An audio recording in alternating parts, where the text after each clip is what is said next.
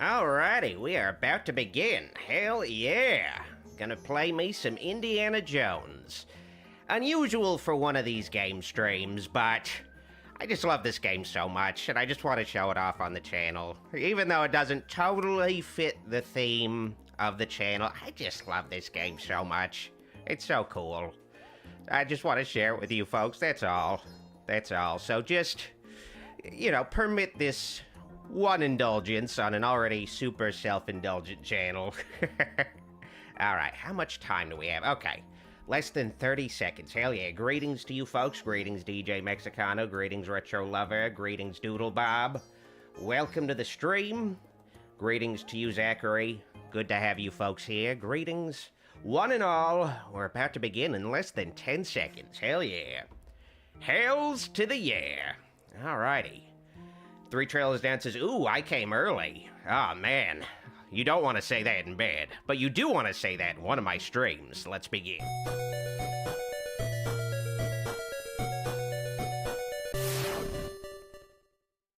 Greetings, I'm your host, Dr. Wolfula, and welcome to Doc's Game Room, where I live stream games for your dangertainment. I almost said horror games, then I remembered, oh yeah, tonight I'm not going to be streaming a horror game. I'm going to be streaming an Indiana Jones game, specifically Indiana Jones and the Great Circle, the most recent entry in the Indiana Jones game series, and just series in general. Much better than the last two movies, and honestly, just a fucking amazing game. My game of the year 2024. And it doesn't have a ton to do with horror, but I just love this game so much. I played through it twice already. I just wanted to share it with you folks on the channel, share my love. I'll share my love for certain things on the channel. It's not always gonna be horror, Sometimes I'll be like, I just like this thing. I'm just gonna share it with you. And this is one of those things. So, permit this one indulgence, but before we begin, I just want to let you guys know, Deaduary is going to be returning in February. The first 3 Deaduary videos have already been recorded, so keep an eye out for them. Make sure to subscribe and click the bell so you don't miss them. I'm going to be covering the Return of the Living Dead series. If all goes according to plan, all 5 Return of the Living Dead movies will be covered. Already recorded the first 3, so we're more than halfway through. Also, the Gulag is going to return with a Beetlejuice animated series video, so keep an eye out for that. Keep an eye out for that as well on the Gulag channel. Also, if you want to support the channel and get bonus movie night streams every Sunday, click the link in the description for patreon.com/drwolfula. The next double feature movie night on the Patreon is the Howling series, Howling 1 and 2 specifically, Joe Dante's Werewolf Classic. Just support me, and just $5 a month gets you a movie night every week. Now, time to play some Indiana Jones and the Great Circle. Now, I of course have already played and beaten this game twice, but I'm of course not gonna, I'm not gonna do a post-game Let's Play. I'm gonna start from the beginning.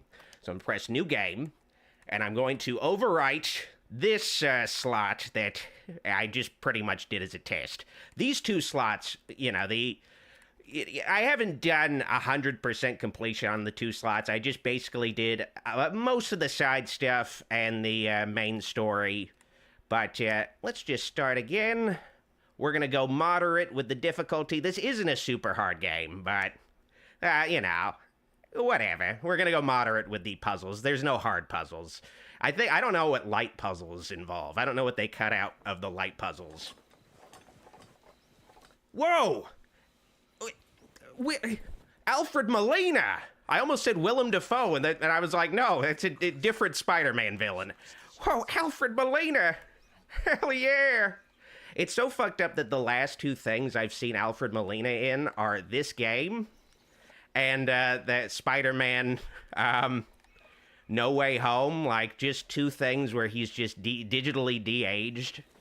It's an interesting world we live in now, where you don't necessarily see actors you loved as they, as they are now. You see them digitally de-aged into the thing you remember them most as. Of course, Alfred Molina played Doc Ock, and he also played Satipo here in Raiders of the Lost Ark, his first film role. So we're going to be hanging out with him, and I guess I'm also playing as Harrison Ford. I guess that's cool, too. But, man, Alfred Molina, whoa. Man, I wish they didn't kill Satipo. It would have been so great if he showed up in Dial of Destiny as an old man, and we feel depressed seeing him as an old man. All right.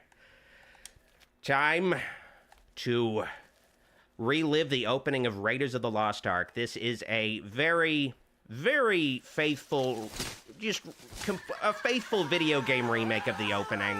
Shot for shot, all the cutscenes at least. Just fully playable. Edward says it's indefensible to go moderate on this game. Well, guess what? I'm doing a stream, okay?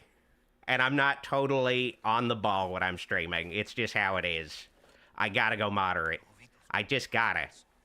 It's not a hard game, but I just gotta go. I just know I'm not gonna have my heart all the way into playing the game. I'm gonna be distracted by reading comments. Like, it is what it is. Also thinking of things to say, like, man, it's unfortunate, but I gotta be able to, like, talk during most of these streams. Like, I don't want to be one of those streamers who is, just kind of quiet, like, just quiet and just playing the game, because then it's just, like, just play the game. Like, I want to be, like, commenting on things, like, all the detail, like the monkeys. This is, honestly, I didn't comment on this earlier, but I'm playing this on the Xbox. I played through this game on my PC, and the game runs really well on my PC. I get 100 frames per second at high settings, which is pretty damn great. The game has forced ray tracing. You can't turn off ray tracing. On the PC, it has path tracing, which is even more heavy duty. A lot of people are upset that they can't play this game because it is just so heavy duty, but I could play it at least, but I couldn't stream the PC version because it's just way too heavy duty to play the game with all the bells and whistles and the ray tracing and everything, and also, like, have a stream running. Like, it just kept crashing when I did tests. So I have to play it on my Xbox with a capture card. But it's not how I wanted to do it. My journey through the ruins of the Chachapoyan culture.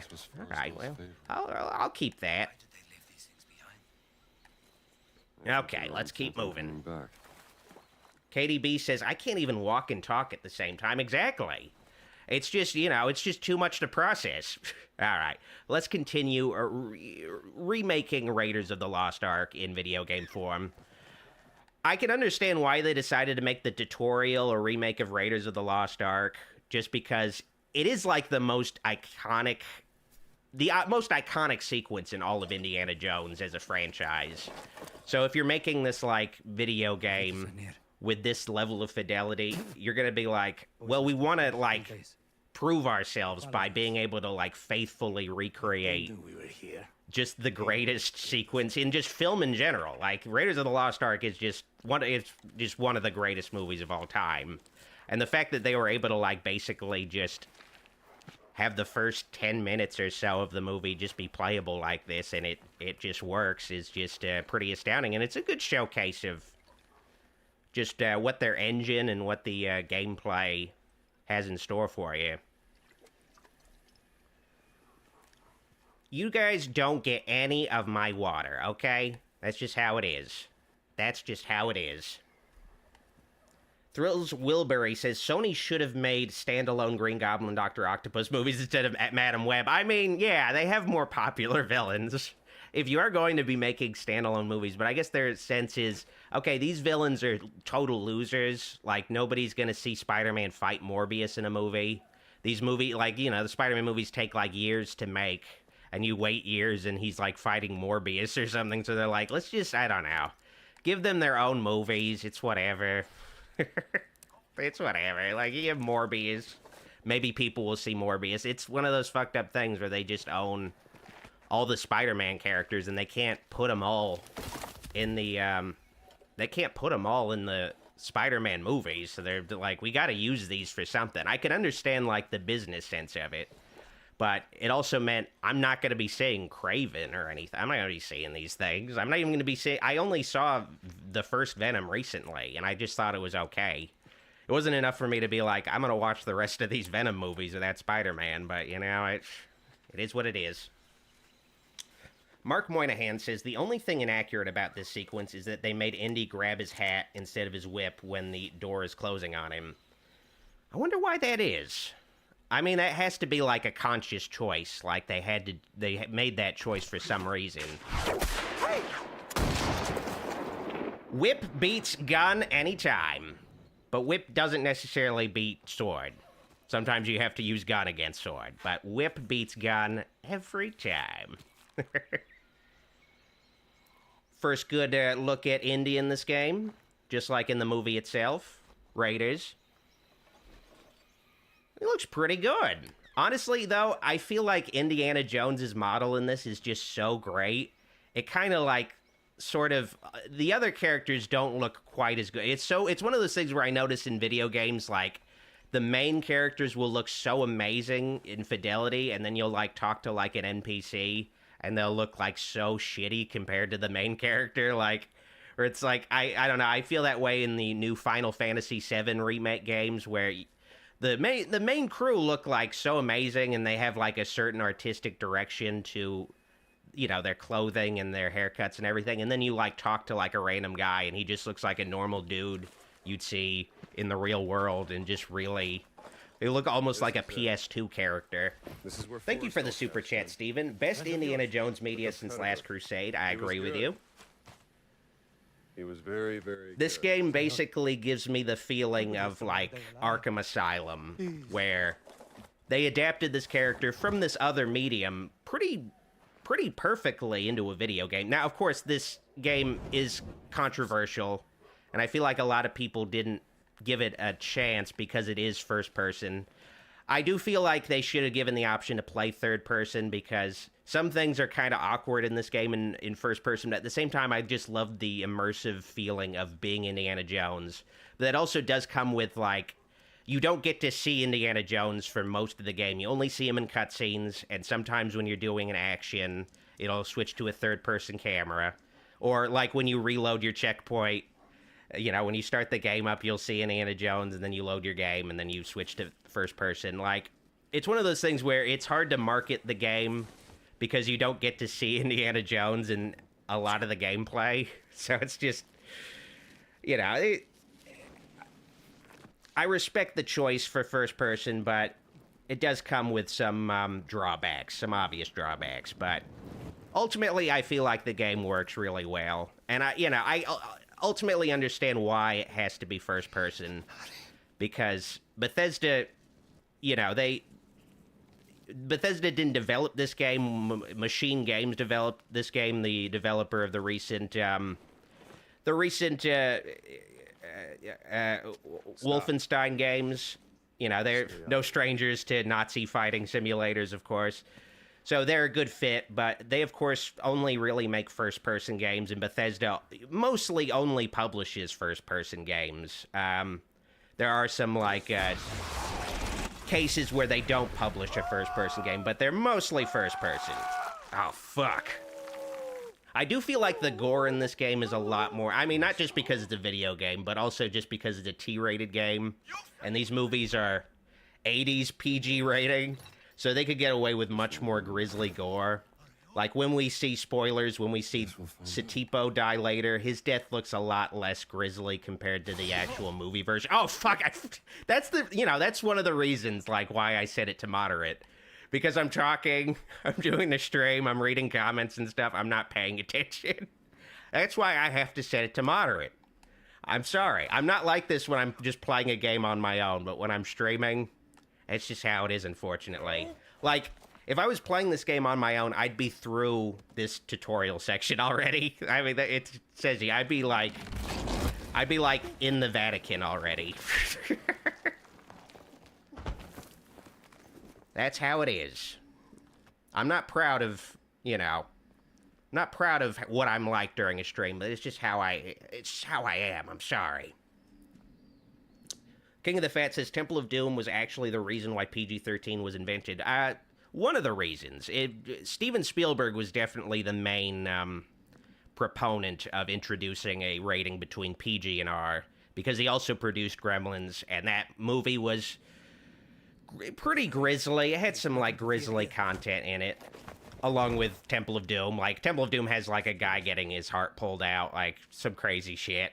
And Raiders of the Lost Ark also has, like, the end of Raiders of the Lost Ark is just the most fucking grisly thing you could see in a PG movie. Like, it's R-rated material right there, but the great thing about Steven Spielberg, at least for him, is that he's good friends with... He was good friends with Jack Valenti, who was the head of the MPAA, so he could get away with a lot more crazy shit than other filmmakers just because he had a homie in the MPAA. Like, they looked the other way on a lot of the violent content in Spielberg's earlier movies. Nowadays, it feels like Spielberg, you know, he's not as... since he became a dad, he became a lot less violent and crazy of a filmmaker. His movies aren't as wild as they used to be, but for a time, he was pushing the envelope of what you could get away with, a movie you could take your family to see. JRR24 says Jaws was PG, exactly. I mean, it would be PG-13, honestly, if that rating existed in the 70s. I keep forgetting, like, I always get mixed up with the crouch button in games. Like, sometimes you press down on the right stick, and then sometimes you press B. In this game, you press B. All right, let's accurately measure the sand. We're gonna get this fertility idol. That's what's gonna happen. All right, I got it just right. Okay, there we go. I didn't actually, like, empty out any sand, I realize. Okay, I definitely fucked up. I'm pretty sure you can do this right, and I fucked it up. He does it right in the movie, so I definitely fucked it up. Like, he gets it, there's no problems. Satipo doesn't betray him, like, it all goes perfectly. All right. Give me the whip. Come on, Satipo, let's do this. Oh, God, okay, fine, here you go. Give me the whip. Adios, senor. Oh, you piece of shit, Alfred Molina. Okay, okay, I gotta jump now. I hope I make it. Okay, I definitely probably shouldn't have made it, but luckily it cut to a cutscene. Edward asks, who's the greatest ever director? Well, since he passed away recently, I'm gonna say David Lynch. Just because it'll make me look good. But I do love David Lynch. But you say that now, oh man, you're gonna get some real brownie points with people. Rest in peace, David Lynch. I recently rewatched Blue Velvet. Just really great. Yeah, it doesn't look as gory here as in the movie, but you know, standards with rating systems are a little different. They didn't want to make an M-rated Indiana Jones game. I feel like the MPAA and EZRB are pretty different as far as how they rate things, especially violence-wise. And that was all just a dream. A wonderful dream of almost dying. I mean, it is one of Indiana Jones's most memorable adventures, but it is actually probably one of the worst adventures he ever went on. He just failed. He lost the fertility idol. He never, like, recovers it. You know, it's gotta be a real, I don't know, this emptiness inside Indiana Jones. He never got to do it. And there's Marcus Brody. An actor who died, not long after The Last Crusade came out. What the devil? Mike C says, if only Dial of Destiny were just a dream. Dial of Destiny and Kingdom of the Crystal Skull are both bad movies, but in different ways. In different ways. To me, Dial of Destiny is just a boring movie. It's a boring, boring, disappointing movie, but Kingdom of the Crystal Skull is just a mess. Like, the CGI, like, it just, I don't know, it's just so shitty looking. Like, I rewatched it before Dial of Destiny. I was like, man, this is so much shittier looking than I remember. Whereas the original trilogy is just amazing. Just shot on real locations, just like giant physical sets to work with. Just really incredible.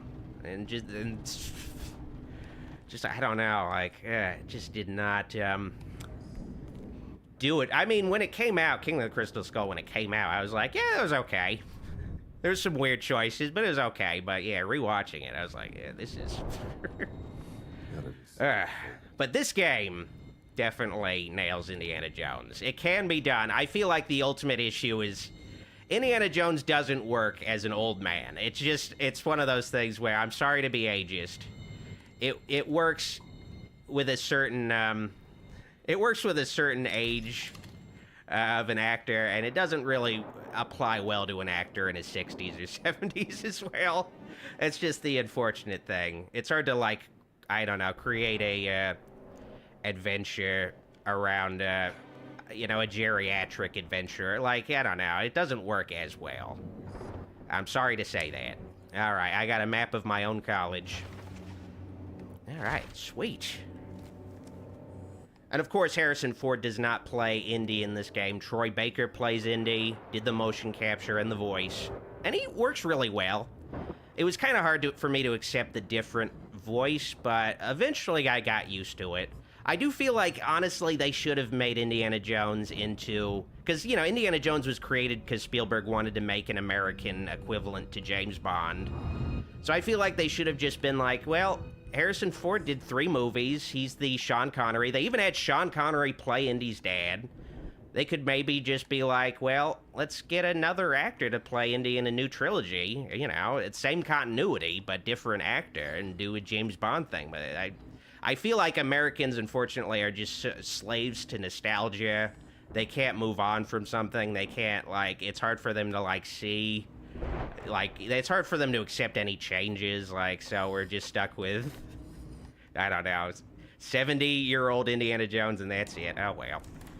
Time to pay our respects to Tony Todd. Rest in peace.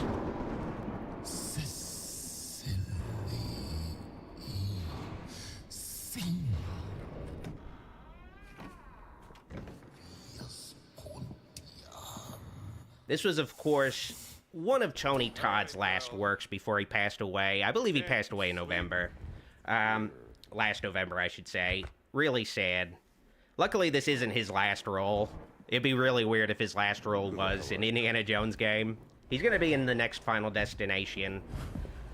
He might appear in some other things, I don't know for sure. But in this game, he plays Locus. And he has a very interesting, pretty cool character arc across the game. He starts out as a villain, obviously, here, but his character goes in a pretty neat direction. Whatever you're up to, pal. It ends now. I did have mixed feelings about the first boss encounter in this game, fighting Tony Todd, who had recently passed away. Oh, God. He's kicking my ass already. I mean, this is what would happen in real life if I fought Tony Todd. He would just beat the shit out of me and grab me, like, Now, like the Raiders opening, you can't really win this. At least I don't think you can. I think you could, like, rough him up a little bit. Is that the best you got? But this is a scripted, this is a scripted loss.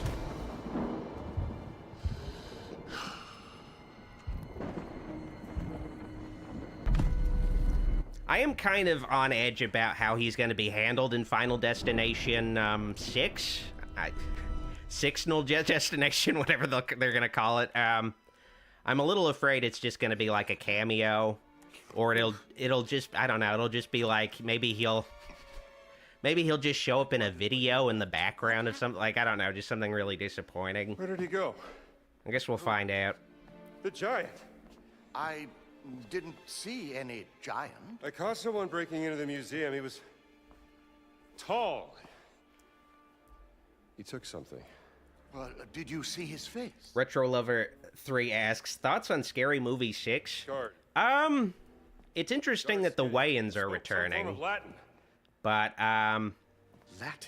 I don't know, like, Well, that... I don't know, it definitely, I don't know, I feel like it's probably gonna be bad, like, I don't know what else to tell you. I didn't see the last two Scary movies, though. Yes, right-o.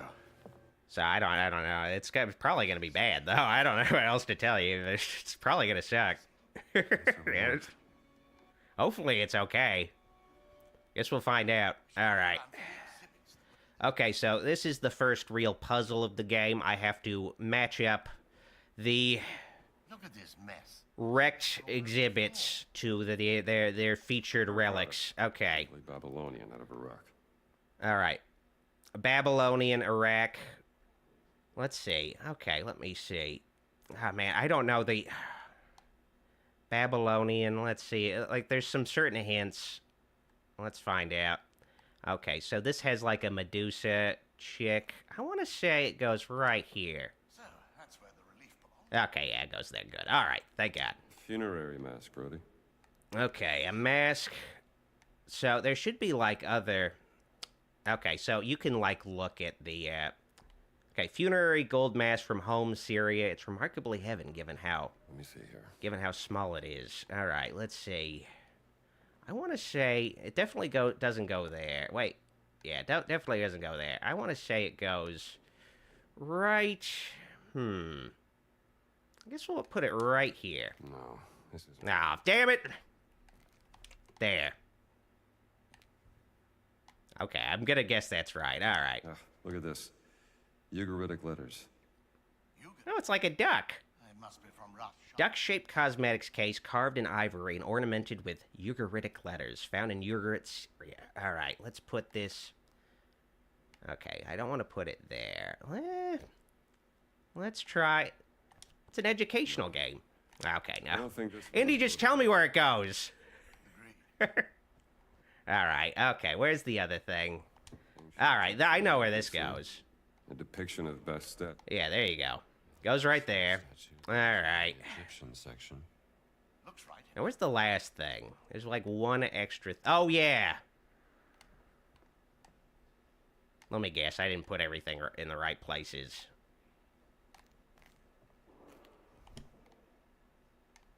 Where does this go? No, we should try something else. Here? Indy, give me some more... Oh, God. This is brutal. No. I don't think this was a votive offering. Oh, my God, Indy. Help me out here. Does it go there? This isn't right. Oh, my God. Where does it go? All right. This is like the first puzzle, and I'm already... Like, I played through this game twice. I don't remember where any of these things go. If I knew my ancient history... I don't think this was a votive offering. Agreed. No, I think that's for something else, Indiana. No. Oh, my God. We should try something else. I wonder what. Okay.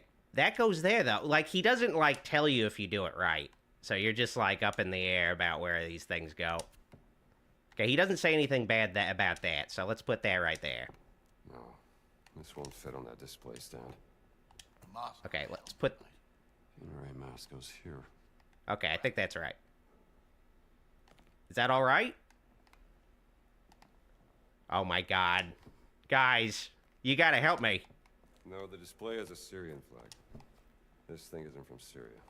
Okay, well, does it go there? Come on, Marcus. There's like another thing I'm missing here. Why am I blanking on this?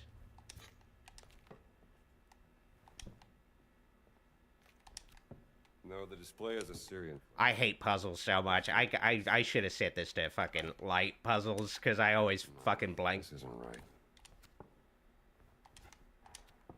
No, I think that's for something else, Indiana. No. I don't think this was a votive offering. Well, what was a votive offering? This isn't right.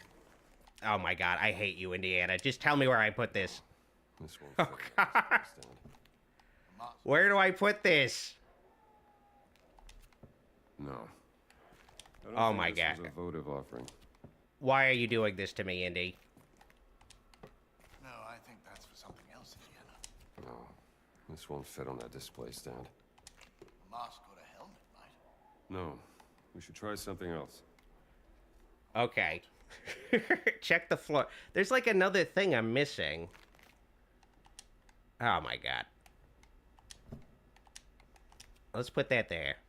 He doesn't say anything bad about that. He only says things bad about the things. All right. No. I don't think this was a votive. All right, we're going to put the... Duck one here, right, Marcus? Okay, that goes there. No. Oh yeah, I am missing I don't another think this thing. was a votive offering. Okay, I'm just missing like another thing. Where? Okay, there we go. Finally, dear Lord. Oh, Oh my God. Sorry about that, folks. Dear God. Not quite. No, I don't think that's right. That doesn't look like a votive offering. Oh, God damn it. W 003. What was that? All right, we're finally past that nightmare. He took the cat mummy, Marcus. It's not even really a puzzle. Like, I don't know. It's one of those things that is a test on, I guess, your familiarity with, I mean, I guess it technically is a puzzle. It's a test on your familiarity with, like, but I don't know. It's one of those things where you have to be familiar with, like, what the flag, it doesn't say where it's from. Like, it's just the flag, so you have to know what the flag is. But, like, these jewels don't have anything to do with this mask. Like, I don't know. It's not a super awesome puzzle. Like, this, I guess it's one of those things where, like, okay, so this is cuneiform, so that's how I'm supposed to figure that out. But, like, what? Like, how was I supposed to know that mask goes there? There's no other context clues the mask goes there. Like, God. But, you know, this is obvious where it goes. Like, the other thing, I don't know, I was blanking on this fucking mask. God. The mask is... I should have been paying attention to the cuneiform, though. I should have been. Let's keep moving. God. Man, I hate it when I get stuck on, like, a puzzle, especially an easy puzzle during a stream, because... I've said it many times, but, I just don't have my, I don't know, like, I'm just so focused on, like, saying things during a stream that I'm just not fully thinking about the puzzle, but I don't want to be thinking about a puzzle instead of saying stuff during a stream. Oh, God. It's hard to really, I'm gonna get an apple. It's hard to really reach a good middle ground sometimes with these streams. Oh, well. I'm gonna take Let's my keep students moving. on a field trip. And it's always just the worst thing to do during a stream, like getting stuck on any puzzle. Because then people, like, I got stuck on that fucking roller coaster puzzle, like, for, like, an hour or something in that Jurassic Park Telltale game. Like, it's never good. Never looks good. You know, it doesn't make you look good. Oh, God. All right, but I gotta get to my office. Let's head to the office and finally start this adventure.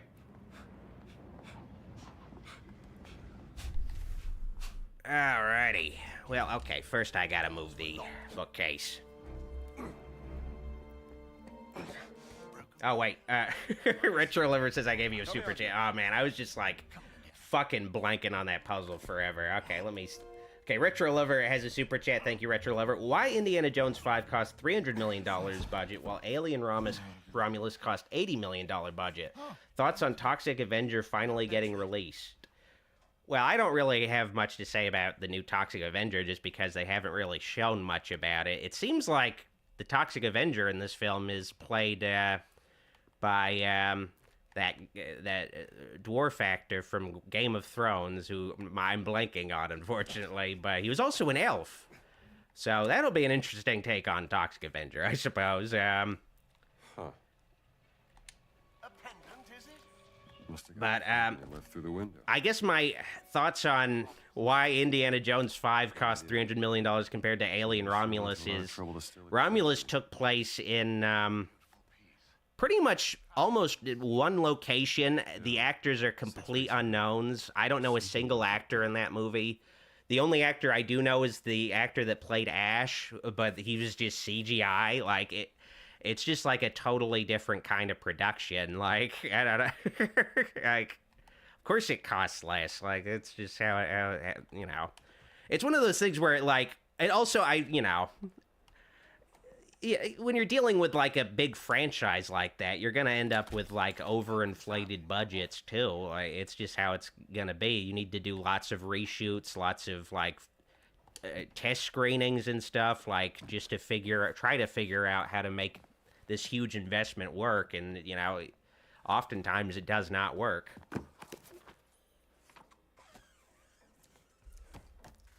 Greetings to you, Horror Culture. Thank you for the super chat. Hey, Doc, love your streams. Perfect to get blackout drunk to. Hope you're well. I hope you're well, This isn't too. just about I'm a glad cat you mummy. enjoy these streams. What are you going to do? And I swear, I love this game. I just... Oh, man, that fucking exhibit puzzle was not a great puzzle to do in a I'll stream. need my classes covered, of course. Indiana. Dawson seems the likely choice. I should have been paying attention to the cuneiform. That was where I fucked up. I got all the other things right. Someone I didn't pay attention to the duck cuneiform. Oh. All right, time to claim this journal. In there. I haven't opened this suitcase. Interesting thing is that you can move the camera during cutscenes. Nothing's Not that much, though. I kind of wonder why they decided to do that, but let's It's a beautiful journal, isn't it? see what Marion has written for Indy. Let's find out. Edward says, I hated all the Romulus cast more than Prometheus. I could see that. I liked Romulus when I got out of the theater, but, when I think back on some of the choices it made, it wasn't super great, but it was okay. All right, time to remove this fucking note from Marion, that bitch. I'm definitely never gonna marry her. She can go to hell, but I am gonna keep the journal. All right. This will be a nice gift. And just where are you planning on going? Ooh, record. This, All right. I see. Definitely not gonna fuck up the packing the suitcase puzzle. Okay, and then I fuck it up somehow. I just know it. Can talk. Ooh. Flick the light switch. The flick the light There's nothing switch to puzzle. say. All right. Now, where did I put that? Oh, yes. There's the cat mummy photo. Let's take that. She rang me. Did I Put it away. 2 months back? Reminisce about that cat mummy and how much I miss it. All right. What else do I need? Oh, I need my book. Well, okay, I don't need my book. Let's see what else I need. Okay, I need Giant's Pendant. Let's end with you. Oh, yeah, okay, so I just need to... It wouldn't have made Wait, a where did I difference. put the... Oh, yeah, there's the Giant's Pendant. Let's put that away. Sweet. Time to pack up the suitcase and head out on another adventure. I must admit, I am intrigued. I mean, why would the... Lochnar says, controversial, but I only like the first Alien. Shouldn't have been a franchise. There's only one way to find Aliens is cool. Now, Indiana, It's like a you different are thing, but damn. The college I don't know. for this. I appreciate Alien 3. I appreciate the ideas of it. I think the assembly cut is pretty okay. Once in a lifetime opportunity. And when you got But, back, you know. she wasn't there.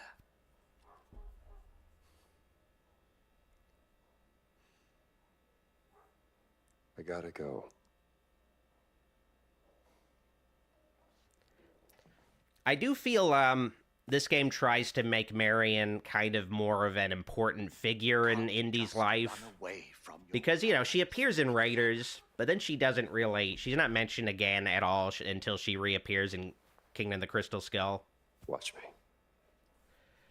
So this game, I feel, tries to be like, let's make her more important to Indy. Like, he's kind of going through some grief over the fact that their relationship hasn't been working. Then again, I guess I should, I guess after this cutscene, I probably should address, Need help. Stop. Meet me in Vatican. I guess, some interesting aspects of Marion's character.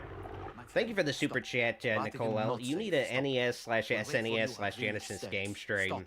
I might just so. Is a virtue. Stop.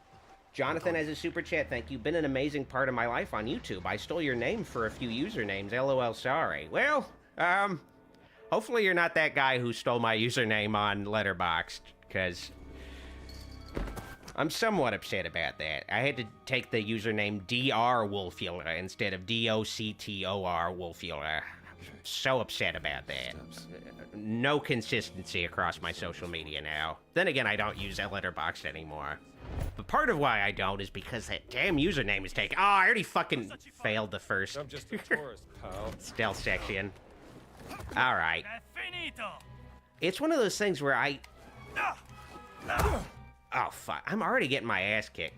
Oh, fuck. Like, I play this game so well when I play it on my own, but when I do a stream, finally, I fuck it up. But basically, you have to, like, pay attention when your opponent is about to punch you. Then you do a block. and then you block them. You try to block their other, So do you. you know, basically you block them, and then you try to punch them with your other unused fist. And then that's how you basically handle combat. I'm already almost dead after that, though. Getting hit like twice. Indy, if you're not playing your cards right, he can easily get his ass kicked in this game. It's not a hard game, because it is very forgiving. Like, even when you do get your ass kicked, like, you're not replaying giant sections of the game or anything like that, but if you're not playing your cards totally right, you can really get your ass kicked. Also, the initial stamina system before you get, like, upgrades to it can be pretty unforgiving. Alright, let me see here. Oh, Jonathan says, LOL, nope, just for PlayStation, I used your username. Okay, that's alright. I mean, I'm aware some people use my name for their usernames sometimes. I think there's one on Xbox or something. Like, I don't know what's up with that, but... You know. Whatever. I mean, some people, I guess it gets to a point where some people will interact with me on my actual social media and just be like, are you the real Dr. Wolfula? And I'll be like, yeah, man.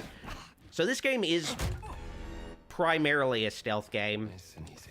You can play it loud, but it's definitely built around stealth, and it works pretty well, and it's pretty forgiving stealth. Like, a guy might see you for a few seconds and won't, like, respond to you until you get seen for quite a bit. Okay, I gotta remember, like, I've been playing Cyberpunk, and the crouch button is totally different. I've been replaying Cyberpunk, I should say. Crouch is right stick. This game, it's B button. I guess I could remap controls, but whatever. Alright. So this game has some Metroidvania elements, like, right here. Basically, I can open up this shortcut later and be able to, like, backtrack in this area. I can't go through that door yet, though. So I gotta go through the level. Mike C says, interesting how some of this game is third person when you climb. I feel like it's one of those compromises where, well, people do want to be able to see Indy doing some action. So we'll cut the camera away. I've seen people on PC do mods of this game where, oh my god, I was supposed to, okay, there's some things like, okay, I should have grabbed the ledge. There's some things where I'm like, why doesn't it work? Like, I'm gonna try that one more time, because basically when you jump backwards, you should be able to grab the ledges you fall. Yeah, like that, but I didn't do it that last time. I don't know why. Oh well. Alright, let's get the map. Alright, sweet. Okay. This game does kind of feel sort of like a horror game, though. Just without the scary stuff. The gameplay mechanics do remind me of the kinds of things you'd find in a horror game. Father Cramashi, the man in black, has ordered us to let the black shirts into Castel Sant'Angelo. For now, I advise you to return to the Vatican. My hands are tied, at least, until the Pope has returned. I suspect he would be awfully vexed by all this. God bless, Father Raphael Caruso. Oh, man, the Pope is gonna be pissed. All right, let's heal, finally. There we go. I got punched a couple times, so I need to make sure I'm bandaged up. Okay, so I think maybe some guys are going to come out of this door, possibly. Let's see. Maybe not. I don't know. We'll find out. Maybe not, actually. Okay, never mind. Alright, okay. Okay, let's keep moving.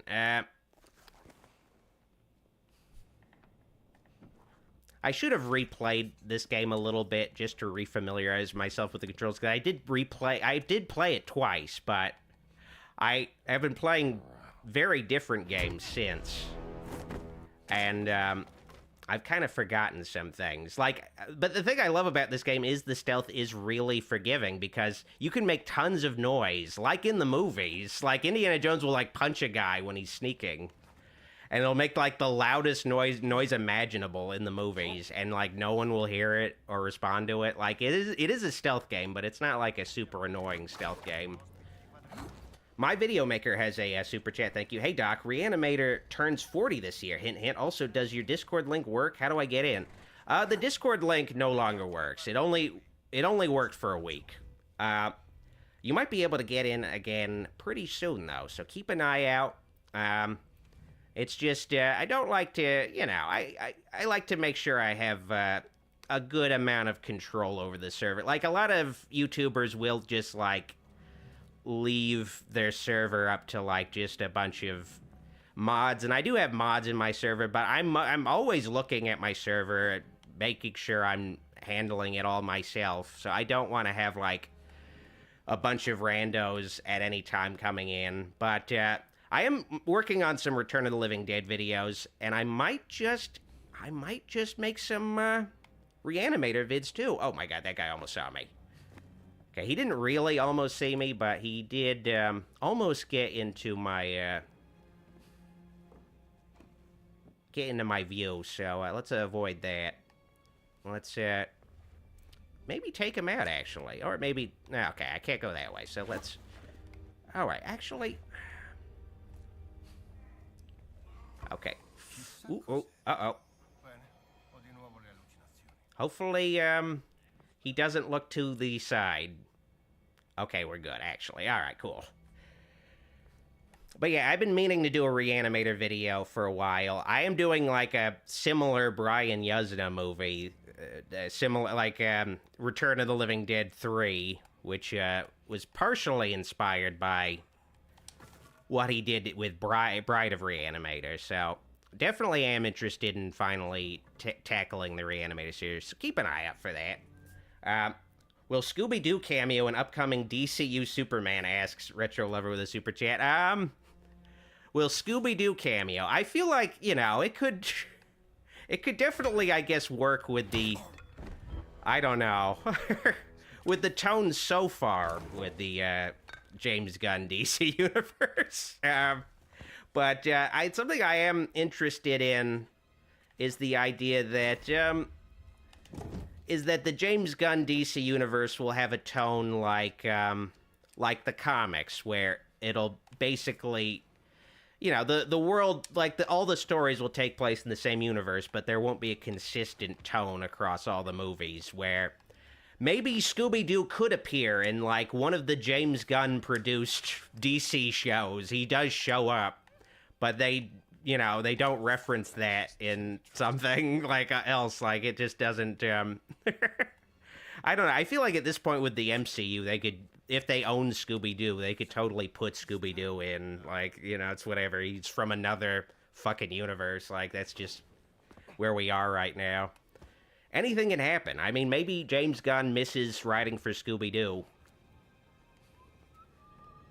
Alright, he can't see me. He's looking in the corner. Is this better? Okay. So something I should mention is that all of your melee weapons are... Oh. Back away! Get the fuck out of here. Okay. And the nice thing about the stealth in this game is that, like, you know, you'll alert one guy, but not everybody is suddenly alerted at once. Like, it's pretty awesome. If you neutralize a threat fast enough, like this guy, I could, like, take him on head on right now. If you neutralize him fast enough, like, nobody's alerted. You make a ton of noise, like, there's that guy back there. Like, it's a pretty nice stealth system, but all your melee weapons, like, have, like, a health bar. They eventually break, like in Breath of the Wild, but you just move on to the next thing. Like, there's constantly melee weapons. You're never going to find yourself, like, wanting a melee weapon but not having it. And you also have a gun, but you almost never need to use the gun. The gun has very limited bullets available. You can upgrade the amount of bullets you can carry and stuff, and you can find more bullets, but... You know, like in the movies, the gun is pretty much there for when you really need it. But most of the time you don't. You could conserve your ammunition. Like if there's... I kind of wish they had a situation where there's a guy with a sword, and you could just use a gun on him or something. Like, I don't know. There aren't any guys with swords in this game, unfortunately. You never fight like a random Arab dude or anything. You only fight fascists and Nazis. So I wish they had, you know, some goons that the fascists and Nazis hire that aren't necessarily typically associated with fascists and Nazis.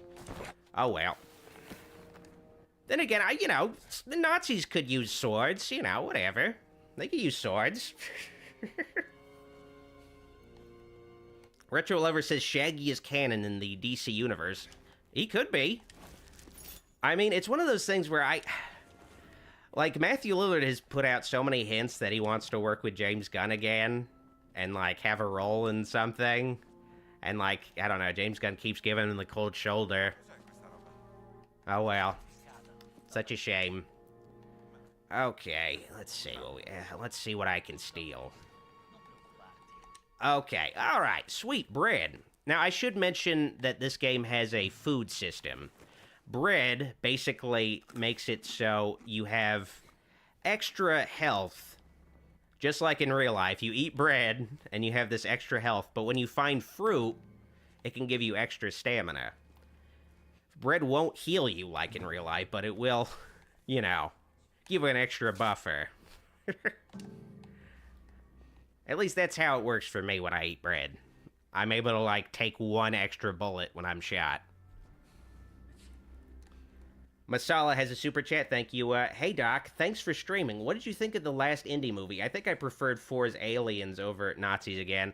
I mean, that's something that has disappointed me about a lot of Indiana Jones media, including this game. Like, I love this game, but they do have Nazis as the villain again. I guess it's one of those things where it's just, like, George Lucas, like, with Temple of Doom was like, okay, well, I want to make this take place before Raiders, so we have an excuse to not even have Nazis again. Like, we can't use Nazis as like a crutch with this movie, because I guess they did exist. Like, they did exist for like decades, and they started to gain power around that time, but they weren't as big of a thing yet. They weren't spreading around in 1935 or whatever, whenever Temple of Doom came out. So you could, you know, have a Nazi-less Indiana Jones adventure. And then, you know, I guess Raiders, they were like, this is going to be the last one, so have them fight Nazis again, whatever. But then, you know, Dial of Destiny, Nazis again. I think most of the games, it's Nazis.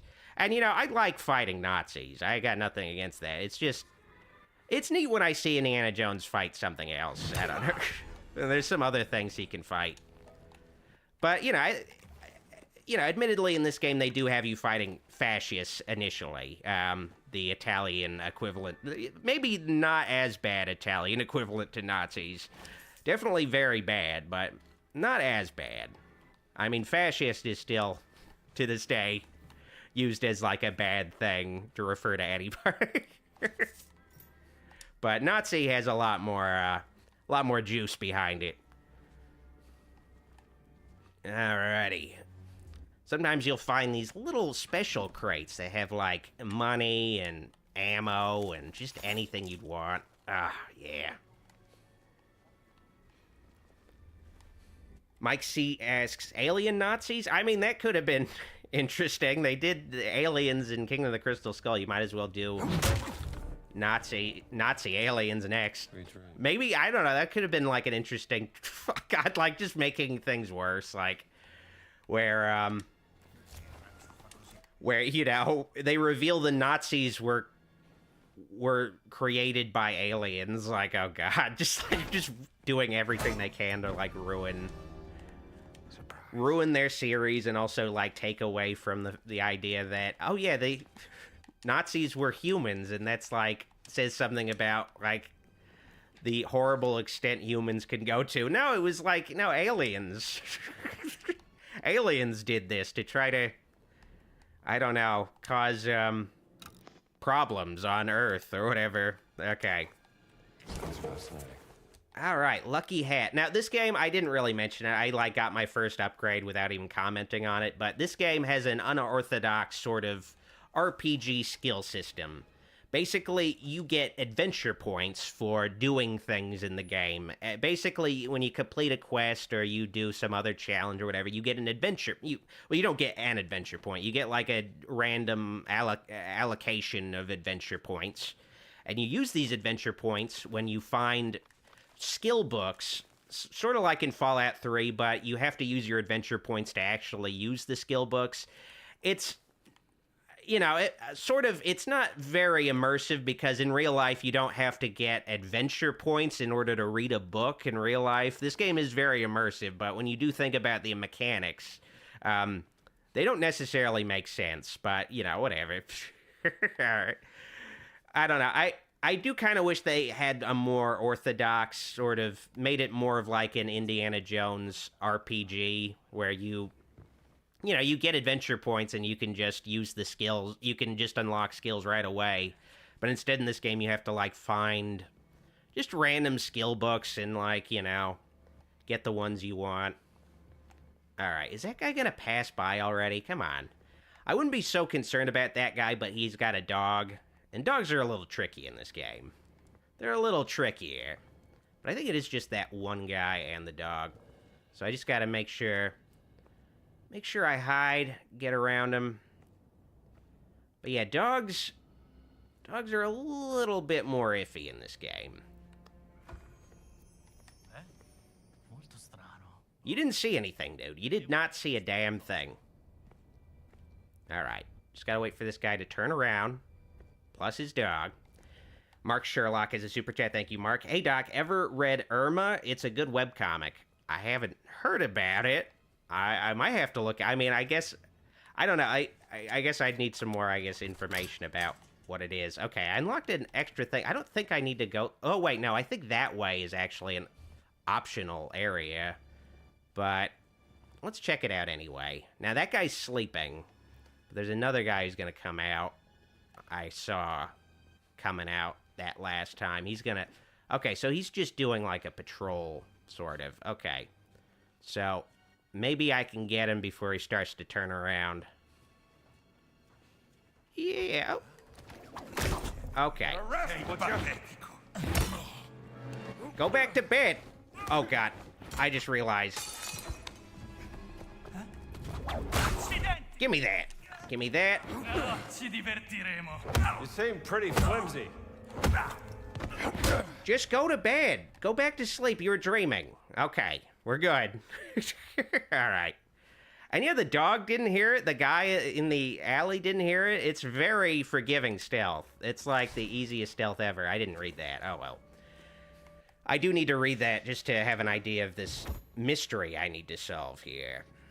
Okay, let's, Okay, do I have enough adventure points? Let's see.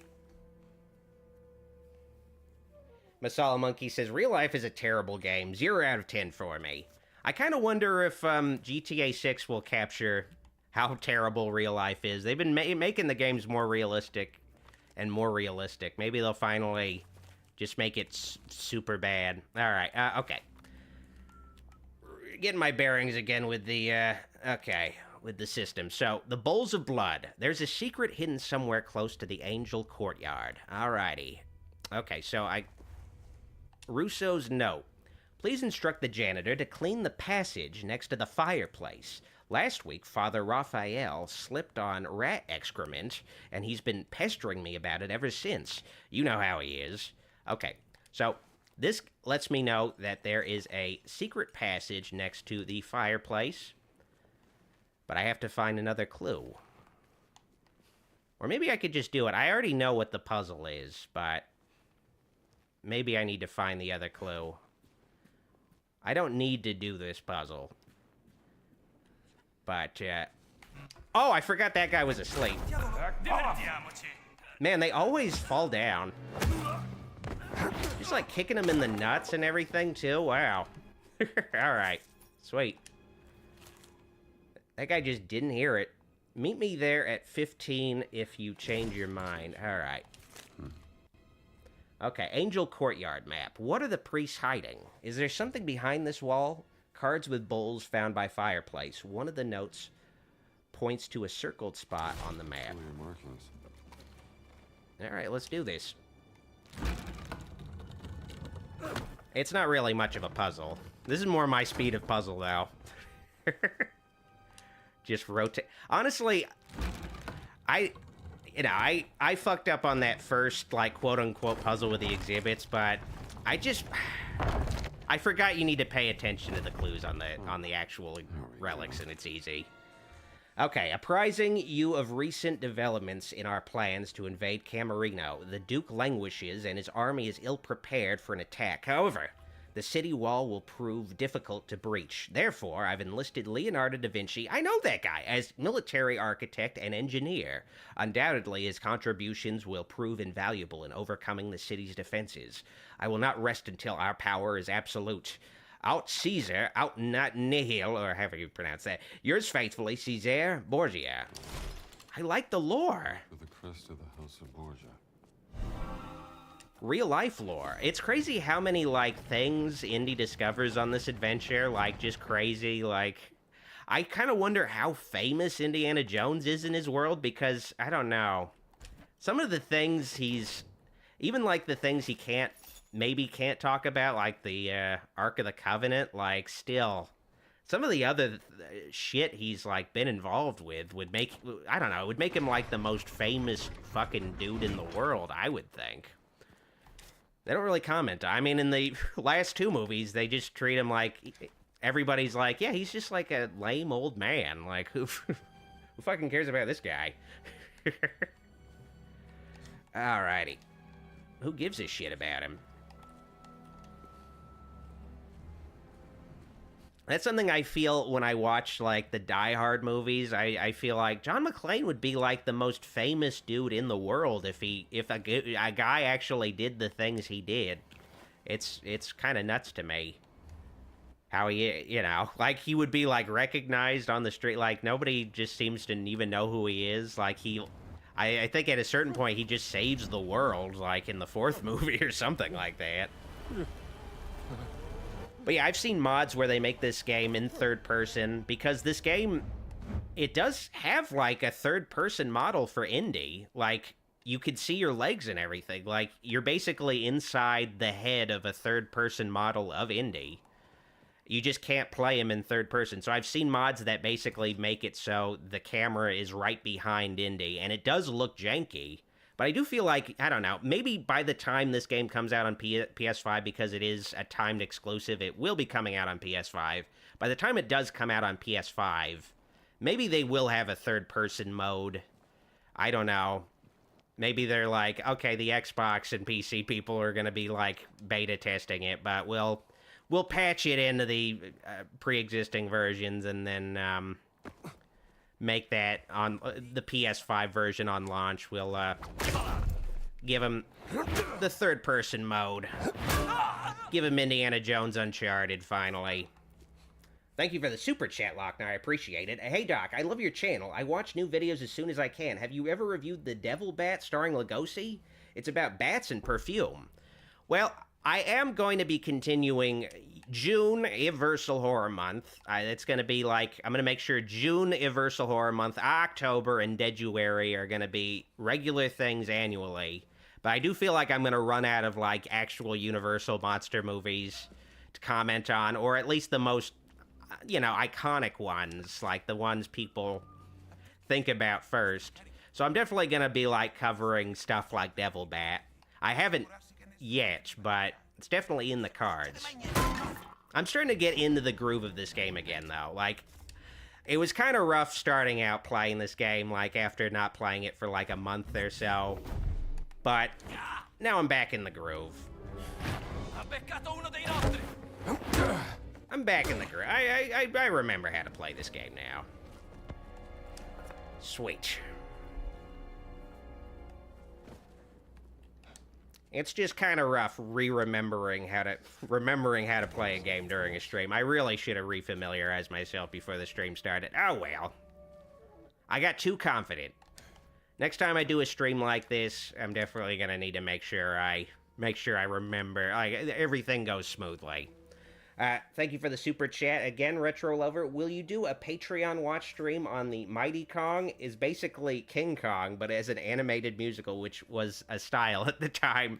I'm definitely going to continue more King Kong and possibly kaiju videos.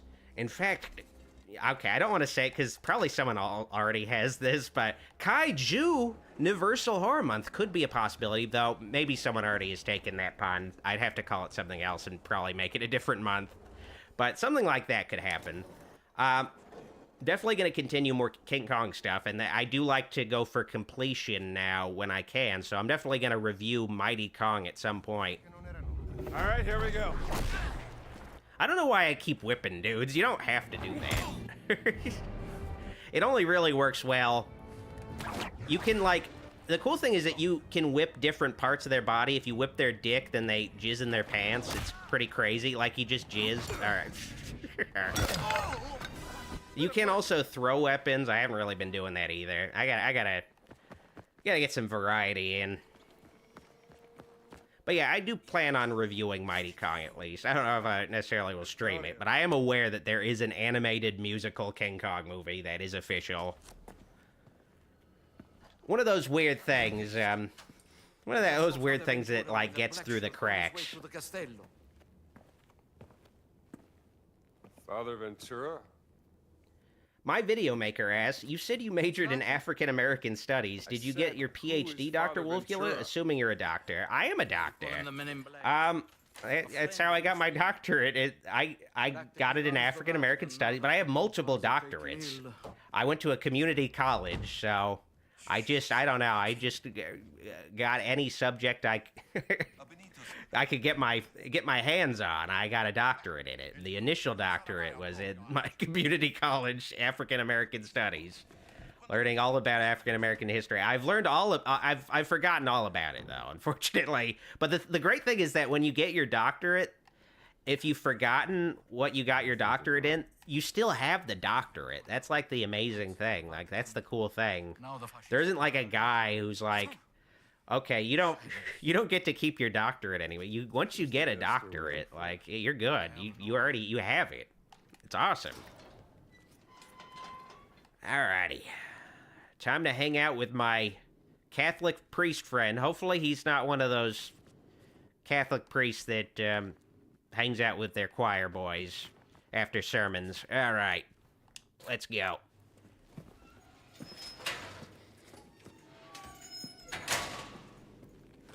Andrew Thomas says, I went to community college for 6 years. I haven't heard that. Oh, man. Did you, How many years? Was your school's mascot the human beings? Since the infirmary by the Piave.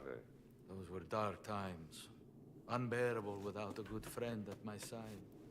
Masala Monkey asks with a super chat, thank you. Would you review Hammer horror films, perhaps? That's definitely also in the plans. That might end up being what June Universal Horror Month ends up becoming. It kind of will segue into the Hammer versions of the classic horror monsters. Definitely need to represent those in some form soon on the channel. I could maybe call it Juniversal Horror Month. It's Hammer time. Alright, God.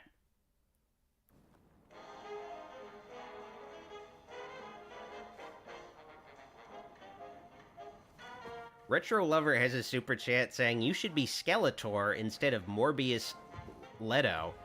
Is Jared Leto gonna play Skeletor?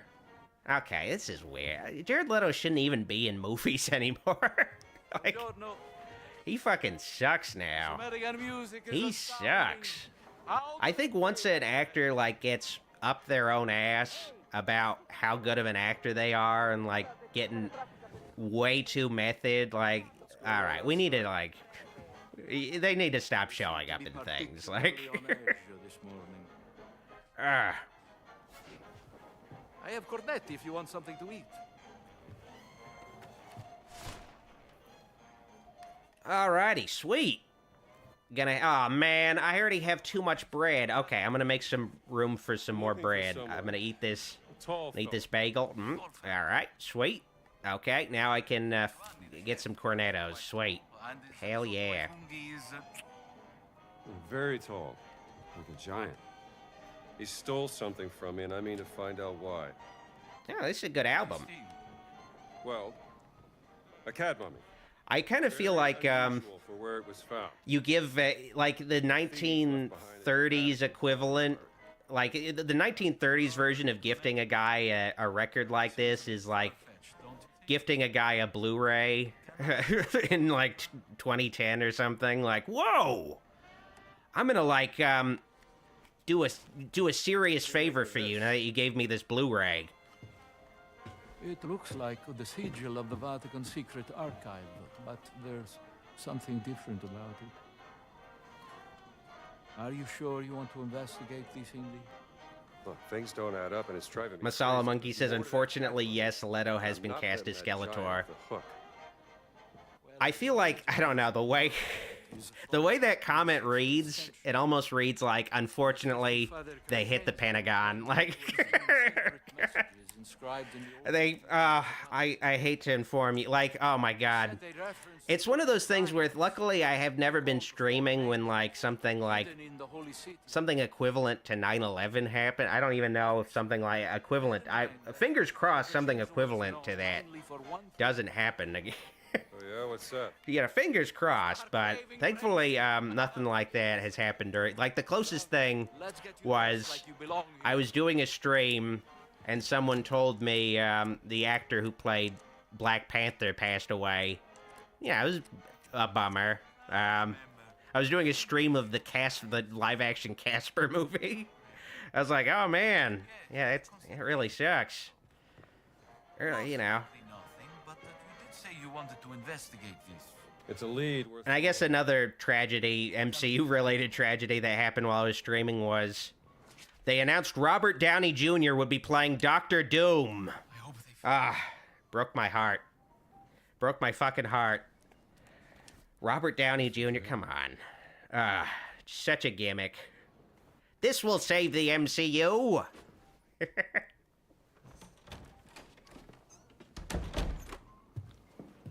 Perfetto, Indy. You should have become a man of the cloth. I found another calling. We have to be careful. Il Duce has eyes and ears everywhere, even in the Holy City. Vi siete fatto un amico, padre. Oh no. Man, Padre Ventura, this is... Padre Ventura is like just St. Joseph. ultimate at stealth. He just snuck up on, like, An American. snuck up on us like it was nothing. Crazy. He just slipped through the door as it was opening. Wow. Antonio, he's going deaf. I wonder if Father Ventura is related to Ace Ventura. I'm told. Well, I'm just here to serve God.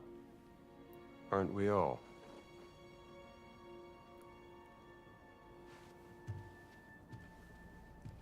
Ne assumete la responsabilità.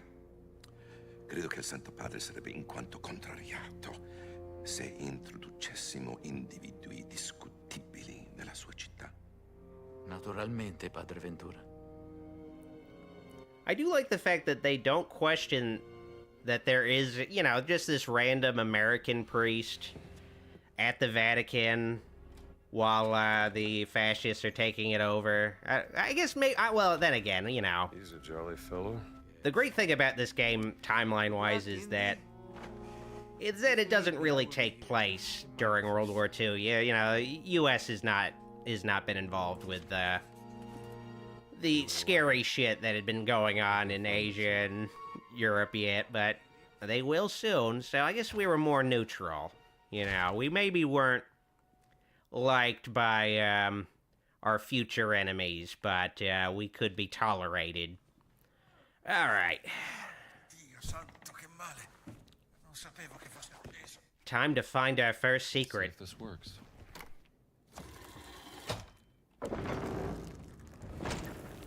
Whoa, Jesus Christ! He must have fucking, like, sprinted down the stairs after me. Whoa! Where do you think it leads? God, okay, let's keep moving, I guess. Ah. Man. Catholic priest jump scare. Oh yeah, I need a candle. Alright.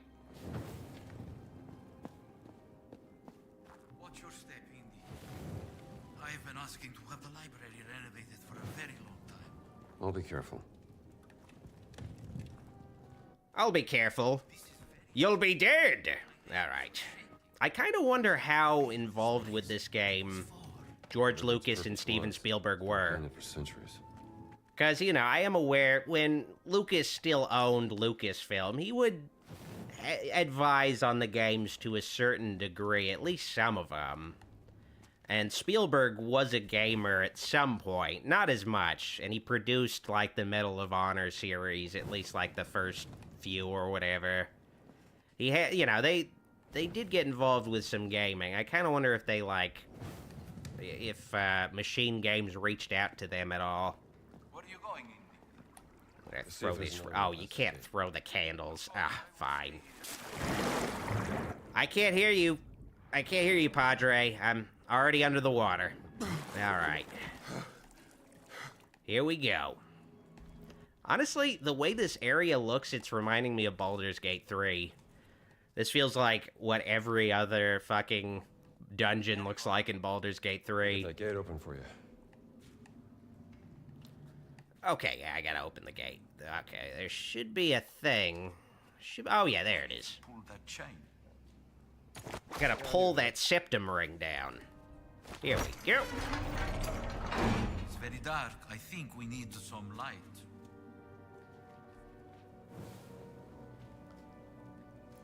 All right, I like the way you think, Antonio. Okay, so this is the first ancient relic I've found. I know it looks like an ancient dildo, and it might have been, but this is, basically the collectible you're gonna be finding the most in the game. You need to find, I think, 50 of these in order to unlock the secret ending, but the secret ending is not really that great. The secret ending is basically just hinting at what the DLC will, have. You could just look it up on YouTube. It's just, you know, it's kind of somewhat reminiscent of, in Arkham Knight, you have to do all the Riddler, you gotta get all the Riddler trophies to see the real ending, so you have to play, like, 10 to 20 extra hours of, like, tedious gameplay. Like, you know, you don't have to do that. You could just look it up online. All right. Mad scribbles. What day? Year? 1578. Perhaps time evaporates here. I followed the signs to this accursed place. At what cost, Father Crescenzo? I do not. Lost. I am lost. There's no escape. My mind rotting. Unreadable scribbles. I conserve fuel, lest the darkness consume me. No! I must exercise this miasma of despair. Unreadable scribbles. Whatever soul finds this, use the map. Find the abominable etchings. What do they herald? Perchance it is all for naught. Inkwell runs dry. Heavenly Father, say me. Man, sucks to be this guy. At least he had something to do while he was dying, though. Alright. Map of the secret inscriptions in the Vatican. Might be a map of those Alright. inscriptions you talked about. I fear this will lead you nowhere, Indy, but if you can bring me some photographic evidence of these inscriptions, we can study them. Mike C says, don't forget your Fresca breaks, Doc. Let's say Yes, I'm gonna have some Fresca right now. No, but speak to Invisible Ernesto, Fresca. janitor in the Vatican post office. I hear he has some Oh yeah, hell yeah. in the lost and found section. Here is a very special key. It will give you access to places in the Vatican only priests are allowed. Do not lose it, Indy. Alrighty. I have to organize a proper burial for this unfortunate soul. Zachary asks, thoughts on Jason Momoa playing Lobo and Supergirl? Yeah, I mean, I like that casting. I like it better than Aquaman. It always felt like they only cast Jason Momoa as Aquaman to try, like, just to desperately try to make people take Aquaman seriously and make him look cool to people. But it just didn't really make sense casting-wise to have Momoa as Aquaman. Like, the first Aquaman movie I thought was okay. Very flawed movie, but I thought it was okay, but I just it never made sense for him to play Aquaman. It's cool that he's going to be playing Lobo. It's a character I'm sure it will. definitely born to play. I remember, like, there were rumors or maybe even an announcement that Dwayne Johnson was going to be playing Lobo, or at least he wanted to play Lobo. I'm glad that never came to fruition. I honestly, you know, I don't like, I'm neutral towards Dwayne Johnson, but I don't like how I don't know, he'll play things that just don't necessarily make any sense. Like, he's just one of those, wrestlers turned actors that just feels like most of the things he does are just vehicles, like, trying to, like, I don't know, like, he really is a guy who really wants to have, like, to lead his own franchise. It feels like something he's been, like, building up to. He wanted it to be Black Adam. He wanted it to... I mean, he's got, like, Fast and Furious, but it's more of an ensemble thing. He really wants to be, like, have, like, a superhero or something. Must be some connection to the Like, something like that to have under his belt, but is that an expression, have under your belt? Another feather in his cap, that's definitely an expression, okay. But it hasn't been working out. I remember at one point he was going to play Johnny Bravo in a live-action movie, Dwayne Johnson, and that kind of maybe would have been funny, but glad that didn't happen. Incident report. Caught this kid stealing confiscated artifacts from the dig site. The boy is from England. Says he is here with that confused Professor Ventura, kicked out from the dig site. Locked him in the holding cell until we can figure out what to do with him. Okay. That sets up a future side quest. Alrighty. A savage discovery. Savage as fuck discovery. Alright. Now, this game has a disguise system. Currently, I'm, of course, disguised as a priest. I can switch into my regular Indiana Jones outfit, but if I do that, all the fascists are going to be freaking out because maybe they know Indiana Jones, or maybe they're like, the only people who can be here are priests or nuns, and if you're not one of those things, we're going to kick your ass. Okay. Virgilio Cinema and Theater, Rome, number 13, discounted price for members of the military and kids assigned seat, and arrow points to the back, so $38.52. So that is for this. Every now and then you're going to find these lockers that have codes that you need to put in. Sometimes it'll actually be a puzzle in order to find out what the code is. And sometimes, I guess that was kind of technically a light puzzle. Like, you had to flip a ticket. But sometimes there's going to be much more complicated puzzles than that. Wait, was it $38.52? Okay, let me look back at this. Let's see. Ticket stub. $38.52. Okay, so maybe it's... Oh, wait, it's reversed. Okay, yeah, it's reversed. So it's $52.38. Alrighty. Okay. Let's... $52.30... Oh, wait.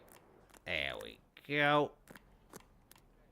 I always like it when it's this actual analog thing where you don't just...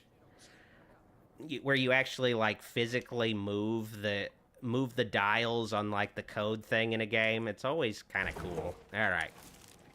Got a skill book. Let's keep moving. I think there's another thing I can steal in here. And yeah, this is somewhat kind of sometimes can feel like you're playing an Elder Scrolls game, but as an Indiana Jones game, where you can steal things, and if someone catches you, you'll get chased around. Where is that? There's like another thing. Is it? Oh, wait, it's in this tent. Oh, wait, no. Maybe it's, where's that other thing? Oh, yeah, okay, wait. Oh, yeah, okay, it's in that other tent over there. All right. Steal some more shit. Actually, can I use a skill book? Let's find out. Let's find out. Oh, wait. Basala Monkey has a super chat. Doc, as a furry myself, I must ask, are you furry adjacent as a wolf person? Lupinian American? I mean, I'm not into furry stuff. I guess you can, like, technically categorize me as a furry, unfortunately. I mean, nothing against furries. I'm just not really into that, but I guess, unfortunately, since I'm, like, a wolf dude, that just is, unfortunately, what comes with the territory, but, you know, it is what it is. So, I can steal this medicine bottle, but if I do that, all these guys are gonna freak out on me. But whatever, I'm gonna do it. Who can use them. Oh, wait, okay, they didn't see me. Cool, all right, never mind. Okay, I was like, they're gonna freak out on me. I just know it. And Retro Lover has a super chat. Arkham vs. Batman live because the Justice League are clones. I haven't really paid any attention to the current state of the Arkhamverse, especially since Suicide Squad is about to. Damn it. He's on. Oh shit! That guy saw me. Okay, something I should mention is Oh shit! Okay, now they're all trying to kick my ass. Okay, something I forgot in this game. Oh no. Something I forgot in this game is certain high-ranking officials, either Nazis or fascists or whatever, certain high-ranking officials will be able to look through your disguise, and even if you're disguised, they'll be able to like alert everybody, and then they'll all go fucking wacko on your ass. So try to avoid that. All right, I think we're good.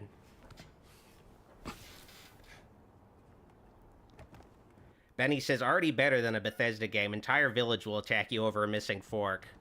That's something that has always bothered me, like, since Morrowind, where you could just steal a napkin, and then, like, everybody in a inn will be, like, shooting magic at you.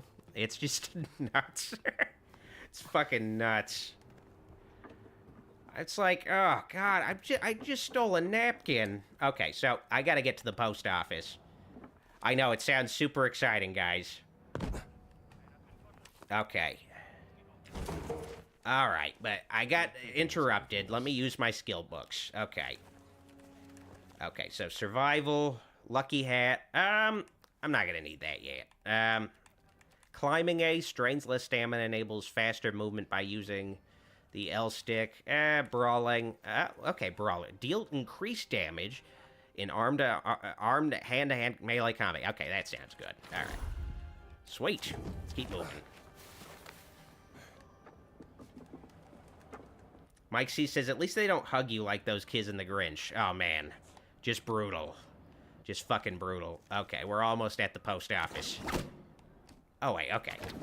I guess I don't need to do this. This is kind of overly dramatic. Like, oh, God. Don't need to do that. Okay. Make our way to the Indiana Jones and the post office. They maybe should have, I guess, come up with a more exciting place for me to head to first, but, you know, sometimes you have to start small, and then eventually you're going to be fighting Nazis. You got to start somewhere. Okay. Easier than expected. Alrighty, risotto, risotto ai fungi recipe. Okay, sometimes this game you'll find recipes. Sounds good. It's like, I guess, some neat lore, like you find out what the characters in the world are making, like, for food, but doesn't really necessarily reveal any, like, crazy details or something. I guess it's recipes you can, you know, use in real life, though, so I guess it's kind of useful. Get cultured. I guess it's a cool way to, I guess, get to know the different cultures Indiana Jones will encounter. You get to find out what kind of food they make.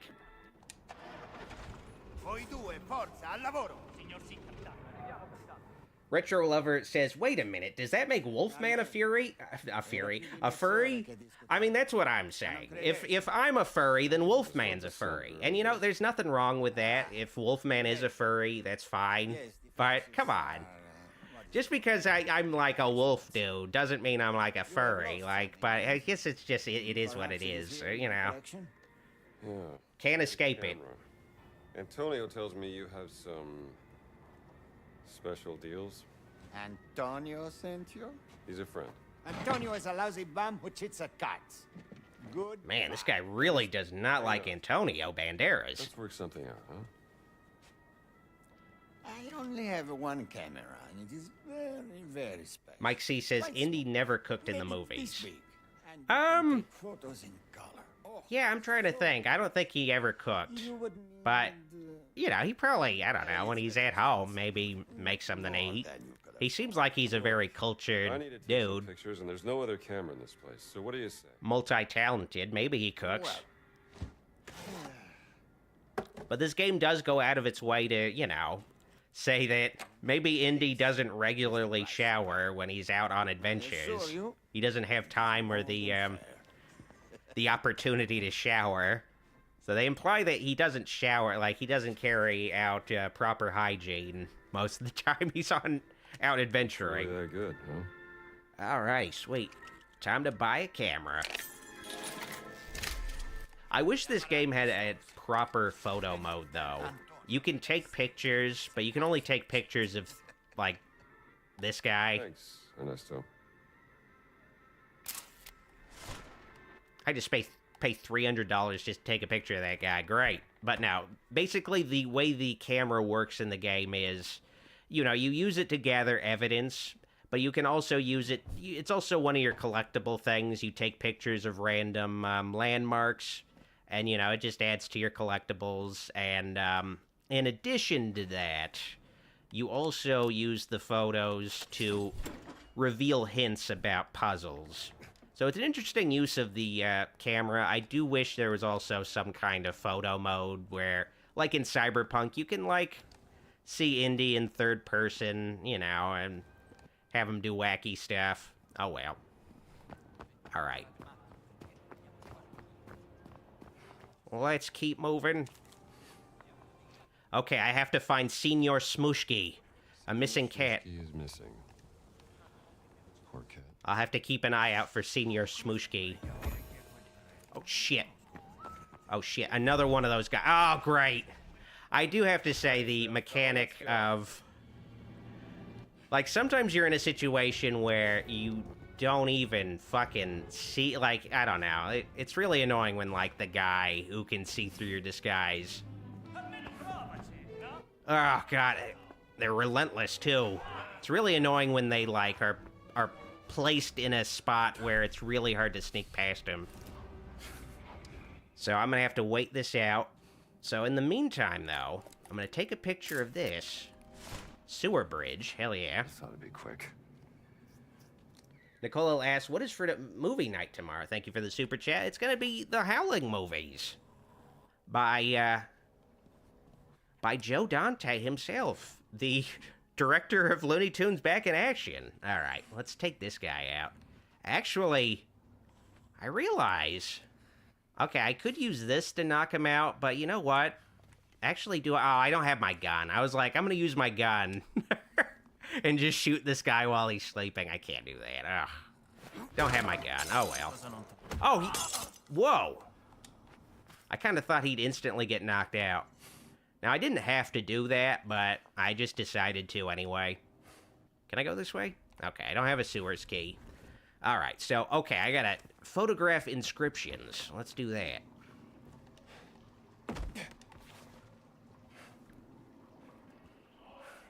Zachary asks, are you gonna see the new Captain America?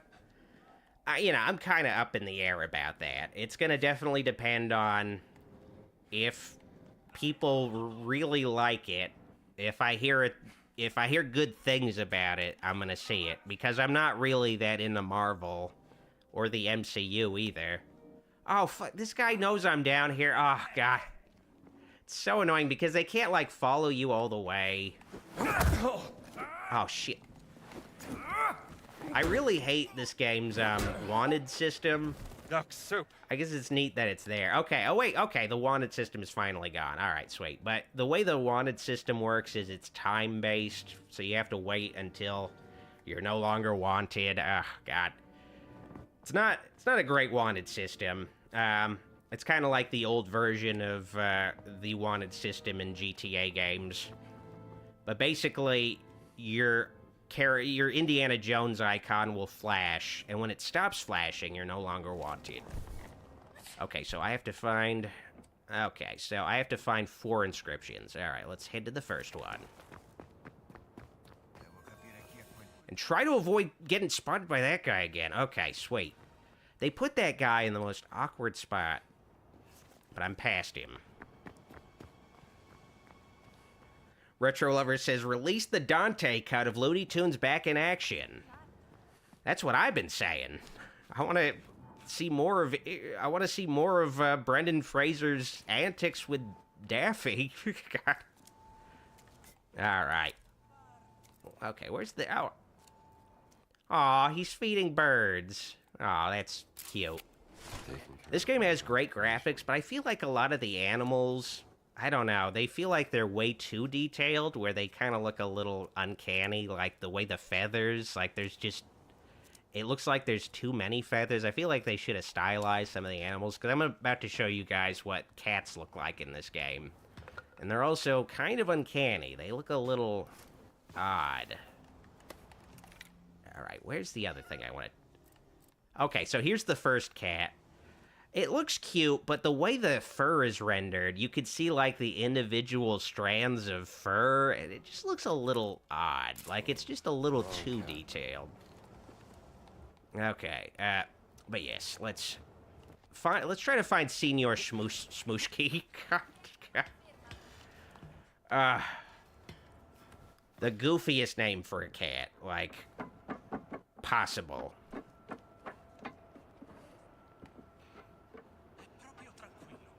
Whoa, Billy Zane is here. How you doing, Billy Zane?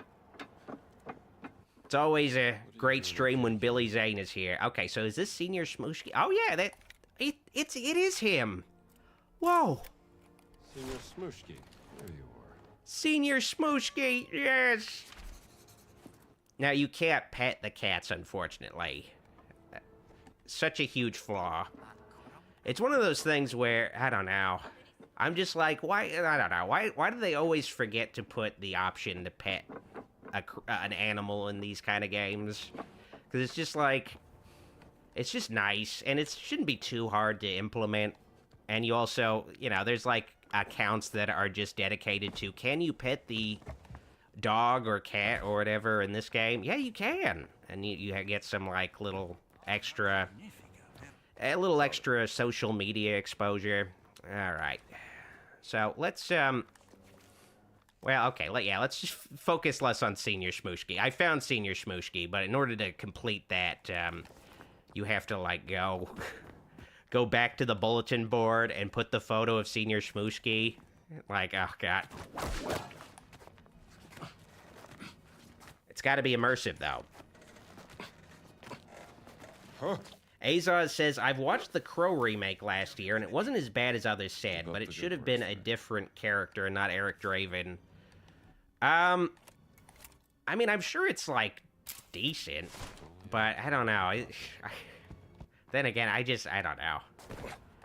The way it looks, it's just, I'm sure it's, I don't know, but then again, I do feel like, with the new Wolfman movie, I'll get, like, messages from people who are like, I thought it was pretty decent, but it's like, why are you going to bat for something you don't even really like that much? Like, you're like, I don't know, like, they'll be like, they can't, like, come up with anything they like about the thing, and they're just like, hey, you know, it was decent. It's just like, why do you care that much, then? All right, so, where is this inscription? It's like, it's gotta be like, okay, yeah, forget about this inscription. I'm gonna find a different one. I know exactly where it is. Okay, I'm gonna get her. Yeah, I knew it. Ah, fuck it. Let's find our first inscription. Zachary says a new Looney Tunes movie comes out in theaters next month. Yeah, it's gonna be fully animated. It's nice that it's not gonna be like another fucking live-action hybrid bullshit thing. A traditionally animated 2D movie. Definitely gonna make sure I see it, just to support 2D animation. Oh yeah, okay, I gotta zoom in. Alright. Okay, I'm a little too okay, there we go. That's one inscription. Bless you, Father. Now, this is definitely something that definitely will probably alienate a lot of people about this game, but obviously it's not always action. It's not always action and stealth. It is basically much more, the best way to describe this game is that it's basically a first-person, you know, adventure game with puzzles and stuff that also has some action here and there, but if you're, okay, I should not have gone in here. Oh my God, they're beating the shit out of a priest, oh no. But it's basically like, you know, the old LucasArts adventure games, just in first person. Dude, just get out of my way, come on. Okay, I gotta get out of here. So there is gonna be some stretches where I am just like looking for... Oh my god, I almost fell. I'm just looking for things and, like, solving puzzles. That's just how it is. I like that, but it's not everybody's kind of thing. It's definitely not paced out like a conventional Indiana Jones movie where, you know, in an Indiana Jones movie, he's like... Oh, I think the... Okay. Oh, wait, here's the other inscription. Thank God. There it is. You know, a typical Indiana Jones movie, he's spending maybe, like... You know, in, like, Raiders of the Lost Ark, he's spending, like, maybe 10 or 20 minutes in a country before he's moving on to the next country. In this game, you're spending, like, the first 5 hours at the Vatican, and then another 5 hours in Egypt. It's like a totally different kind of pacing. But video games just have different paces compared to movies. I don't know why that guy isn't mad at me. He's not trying to kick my ass for some reason. I appreciate it. Alright, let's keep moving. And there is a lot of parkour in this game, at least in the Vatican section. Ooh, here's a puzzle. Alright, Ernesto, remember to clean the outside and the inside. You wouldn't believe how dusty the secret compartments get. Feel free to take anything inside. They are discards from my personal collection. Now, puzzles like this remind me of the Resident Evil games, especially the recent first-person ones, where it really does feel like a first-person horror game just without scary stuff. Alright, that's the first one. Oh, wait. Or was it? Okay, yeah, okay. Here's our first medallion. Here we go. Put it... No, not there. Put it... Did I drop the medallion? Okay, I got the medallion right here. Now, where do I put it? Okay, so, oh, wait, I'm just gonna drop it for now. Alright. And then there's the other... Okay, this is where I need to put the medallion. There we go. Sweet. Alrighty, okay. The chalice. I like this. Put it in place. Hell yeah. House of God. Vatican relics. Now, this basically tells me where all of the ancient relics are in the Vatican. Hell yeah. Useful. Okay. Now let's move on to the next inscription, which I'm apparently close to, but I guess the unfortunate part about the map is it's a realistic map. It doesn't necessarily tell you the elevation, but I'm thinking the dotted lines around the inscriptions tells me I need to get lower. I need to get somewhere a little lower. Masterful craftsmanship. Firewolf the Woolgan says, "What's up, Doc?" LOL. Oh, I get it. Like Bugs Bunny. Yeah. What's up, Doc? Alright. And it's so cool playing this game just to play through a recreation of the Vatican in the 1930s in first person, in 3D and everything. Like, pretty fucking cool. Okay, so I can't go that way. Okay, that guy can hear me, though. Alright, let's see what we got in here. Ooh, okay, yeah. Just in case. Okay. Man, what a waste of perfectly good Italian wine. Okay, they're doing some construction over here. I don't want to bother them. Okay, Alright. Okay, that guy can hear me. He's like, what's going on? What are you up to? Oh, and he's got a dog, too. I'm definitely not supposed to be in here. Okay. Looks like he's going upstairs. He's going in that direction. But I can see his dog companion is, Okay, so I'm gonna distract him. Hopefully he goes in that direction. Oh, wait, what do I... Okay, I have this thing that I can whack him in the head with. Alright. Oh, shit, come on. Yeah, fuck you. Okay, sweet. But there's like 2 other guys there, so... Maybe don't want to go this way. We're gonna go another way. Alrighty. So I don't think I can go this way. Oh, wait, I can. Alright. Let's Oh, wait, this is the way I came for. All right, we're just gonna get out of here. We're not even supposed to be here. Come on, dude. Oh, man, I hate it when you have to be, like, positioned just right for the stealth takeout. There we go. Surprise. Man, what is with this haircut and fascists? Like, they really love that haircut specifically. I don't know what it is about it. Okay, I think... Oh, shit. Okay, so this leads me back. All right, well, I want to go back downstairs anyway. Yeah, okay, I want to go actually this way. So, let's figure out how I'm going to get down. I could use the ladder and not die. All right. Okay, so can I actually go down this way without falling and hurting myself? There's gotta be, like, some... Fuck, okay, alright. Maybe not, I don't know. I could have sworn there was, like, a way down there from here. Oh, wait, maybe, Alright, I'm just gonna go around. Fuck it. Fuck it, we're gonna do this. Now, I feel like this might be suspicious to the fascists, seeing a priest going down a wire with his whip. I feel like that might, like, raise some concerns, like, what is this guy's deal? But luckily it doesn't. Alright. Propaganda in the Vatican. What would Pope Gregory the 15th say? What would Pope Gregory the 15th say, actually? I'm kind of curious. Curious about what his thoughts are on all this fascist stuff. Okay. So it should be around... This next one should be around here, so... get over here. Oh, what the hell was that about? Okay, yeah, it should be right behind this little hedge. It should be. Okay, yeah, there it is. All right, sweet. Shit, okay, wrong button. So, yeah, you do spend, like, the first hour as a Vatican tourist, but trust me, things pick up.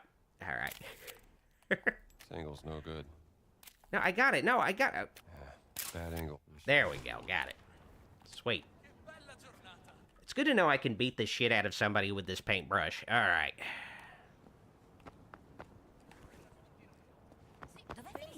Now, I do have to hand it to them. They decided to not make this necessarily like an Uncharted crowd pleaser Tomb Raider thing where you're just constantly murdering guys. You know, they decided to make it, you know, treat it more like the movies where there isn't like there's action, but it's broken up by, you know, a lot more puzzle solving and investigating and stuff. I appreciate it, but it's definitely not going to be everybody's cup of tea. Okay, so I know that I guess I gotta get up. I do have to get back up there. Oh, great. Well, let's do that. I got it. Okay, I'm just gonna follow the checkpoint. Okay, no. I don't know why it said I could go up there. Yeah, this doesn't really raise any, like, red flags to people. Like, they'll see a priest, like, climbing up a construction area with a whip, and they're just like, yeah, that looks normal to me. People do that all the time.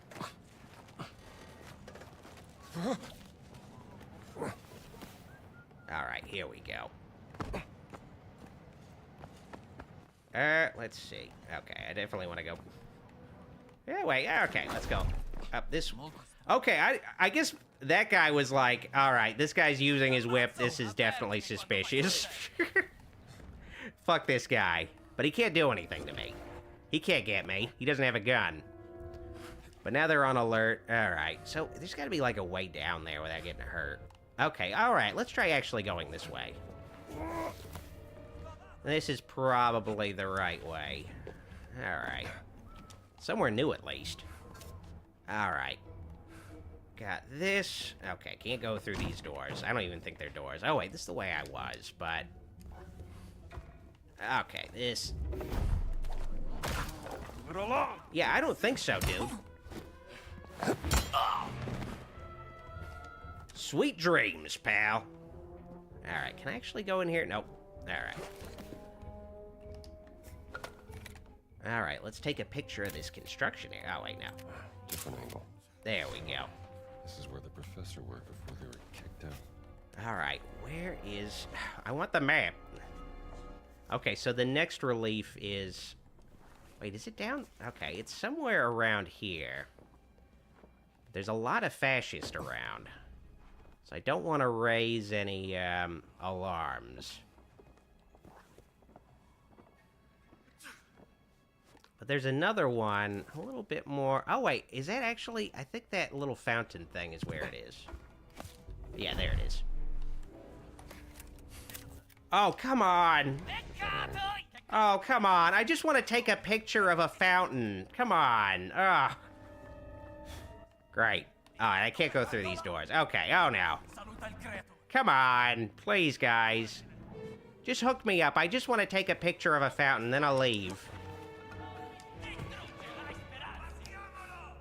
Okay.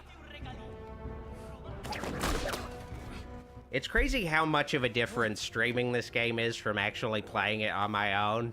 Like, how much of a disaster it is compared to it. My video maker says, you should play Batman Vengeance. I remember that was one of the first games I got on the original Xbox. Christmas 2002. Yeah, I thought it was pretty okay. I thought it was a pretty decent... licensed Batman game for the time. Okay. Got the picture. Let's get the fuck out of here. Oh, that's 4. All right, sweet. Okay, now I can go back to Antonio. Let's get the fuck out of here. If I can get out of here from here. Okay, all right.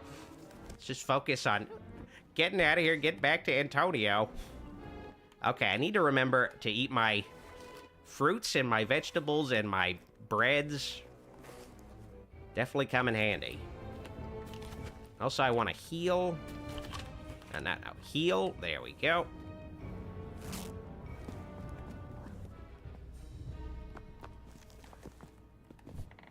Barry Elms asks, you enjoying this game? I am. I played through this game twice already. On my own time. It's just, I don't know. I definitely was just self-indulgently being like, I want to stream this game because I love it so much. But I realize it's maybe not a great... It's probably not a great game to stream. You know, just through trial and error. It's maybe not, one of those crowd pleaser kind of games to stream. But, at the same time, I was like, well, I don't know. I just wanted to give it a shot and try to play it. Oh my god. Where am I gonna go to hide from these guys? They got guns, too.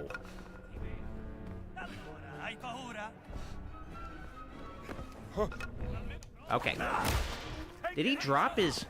Oh, he tried to throw it at me. Oh, shit. Oh my god. Guys, take it easy.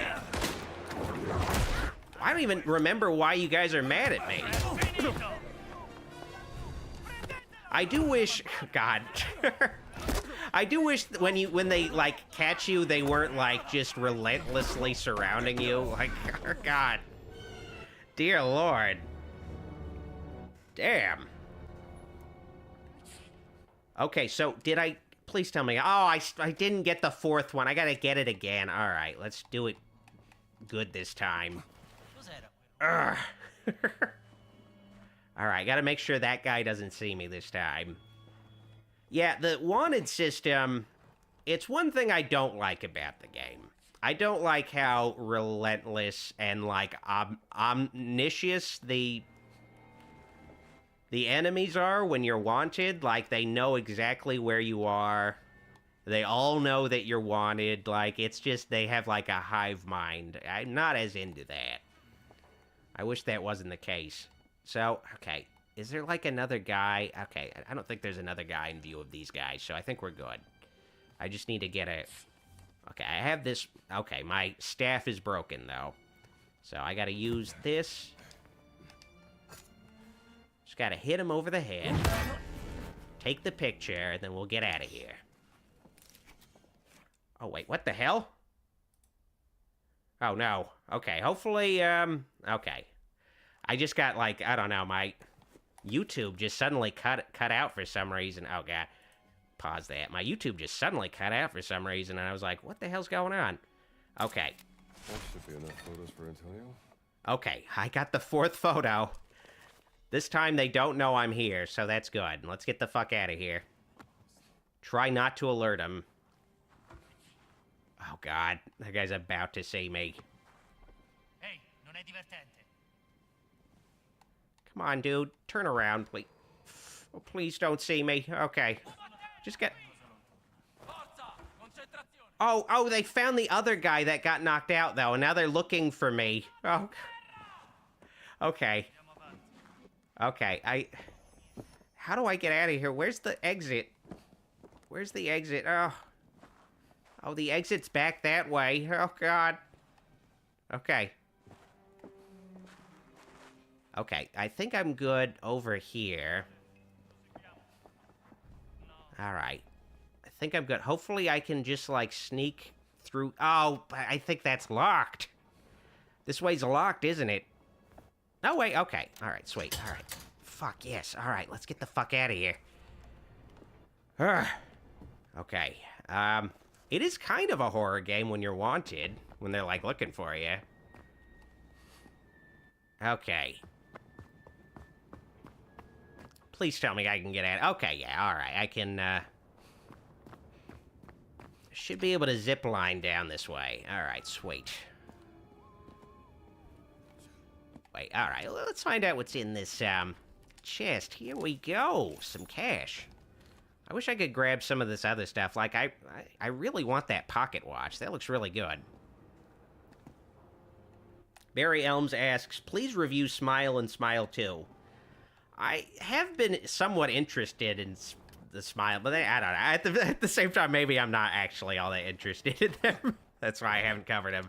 Maybe I'll give them a chance and I'll check them out. But, admittedly, I don't know. They don't really look like my kind of thing. And I guess a big aspect of my videos is I do try to pursue things based on how much they interest me personally, just because that makes for much better videos where I'm not just like I'm not having to like fake enthusiasm toward, like, where I might like something but I'm not like that into it, where I'm willing to make a video on it and it just makes for a not fun video to like write and edit, where I'm like my heart's not in it. But I don't know.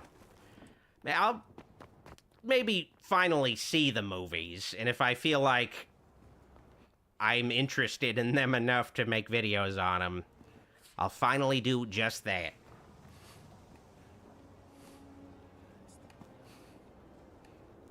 Zachary says, I watched Last Crusade in theaters recently. It was a great experience. I feel like they should just release the first 3 Indiana Jones movies in theaters like every year. There should just be these certain movies that they just re-release all the time in theaters that are just great film experiences, that are just awesome to watch, that are just cool movies. Because, like, I feel like that's definitely one of them. You know. I watched, like, Jurassic Park in theaters for the 30th anniversary, and that in 3D, too, and, you know. Also, with Jaws, I saw Jaws in 3D in theaters for its anniversary. Definitely one of those movies where you just, you know, you just gotta see it in theaters. Like, it's just a great experience overall. It's just a totally different kind of thing. Mike C says Smile 2 snubbed at Oscars. Oh, no. I'm sure the Smile was Oscar winning. Alright. I feel like, I don't know. I guess there's also just the aspect of, I feel like a lot of people like Smile, and it'll be like a thing I don't like, and I'll feel bad about that. I'm like, yeah, I don't know, I'm not really into this. Okay. Retro Lover has a super chat. Thank you, Retro Lover. Will you do a Skeletor impression? Okay, and he prays. Oh my God, how I pray. All right. Marcus would love it here. And he prays. Did you bring me any photographic evidence of Father Crescenzo's imaginative claims? Hopefully, I'll eventually get to play Skeletor. There must be more. I got a feeling that Than this old priest. the Skeletor with my kind of voice is gonna make a comeback at some point soon. Mind if I borrow your magnifying glass? By all means. All right, I'm gonna open up another fresca. Here we go. Some of these inscriptions look more like vandalism. Barry Elms asks, do you wish the game was in third person? Look at the photo. I feel like the option was definitely there to have it be third person, but for the kind of game it is, it definitely works better as a first person game. All right, I'm trying to find Inspect Church. Ecclesiastical. Like, this wouldn't, like, I don't know, the way they approach it, it wouldn't really work very well in third person. It's definitely supposed to be this immersive thing where you are in the shoes of Indiana Jones, like, literally, like, you could see his shoes, like... Alright, I want to inspect... I want to say... Oh, the treasure? What's the treasure? Is that guy the treasure? Oh, someone has carved Latin all over these symbols. A secret message from Father Crescenzo, perhaps? Alright, here we go. And I think... Inspect sword, alright. This figure is holding a sword. Maybe Mike C says smile doesn't make you smile, huh, Doc? much better than Definitely, I don't know. The trailers definitely didn't buzz me at all. Like, I don't know, it looked like a dumb movie, but... At the same time, I guess people talk about how fun of dumb movies they are, I guess. So, I don't know.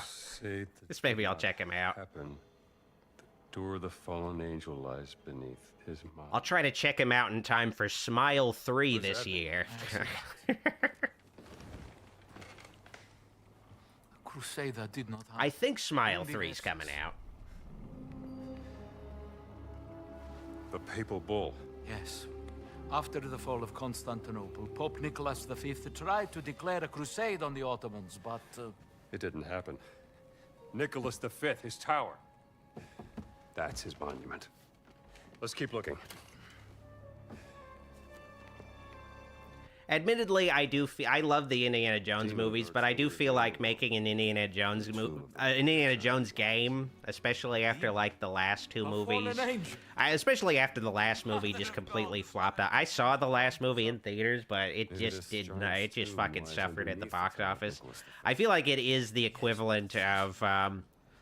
It is the equivalent of making like a Murder, She Wrote game in 2024. Like, I feel like. Unfortunately, just because the last two movies just aren't something that appeals to, like, a new generation all that much, yeah, especially compared to, like, the Star Wars prequel trilogy. It's one of those things where Indiana Jones just doesn't, I feel like at least, doesn't have, like, a huge following for, younger audiences today. They don't really... I'm just speaking generally, of course. I'm sure there's like a 10-year-old that loves Indiana Jones right now or something, but it's not as common of a thing as it was in the 80s. What has been hidden beneath the Vatican? Henri, you should go to the Tower of Nicholas. Jay Hines says, I enjoyed the Smile movie. Sequel was a definite improvement. I do like to hear it when a sequel is better than a previous movie in a horror series where they take what worked in the previous film and like get rid of some of the worst, like they make it more interesting or exciting or whatever. I feel like it's especially with like recent horror movie franchises, it's a very common thing where at the very least the first sequel is better than the first movie. Like they crack the code a little bit more about. And they might have a better budget, too. They, like, figure things out after that first movie. It's usually...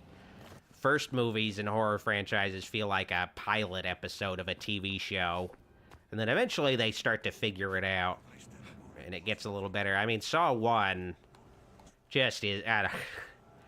it's better than some of the sequels, for sure. But it's definitely... It is iconic, but... It's got some iconic aspects, but it's definitely got some stuff in it where you're just like, yeah, I don't know, like, they definitely figured out, oh yeah, it's the traps. People like those trap things. Let's focus more on those traps. And less on, like, Cary Elwes and, the writer of the movie locked in a basement. locked in a bathroom. Like, people like those traps. Let's focus more on that cool shit. God, it took me 2 hours to get to this part. Oh, God. It took me like an hour to get here just playing the game by myself. Oh, God. Oh, well. Let's take a picture of this. Nice and pretty. Time to waste some wine.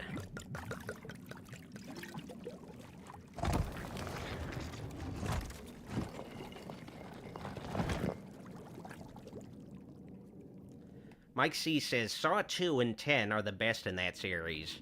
I don't know why, but I kind of like Saw 3 the best, but I don't know why I don't know. I feel like I need to rewatch Saw 3, but for whatever reason I was like, I kind of like this one.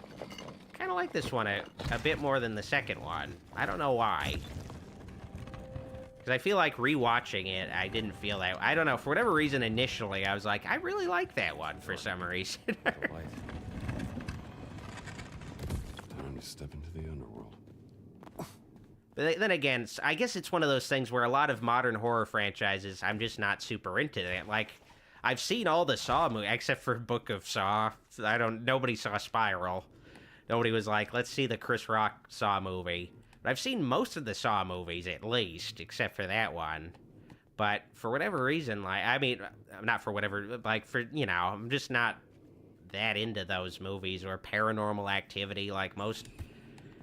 I don't, like, hate most modern horror series, but yeah, they definitely don't necessarily do it for me. So when someone says they like some modern horror movies and series, I'm kind of skeptical of that. All right. This is it. Jesus on the cross. 5 sacred wounds. But of course, I'm only talking about, like, things that are franchise things, of course. Like, you know, I love The Substance, for instance, like, just isolated movies, but it feels like a movie is, like, built around being a franchise now, it ends up not really being my kind of thing. Okay. Let's do this puzzle. Pretty simple puzzle. Basically, the way the puzzle works is, the blood of Christ will reveal a number that will correspond to a limb of Christ. So 2 corresponds with his right hand. So, oh wait, actually, oh yeah, but first I have to pour some of the blood of Christ in here to reveal the levers.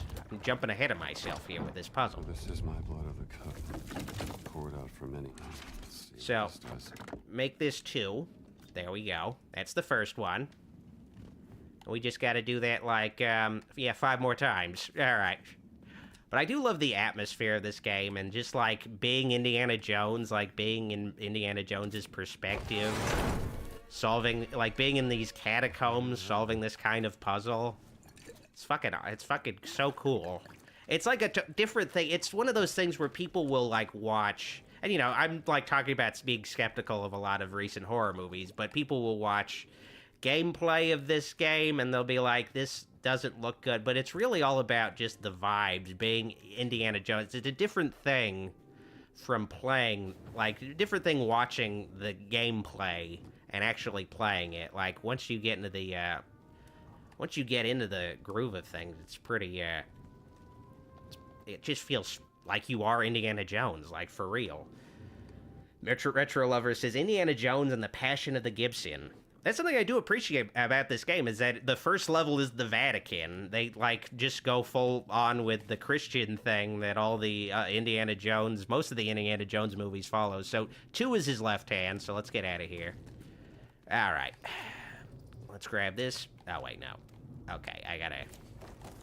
use some more wine. Oh, wait, no. Come on, get the wine out, dude. Yeah, bottle of wine. There we go.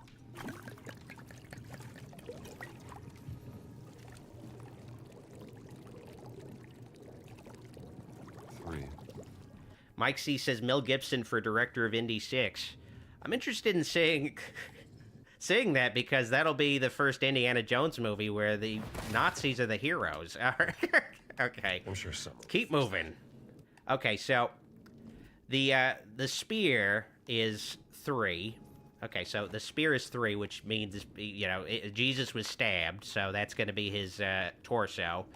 And the left hand was 2. So left hand 2, torso 3. All right, let's put those numbers in.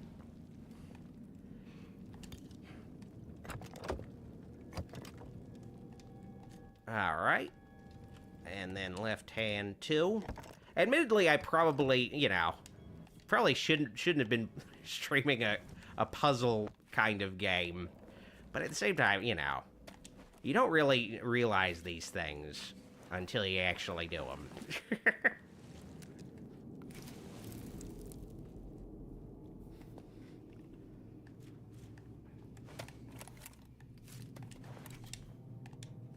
Jay Hines asked, Doc, would you consider reviewing the movie Afflicted, found footage horror with vampires?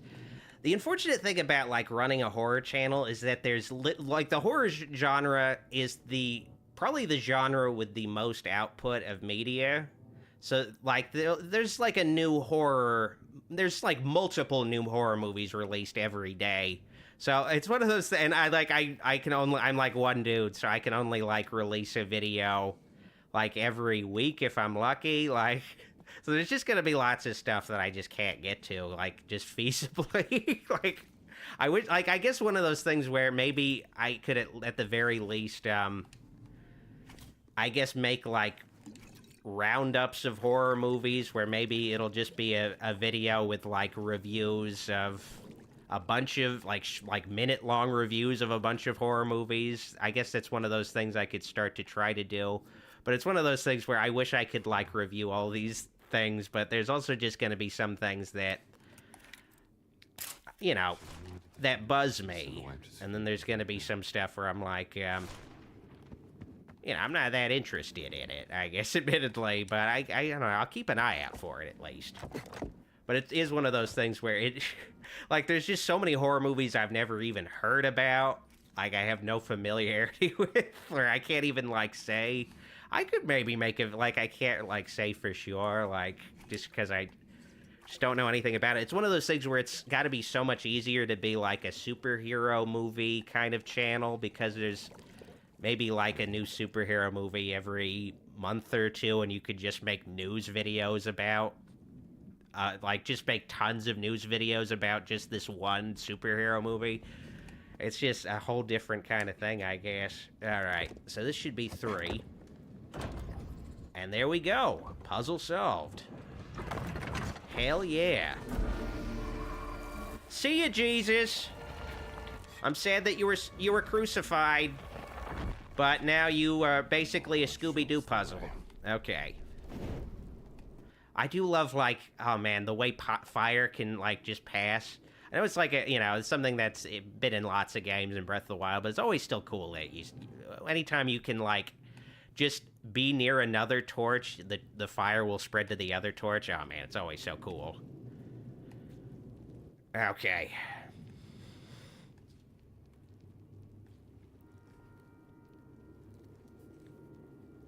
Gerard says, this puzzle frustrated me at first.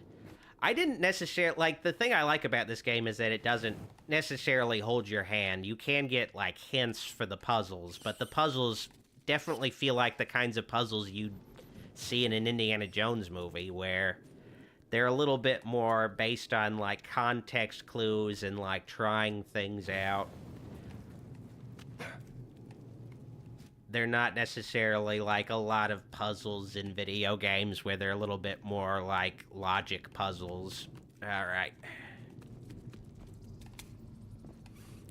They're a little bit more like, okay, here's a little clue. I noticed that all the, that the bowls, the numbers in the bowls correspond with the different limbs of Jesus. I kind of wonder what's up with that. Maybe and then these levers, huh? And I know these numbers have some kind of connection to a puzzle, but on my second playthrough, I still didn't really figure out what the numbers on the doors, correspond to. Like an ancient Roman burial ground. All right.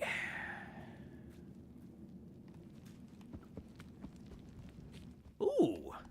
Hell yeah, key time. Take that. I don't think you'll be needing this anymore. I get it. It was a skeleton key. Okay, yeah, this was the puzzle I was talking about. Like, there's this puzzle where you can, like, I feel like the numbers in this puzzle correspond to the numbers on the doors. And you can, like, you can, like, move the levers, but I didn't really figure it out in my second playthrough. It's an optional puzzle. So, whatever. But still, I've spent way too long trying to figure out that puzzle that I couldn't figure it out. Oh, well. And I know I could look it up online. And I probably should. I'll probably just look it up online later. Finally, just fucking... just do it. But, you know, I don't have to do that. It's optional. Let's keep moving. Actually, which way? Okay, I'm going the right way. Sweet. I just like spreading the fire. I don't have to do that, but I like doing it. I'm like Beavis. Fire, fire. All right. Let me see what's at. Okay, I do know there's like a little tunnel down here. I don't know where it leads, though. Ooh, secret found. Here we go. Hearken. I have become quarry, for is it not footsteps in pursuit that I hear in the abyssal dark? Heavy footfalls, with a heavy cadence more terrible than mortal men. Quietly they speak in the gloom. What blasphemous words slip tween their lips, I cannot say, for it is not in the tongue of man. Yet they refrain from drawing too close, seemingly content with observing the giant fiends of the infernal dark. Page from a journal. Medieval. I guess to give you guys an idea of like how long it can take for me to make videos, this whole past week was just writing 3 videos. Just writing the videos. Like, they're basically 3... Like, one video is going to be like 25 minutes long, and then another video is going to... no, the other 2 videos are going to be 20 minutes long each, so that's an hour... That's over an hour of video written. But that's just the writing of the videos that took like 5 days to write. Actually, can I throw this? So you could just imagine, then you also have to like record them and then edit them. It just takes a while. Like, it sucks. I wish it didn't. It didn't. Like, the videos just take longer and longer to make. And I try to supplement them with, like, the Toon videos, which are a little faster to make. But the Toon videos themselves are also just getting longer and longer. That's part of why, like, I kind of stopped doing, like, the Tales from the Crypt, Goosebumps, and Scooby-Doo episode reviews, just because those were also taking longer and longer to make because they were getting longer and more detailed when they were just supposed to be like these 5-minute things. But I'm like, I have to talk about everything I could possibly talk about. I want to make sure I'm discussing all these things that are important to me, but like, it just, oh man, it just gets out of hand. This is magnificent. What is this place? Man, this is cool as hell. I'm gonna take a picture. It is kind of goofy, like, the camera mechanic, because it does kind of make Indiana Jones feel like he's a tourist, where he's just like, neat. Ooh, check this out. Sweet. Just imagine, like, Indiana Jones, like, seeing this thing in the movies and pulling out a camera and taking a picture of it. It's just funny to me. Maybe there's another way to open it. Alrighty. Well, let's see. Search the tomb. Okay, this is a puzzle. Alright, so that's not the one. Let's check out this other one. Okay, I'm gonna stick my hand in there right now. Here we go. That didn't work. Should check the other side. Not JPEG ass. Chances of a brand new Jeepers Creepers movie being made despite the negative reviews for Reborn? Hopefully 0. You know, hopefully. I don't need more Jeepers Creepers movies, specifically myself. I feel like... Something behind this, too. Because, you know, it's one of those things where people, you know, with the recent one, Reborn, they were like, well, Victor Salva's not involved at all. But he still gets fucking residuals from anything you... Like, it's still his intellectual property that he that he created, so you legally have to give the guy residuals. So you're like, all right, let's get this guy some more money. It's the same thing when, like, they announced, like, they're making a new Ren and Stimpy show, and it doesn't involve John Kay, but he's still gonna get residuals for it. Like, it's just the way things work when you're the creator of a thing. You get certain, like, financial entitlements. All right, what am I doing with this damn... Where am I putting this thing? I'm trying to remember. Oh, wait, no, okay. I don't need the shield. I just need to stick my hand in there. Oh, no! Spider! Ugh. Okay, let's rotate.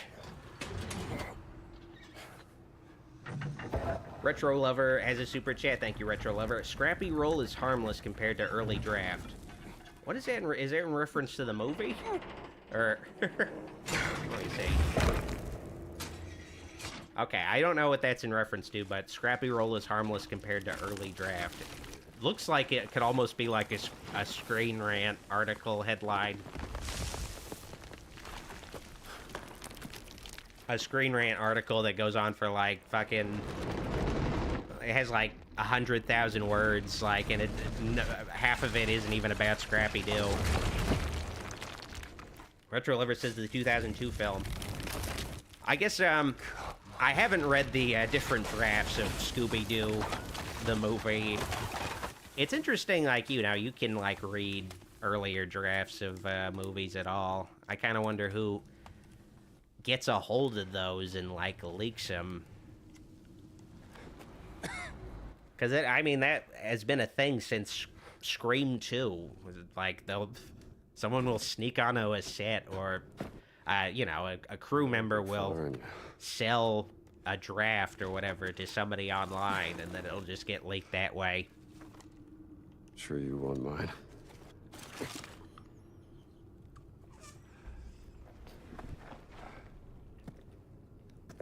Not JPEG asks, could the Idle Hands remake be a success if produced right? I mean, it's been like, it's maybe been like 15 or 20 years since I've seen Idle Hands. So I don't even remember it that clearly. I don't even know why they would want to remake Idle Hands of all things. So I guess I'm interested in what they could do with it. They could maybe...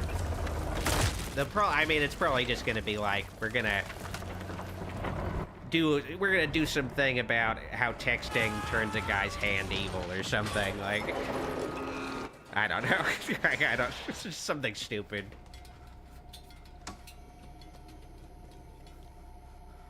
Mike C asks, have you found the Great Circle yet? It's gonna be like, 20 more hours before I find the Great Circle. I mean, it's not... Actually, the Great Circle isn't a thing you find. It's referencing the locations you go to, where basically... Okay, I don't want to spoil it too much. Never mind. The Great Circle isn't a thing, though. They even say it in the trailer. It's like a... the Great Circle is kind of like a map to the artifacts Indy's trying to find. But the main thing of the game is, like, the main, like, you know, the artifacts you find are kind of a MacGuffin for the main, you know, there's this really big Christian artifact that's revealed at the end of the game that's a bit of a surprise. It's definitely, you can't really say what it is without it being a spoiler. Definitely surprised me when I played it. I was like, oh, whoa. Wasn't expecting that. Alrighty. Well. Now, I don't think I can go through this, yeah, no, I can't. Okay, never mind. Big Illinois says, someone should remake Reanimator. In like the late 2000s, there was an attempt to make a Reanimator TV show, a teen drama show that was, I think, maybe gonna be on WB or something, or CW or whatever. It was gonna be on something like that. It didn't get picked up. I don't think the pilot has ever been leaked online. They only shot a pilot. It was going to be based on the novella Reanimator, though, not the not directly based on the original movies. So definitely going to be a different thing.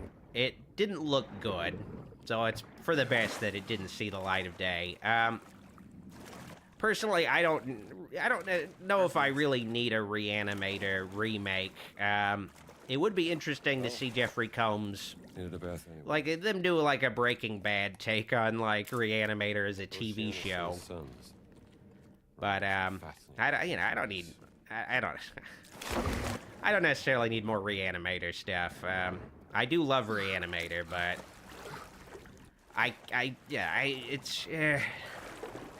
guess it would be cool maybe to see Jeffrey Combs come back in some form and play Herbert West again, but at the same time, I'm, like, also very tired of seeing characters I like as old people, like, I don't know.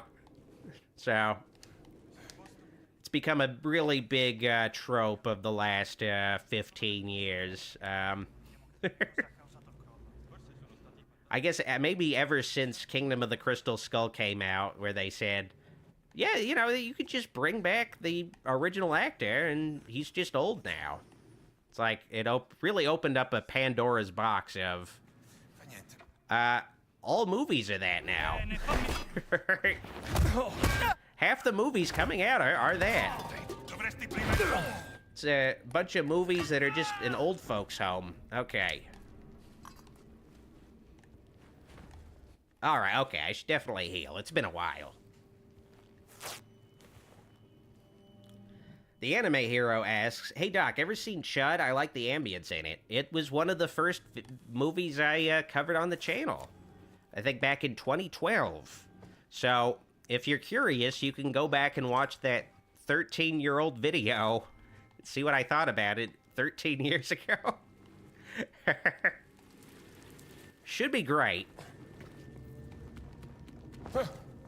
Definitely, I don't know, I'll probably cover Chud again, and Chud 2 at some point, though. Those videos are really old and also very short. That's you look at, there's basically like a power creep to my videos, where the early videos were like, just 5 minutes long, like usually, like under 10 minutes long. And now now on average, my videos are almost always 20 minutes long. It's just crazy. I'd, like, disappear for months and come back with a 7-minute video. Like, alright, let's keep moving. Alright, guys, I'm back with my 7-minute video on, Children of the Dead.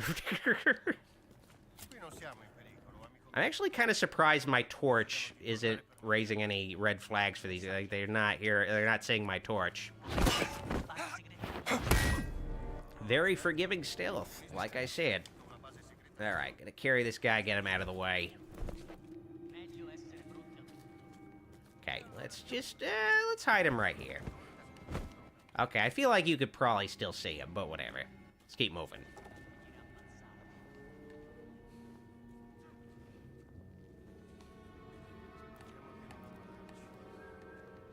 Lockdar says, here's how they do a new Reanimator. Herbert West is dead, and his son is trying to perfect the serum recipe to bring him back. The idea of, I don't know, it's been a while since I've seen, what was, Beyond Reanimator? I was like, was it House of Reanimator? But no, that was like the canceled 4th movie, where Herbert West is in the White House. God. It's been a while since I've seen Beyond Reanimator. I don't necessarily, I guess, maybe he has a son in that. It's been so long. Maybe he has a son in that, but I don't necessarily see Herbert West as a guy who gets laid. He seems to, I get the vibe that, of course there's like a huge female fan base for Reanimator that are,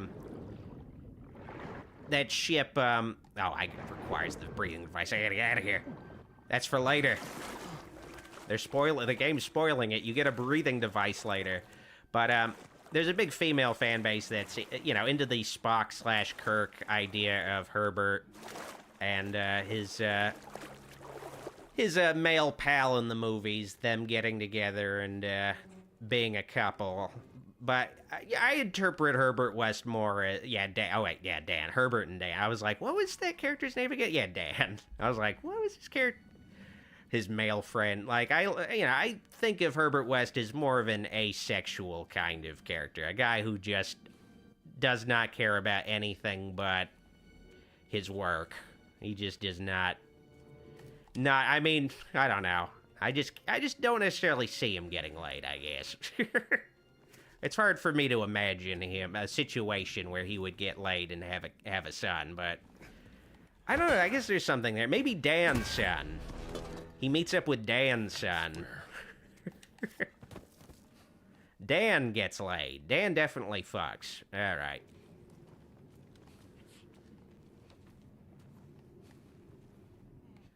Not JPEG ass. Best and worst Clint Howard horror films? I mean, Ice Cream Man, you gotta rank as the best one. But as far as worst ones, there isn't a worst one. They're all good. If Clint Howard's in the movie, it's a good movie. Like, he's really hard to get. He's definitely got maybe the busiest schedule in all of Hollywood. So getting Clint Howard in your film is like a real badge of honor. He doesn't appear in movies very often, so it's just one of those things where you see him and you know you're about to watch something like really special. All right, let's get around this corner. Cos'è questo posto? Forse una specie di camera sepolcrale. Quanto sarà? Okay, I need a... Oh, there we go. Chiederlo a me. This'll work. Questo posto mi dà una... This guy's gonna need a medic once I'm done with him. Bene. Oh, shit! Oh, fuck! Oh, damn it! So... Okay, Wow, it did not alert that guy. Huh? He's, like, checking it out. Oh, no, but now he's alerting all of his homies. Alright. Hopefully, his homies aren't coming. Okay. Looks like fascist homies are not on the way. Sometimes the stealth system can get janky where... Because basically the way the stealth takeouts work is... Indy will raise... When Indy raises up the weapon, that means he's going to do a stealth takedown. But sometimes it just won't actually work for whatever reason, and you'll just do a regular attack and, like, blow stealth for yourself. Alright, let's eat some bread. Eat some bread in these catacombs. Alright, sweet. The best place to eat bread. Retro Lover has a super chat. Thank you, Retro Lover. Fun fact, originally Scrappy Doo's role was originally minimal due to him being asleep before the events of the film. Prefer him villain or dad? Oh, you're saying they... Originally, James Gunn, I guess, based on what you're telling me, originally his plan was to just be like, yeah, Scrappy Doo's dead. All right, Even death can tear them apart. I feel like, I don't know, him being dead is, like, much more sadder and crueler than making him a villain. God. Like, that's, I don't know. That's a lot more, fucked up than turning him into a villain, just being like, he died, like, he's a puppy, but he still died before Scooby did. So, I guess I'm glad they didn't do, I guess they could have done something worse than making Scrappy a villain. I'm fine with Scrappy being a villain. I know there's this big contingency of people who are like, no, Scrappy saved Scooby-Doo, but no, like, Scooby-Doo, you know, wasn't, like, sucking, and then they added Scrappy-Doo, and it got better. Scrappy-Doo was, like, you know, he was just a gimmick, because, like, the show was just sucking, and they were, like, not making like, they weren't putting effort into the show anymore. They weren't putting effort into the mysteries anymore. Like, and the mysteries aren't, like, that complex, but they have, like, fun monsters and, like, fun clues, a series of events, like, thought into it. Like, they stopped, like, giving a shit about that stuff, and they were like, we could put effort into it, and maybe people will watch it more, or we could put a cartoon puppy in the mix, and then that's all we need to do, and then they did that. And then the show kept sucking. They added Flim Flam and made it like a Ghostbusters ripoff where they have to find 13 ghosts. And like they just further and further from what people want. And then ironically, they go back to the basics, and they've been making like new Scooby-Doo movies and things every fucking year. Like, just it's just one of those things where it's like, yeah, I just don't like Scrappy. Like, he just distracts from the main group, and he just changes the dynamic and everything. Like, he's just not a good character. So I'm fine with him being a villain. I just don't fucking care about him. Like, I don't give a fuck about, like, clickbait, Screen Rant, YouTube videos or whatever that are trying to make me, like Scrappy. Like, no, he sucks. Like, fucking sucks, dude. He sucks. Alright. Same thing with Flim Flam. People are like, bring back Flim Flam. He saved Scooby-Doo. Like, miss me with that. Alright. Okay, so first I gotta remove this. Okay, so now, actually, oh wait, no, okay. Now I do have to keep that there. I have to take the statue, put it onto another pedestal. Retro Lover says, according to the film, Scrappy wasn't a puppy. I mean, they make him a puppy. Like, it's one of those things where at a certain point, there had been so much media with Scrappy. So, you would think some time would pass and he would no longer be a puppy. Like, I feel like a puppy, a dog stops being a puppy after, like, a year or so, right? Or something like that. Eventually, he's got to turn into, like, a regular... Like, no, he's, like, just a really small dog. Like, I don't know. He's just a dog with dwarfism. Like, there's no way he's a puppy at that point. Okay, I gotta take this one. Put it over here. Here we go. Let's grab this. Hell yeah, I got another concrete dildo. That'll come in handy later with Marion. All right, let's go.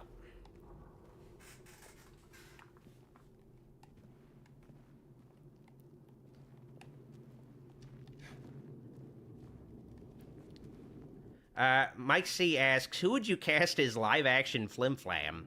I think I would get Dev Patel. I'm sure he'd be interested in playing live-action Flim Flam. Definitely would not be a waste of his time. It'd be a cool Flim Flam, finally.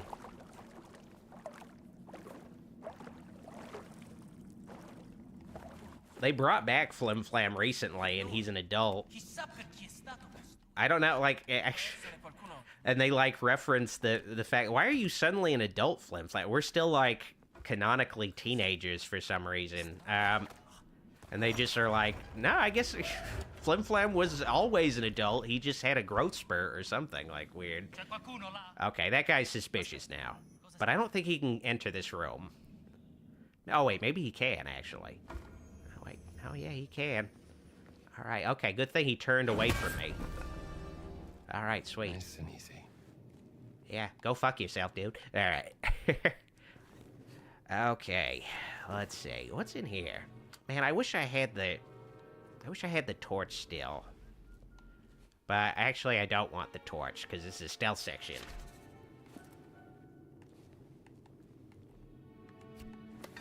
Not JPEG asks, which Star Wars movie scene scared the crap out of you? Scared the crap out of me?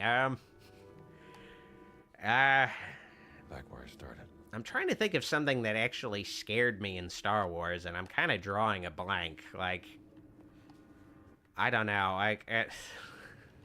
I guess Boss Nass was pretty scary. I don't know. The way he, like, spit and stuff, that was, like, kind of freaky. He had, like, a lot of saliva. Alright, we're gonna finally get out of these catacombs. Maybe even get into some dogacombs. Alright. Okay, so that guy is looking towards the exit. Let's take him out.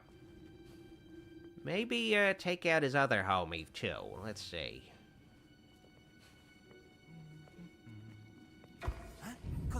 Okay, great. He turned around. Alright. I was like, okay, he's going that way. Sweet. So I'm just gonna make a run for it at this point. Kiss my ass. I'm out of here. Hopefully they don't have guns. Yeah, go fuck yourself. Can't get me now. You guys don't have guns for some reason. Alrighty.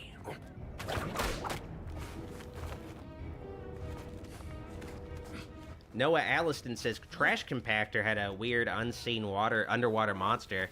I guess I don't know, the eyeball of the monster in the trash compactor is kind of freaky looking. But I don't know, it's not a franchise I think about where I'm like, with Star Wars, I should say. I mean, Indiana Jones has some scary things in it. Like watching the Nazis get fucking, like, their heads exploded and their faces melt. That's pretty freaky to look at. Like, some scarier gore than some actual horror movies have. But Star Wars isn't quite like that. I guess, I don't know, sometimes Emperor Palpatine can be kind of spooky to look at. But, yeah, I don't know, there's nothing, I kind of miss when, media directed towards kids had scary stuff. I feel like, I don't know, I guess you'll sometimes see kind of some stuff like that, like, you know, Adventure Time will, like that cartoon Adventure Time will have, like, you know, it's spooky lore about it being the apocalypse and stuff, and it'll have some scary stuff happen, but it's not as common as it used to be. It felt like a lot of old kids media really tried to fucking scare the shit out of you constantly. You don't see it as much.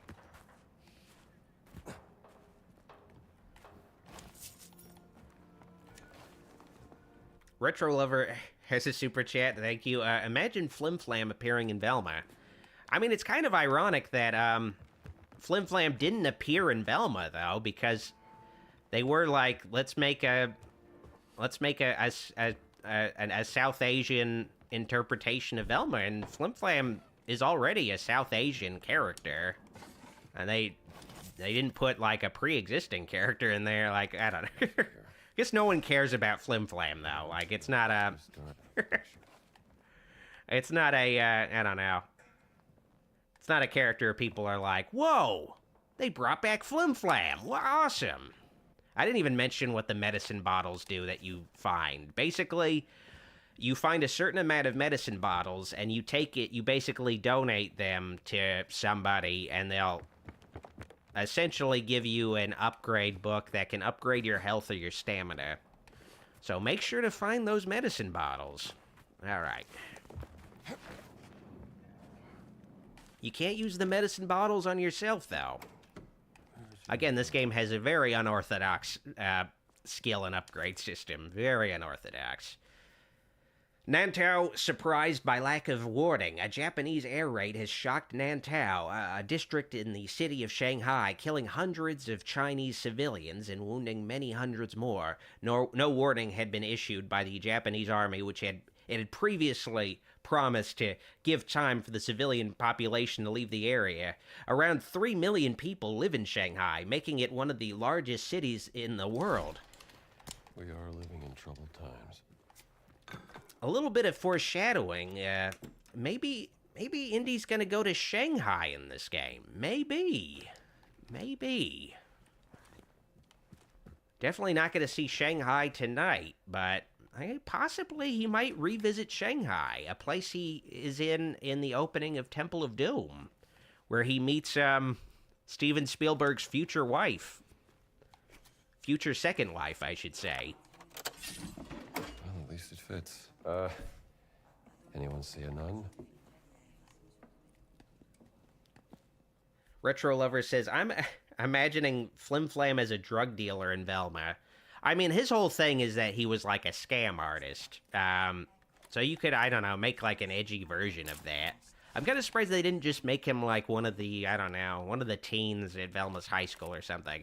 Like, I'm like talking about like Velma, like... The Lord be with you, sister. All the potential they could have done. They could have put, like, all the potential that was just left unfulfilled with Velma. Like, just wondering what they could have done.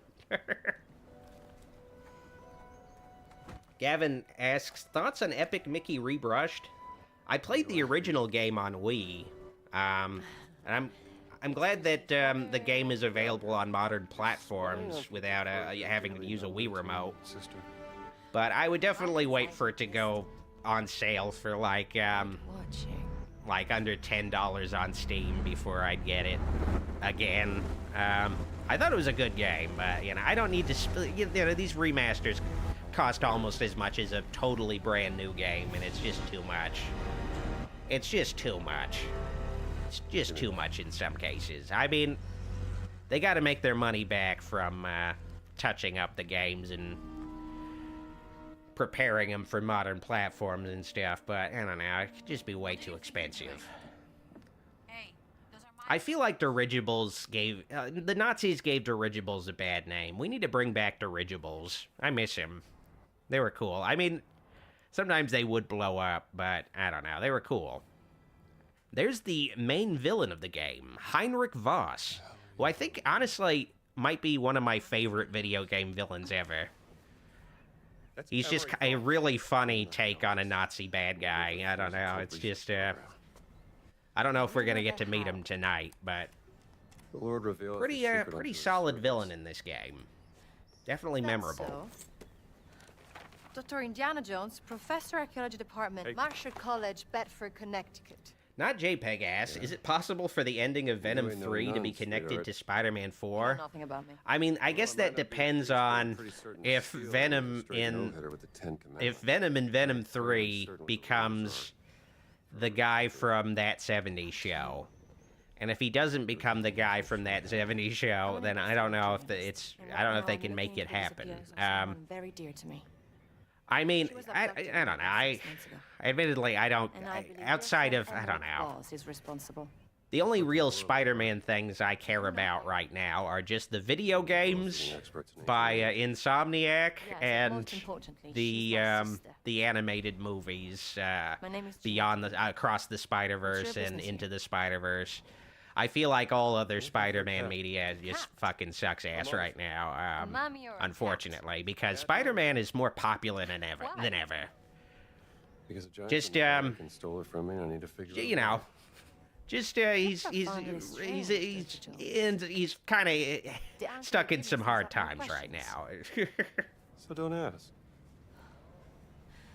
Gavin says, I got Epic Mickey rebrushed on Christmas cheap. That could be I guess, but then again, it's also one of those things where every time there's a big Steam seasonal sale, I'm already spending like, you know, $50 to sometimes even $100 buying a bunch of games. I might not even play all the way to the end.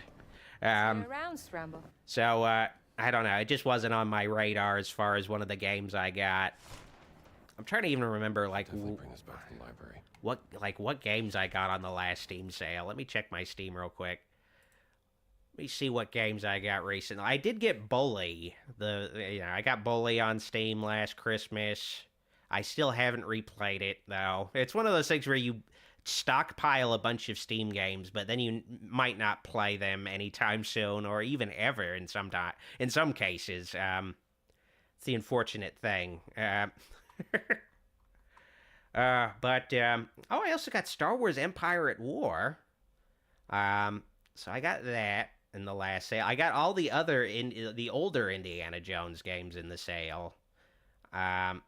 And I got, you know, the GTA, the bad remasters of the GTA trilogy, like stuff like that. Like, I don't know. That stuff adds up. I guess if there was maybe just an Epic Mickey special sale, I would maybe pick that game up again. Where it's like, oh yeah, this is the featured sale on Steam right now. Conspicuous. All right, time to zipline. Pass some barbed wire.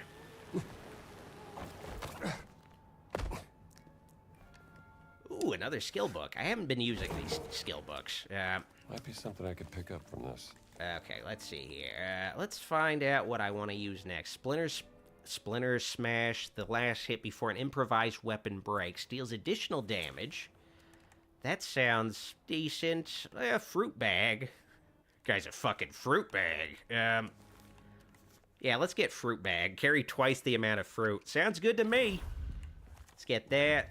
Let's get climbing ace. I got a whole bunch of adventure points I have not been using. There we go. Another atheist asks, are you going to play Black Mesa, the remake of Half-Life? I have it, and I played a little bit of it, but I haven't gotten that far into it. I might give it a try and possibly stream it here. I would be interested in streaming the Half-Life games for sure.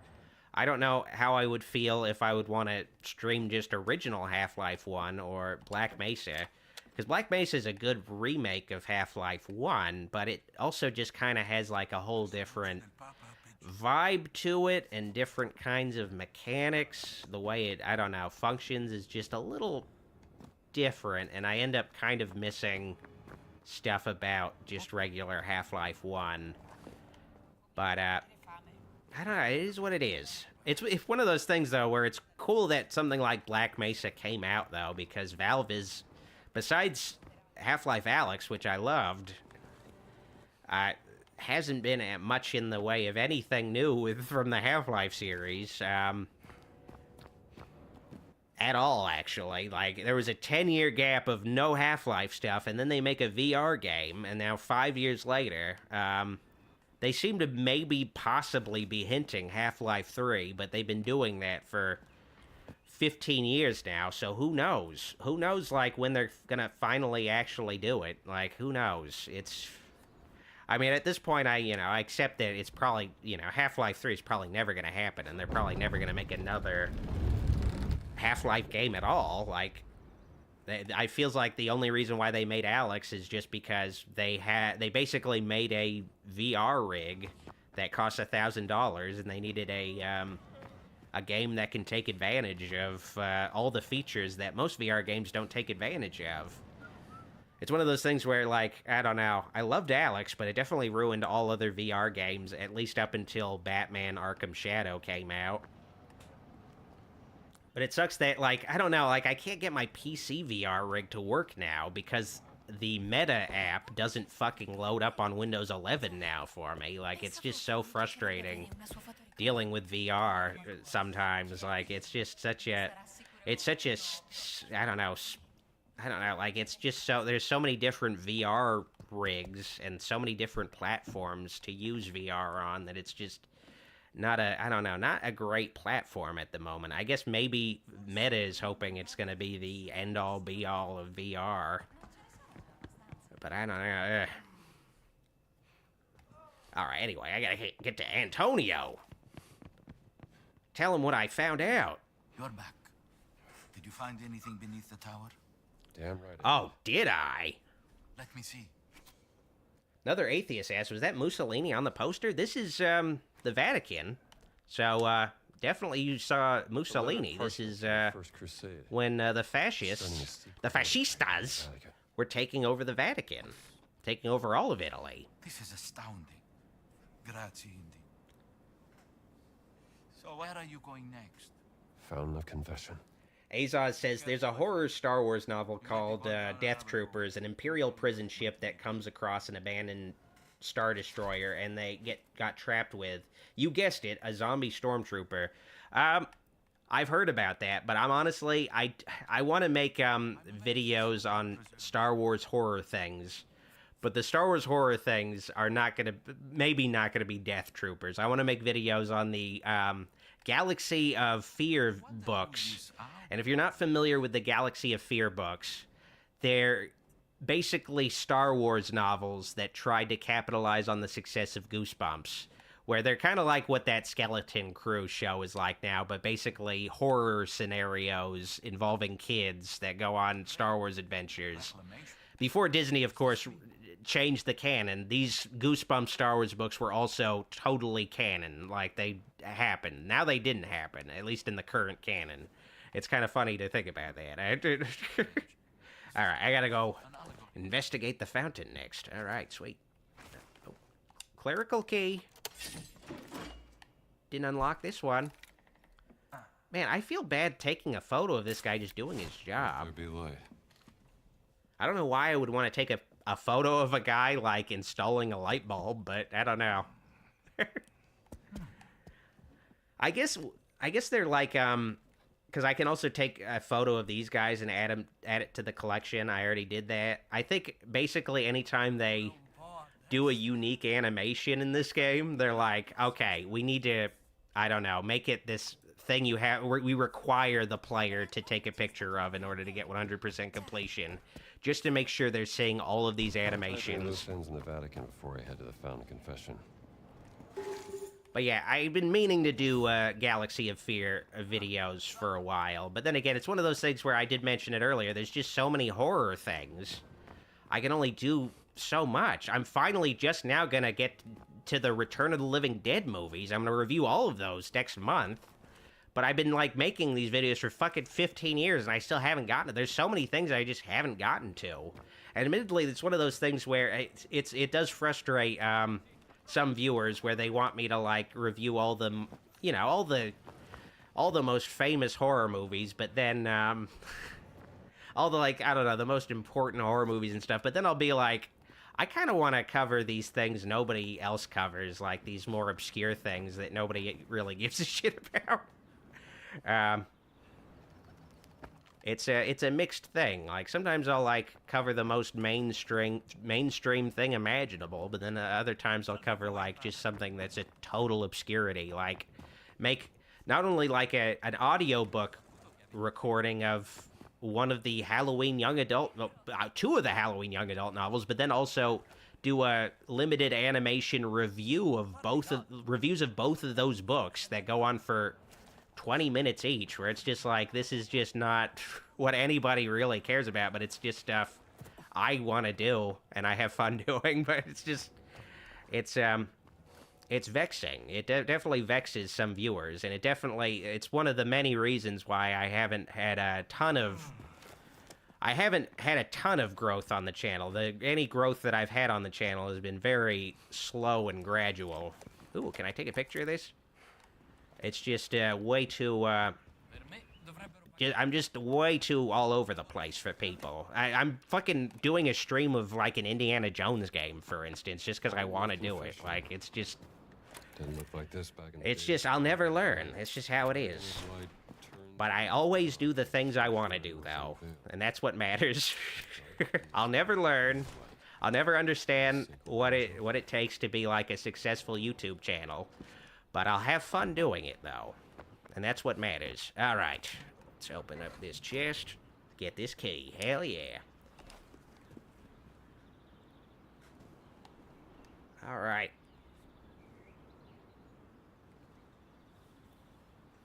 Not JPEG ass. Buffy the Vampire Slayer versus Blade the Daywalker. Can you pick a winner?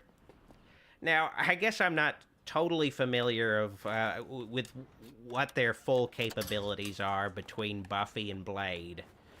But I don't know. Last time I saw the Blade movies, he's Wesley Snipes with a, you know, like a katana. Like, I don't know, he fights vampires, crazy, like, just does crazy shit fighting vampires. Like, I don't... From, like, what little I've seen of Buffy the Vampire Slayer, I don't remember her, like, I guess, I don't know, like, having insane fighting skills. Maybe I'm misremembering, I don't know, maybe she has some other abilities. It's been, like, maybe over 20 years since I've seen a Buffy the Vampire Slayer episode. So I don't know what she's necessarily capable of, but I guess based on what I remember of Blade, I'd assume he could kick Buffy the Vampire Slayer's ass, but I can't say for sure. I can't say for sure.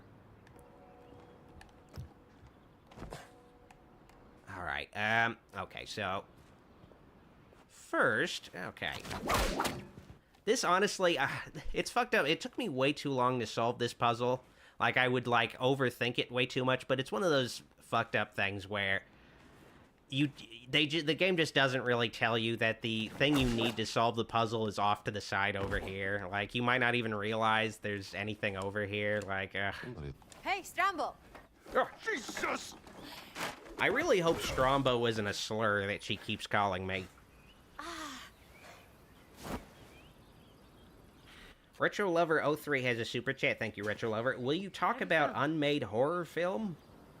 Is that like the name of a real horror movie, or? Let me look Is it this a up. hidden door, Dr. Jones? Because I don't have an unmade horror movie, if that's what you're referring to. I mean, I guess maybe we all have unmade horror movie. Look, Gina. We all have an unmade horror movie that's just waiting to finally get made. But I guess there isn't a horror movie called Unmade Horror Movie. Where's my hat? I guess, I don't know. I guess if you're talking about making a video about unmade horror movies, like horror movies that almost, like, that were in development but didn't get made, I guess that would be interesting. Admittedly, I have been streamlining the channel a lot more where it is just pretty much almost always just reviews of movies, either old or new. And I guess I don't do as many topic videos. Like, I'd experiment with these things, but I guess I don't know. Foundation. Like, I guess the sort of, the Screen Rant kind of clickbait sort of videos admittedly don't super appeal to me, so I just never really keep up with them. And I guess they also just don't necessarily, I guess, fit the vibe of my channel. But then again, I'm doing like a fucking live stream of an Indiana Jones game, so like, whatever. Whatever. Whatever. I guess I don't know. I guess I just don't think about those kind of videos as often as I should. When they are interesting concepts for videos, but I just, oh fuck. I just, I'm always just, I don't know. I guess I just need to, I guess, broaden my horizons some more. Alright, let's get back up there. Come on, no, get up there some more. Alright. I forgot you have to press the left trigger to go up your whip. Okay. Alright, I got the, Perfect. Hell yeah! Sounds like that did something. Oh, it did more than something, Indy. Okay, I guess it did something. Yeah, Indy, it did do something. Oh, wait, no, wait, I gotta... Okay, so... I gotta read the hints. So, basically... Alright.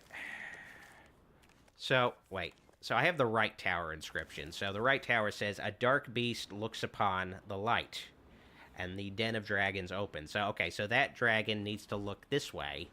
So that dragon's right, but I need to make this dragon look towards shadow. Looking away. Actually, no, wait. I think they actually know. They need to face each other. No, yeah, that's how it... No, that's... How it works is they need to face each other. So this is... Oh, shit. No, go. No, go! Oh, God.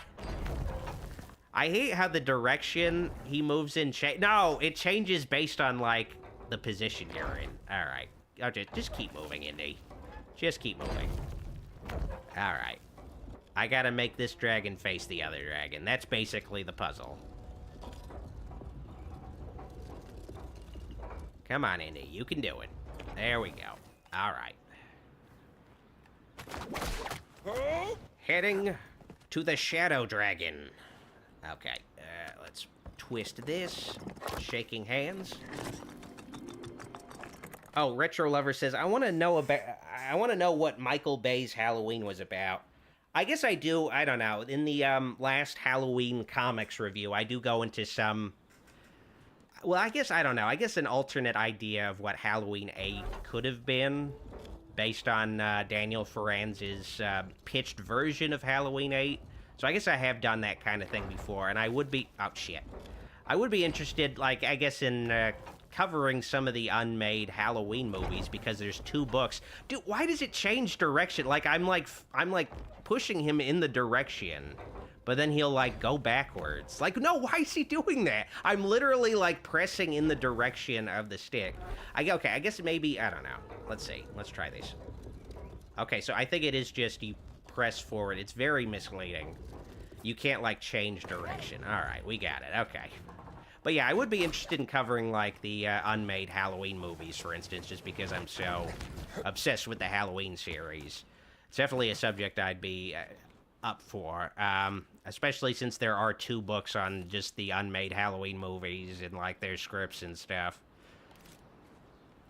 I kind of wish there was also, like, and there might be, but I've been reading the Star Wars Archives books, which are really good, just these very, just these very in-depth making-ofs for the making of both Star Wars trilogies.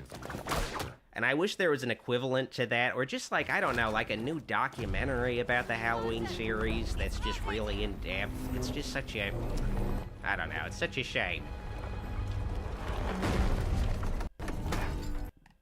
Oh no, what? Did the game just crash? Okay, the game just crashed. All right. Well, we're gonna keep playing. I know my Game Pass is expiring soon. I don't care about that. It'd be so funny if the game crashed because they're like, all right, you need to buy another Game Pass subscription. You need to renew your Game Pass subscription, dude. Give us some fucking more money. And admittedly, part of this stream, doing this stream, I was supposed to do this stream much earlier when this game came out, but so many things got in the way. I think I got sick like twice in December and January, and it kept pushing this stream back so much more. It's just, this was not supposed to be a stream that was this late in January, like, but I had to finally get it done, especially since the Game Pass subscription I got for, just to play this game is going to expire soon, so I just wanted to make sure I finally got to cover it on the channel. Did the whole puzzle... It's been restored. Oh, shit, I gotta do that whole dragon puzzle again. Oh, dear lord. Great. Honestly, I never had the game crash on PC. I don't know why it's crashing on Xbox. I know what I'm doing. I guess I did have the game crash on PC, though. But only... Oh, shit, but I gotta get the... Okay, no, alright, I already got the, God damn it. I can see. Yeah, I could see, bitch. I got this handled. I'm Indiana Jones. Oh, God, I gotta do this all over again. Azos says it's not Bethesda without a crashed game. I mean, but this is by, one of the studios that Bethesda bought. So, I don't know, it shouldn't be crashing like this. This is Machine Games. I don't know, they don't have that same reputation. It's a Bethesda-published game. I mean... At the very least, with the Doom games that Bethesda publish by id, they always feel like they're very, I don't know, they're very polished. They don't have, like, tons of bugs or anything. They're just very, really well optimized, too. Okay. At least now I know, do not actually press in the direction you're going. You're gonna go backwards. Just keep pressing forward.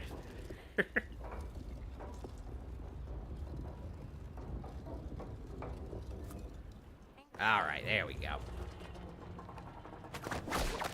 Noah Alston says, pay me $60 to keep playing. Well, the great thing about Game Pass is that, at least on PC, it's only $10 a month.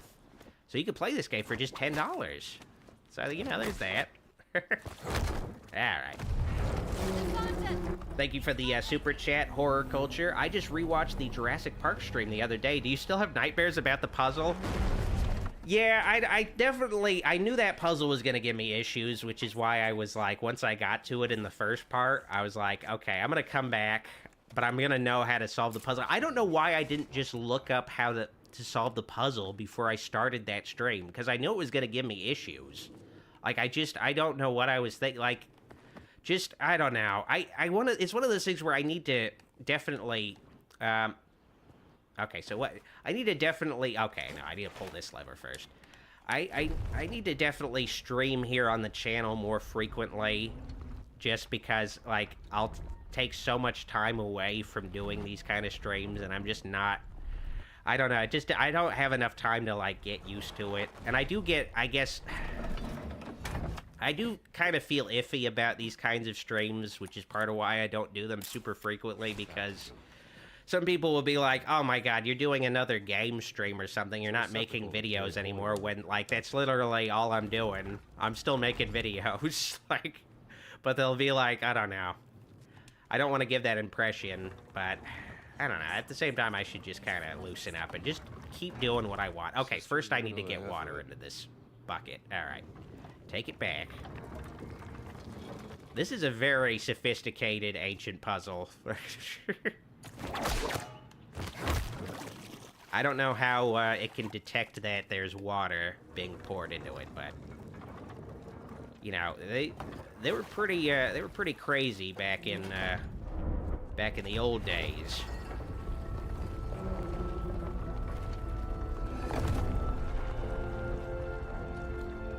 Mike C asks, some people sleepwalk. You ever sleep gamed, Doc? I mean, I did hear about, they did like a study where they had a bunch of people play Tetris, like, all the time. Like they're just super frequently. And, they eventually named, like, one of the games after it, the Tetris Effect, where eventually, the test subjects, they would only dream about playing Tetris. Like, that's the only thing they would dream about. They just dream about blocks falling and shit, like... So, I don't know, I've had that happen sometimes where I would play a game pretty frequently, and my dreams would just start being the game. So, definitely, It looks like the boat should move to the other side. Okay. So, this puzzle, I need to get this... Oh my god, this guy's so cute. He kind of looks like Ben Franklin. I need to get this guy. Carry Moses down the Nile. Okay, well, first I need to move this. Doesn't look like baby Moses. Oh, wait, no. I need to move the other rock first. I need to get him... Now, the first time I did this puzzle, like always, and, also during these streams, I overthought the puzzle. Where'd you find this place? Oh, wait. Okay, so, yeah, I'm already overthinking the puzzle. Let's get this out of the way. I need to basically make it so... Let's just save it for another time, huh? This guy gets to the other side. Now, part of me thought that you had to get him to the other side in one go. Like, you need to basically make the whole way clear for... Oh, no, wait. You basically need to make the whole way clear for this guy, but you don't really need to do that at all. You can just gradually clear the path for him. It's just a lot more forgiving of a puzzle than I realized, like, the first time I did it. Where it is just, okay, you got him a little closer, but I do need to get the, this out of the way. So I need to get that thing... Oh, wait, no. Not that rock, Indy. I need to get this... Okay, yeah, that should be good. So I need to get the wooden block out of his way first. So let's get that done. Oh, wait. Actually, can I... Oh, wait, I don't think I can move it now. So I do... God, I need to actually get the, Fuck. Okay, I'm already overthinking this puzzle. Okay, so I need to get this guy back, and first I need to get the wooden block out of the way. So let's approach it like that. Get him out of the way, and then get the wooden block out of the way next. Alrighty, there we go. And yeah, this is another situation where the game kind of taunts you, where you might want a third-person Indiana Jones game, but all you get is when you do puzzles or climb on things or something, sometimes you'll get to see Indiana Jones. Sometimes. All right. So, oh wait, but now the block is getting blocked, ironically. Actually, oh shit. Okay, so, oh fuck. Oh god. Can I, okay, wait. Okay, so I gotta definitely get this out of here. Okay, so, okay. Oh, man, okay. Now I'm getting to the part where the puzzle actually gets to be a little bit of a pain in the ass. So I definitely want to get I don't want to make this guy go all the way back, but he's blocking the way from the block. So I gotta get the block out of the way now. Alright, so let's get this guy back in the center, so I can get the block out of the fucking way. Actually, before I do that, so I already got an idea of what the path is going to be, but I do need to... Okay, so I can't move any of the guys where... Okay, so is he going to... Okay, so he's going to fall down right there. Oh, and then he... Oh, wait, no, okay, no, wait, all right. So, yeah, the puzzle's solved. All right, sweet, never mind. There we go. Hell yeah, okay. I accidentally solved the puzzle. That's always the best... I mean, honestly, it's always true to Indiana Jones. He always accidentally solves the puzzle. Well, not always, but sometimes he does. We sure did. Retro Lover has a super chat. Thank you, Retro Lover. Imagine if Halloween Returns came out. I'm glad that wasn't the Halloween movie we got. People don't like the recent trilogy overall. I do like the recent Halloween trilogy. You know, they're definitely flawed movies, but I'm glad, I don't know, we got the version of Halloween 2018 at least that we got. the Halloween Returns just, I don't know, did not sound appealing to me at all. But that's just me. I'm sure there was a lot of people who were like, "Aw, man, wish we got that one." Why did we get that one? I'm always careful. Mike C.S., would you have made the new Wolfman a musical or a courtroom drama, or both? Well, the great thing about Joker Folie à Deux that was revealed is that you can make a courtroom drama a musical. So if you can make a Wolfman movie that's a courtroom drama and a musical, you might as well, like... All right. Honestly, I maybe would have preferred that more than the version of the Wolfman movie that we got. Are you okay? Maybe, I don't know. I don't know.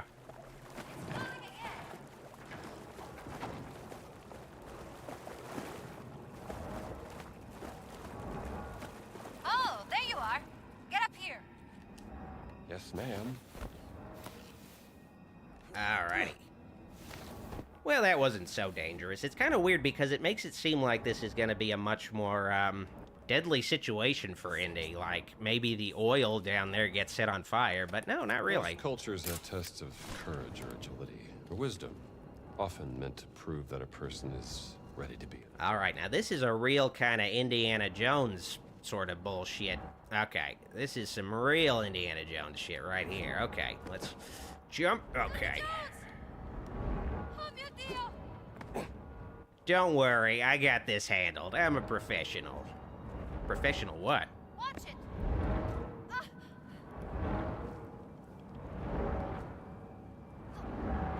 Come on, Gina, you can do it. Oh, she walked through the fucking blade. Ugh. Was it? Go fuck yourself, Gina.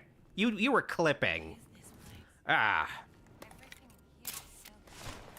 You're full of shit. You're full of shit, Gina. Aliens do not exist in real life, Dr. Jones. Keep hearing that. Look at this gate. All right. Need some So what we have here is a door. Key or keys? You know, just so you guys know, I'm an archaeology professor, and this is definitely a door. And we definitely want to get through it. All right. Oh, wait. Oh, wait. Okay, that's the thing. Face the challenges of silver and gold. Forge the sacred keys. Silver and gold, like Pokemon. All right. Well, let's solve the, Okay, well, first... Okay. I think I gotta open the door. Let's see. Nope, that's the water. Okay, I gotta pull the levers. That's how I open the doors. Alright. Oh, these doors. Yes. Hell yeah. Let's go, Gina. The shield on the statue moved.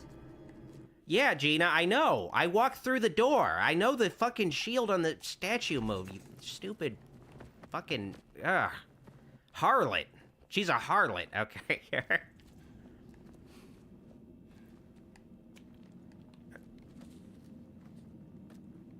Mike C says, you can admit Crystal Skull is your fave. We still love you, Doc. I mean, I love Dan Aykroyd's Crystal Skull liquor. That's great. But that's the only Crystal Skull I like. I mean, the funny thing, the ironic thing is that Dan Aykroyd has a cameo in an Indiana Jones movie. But it's ironically not Kingdom of the Crystal Skull. It's Temple of Doom. And I'm like, why didn't he have a cameo in Temple of the Crystal Skull? It's got aliens, it's got Crystal Skull, like, it's got all the things he likes.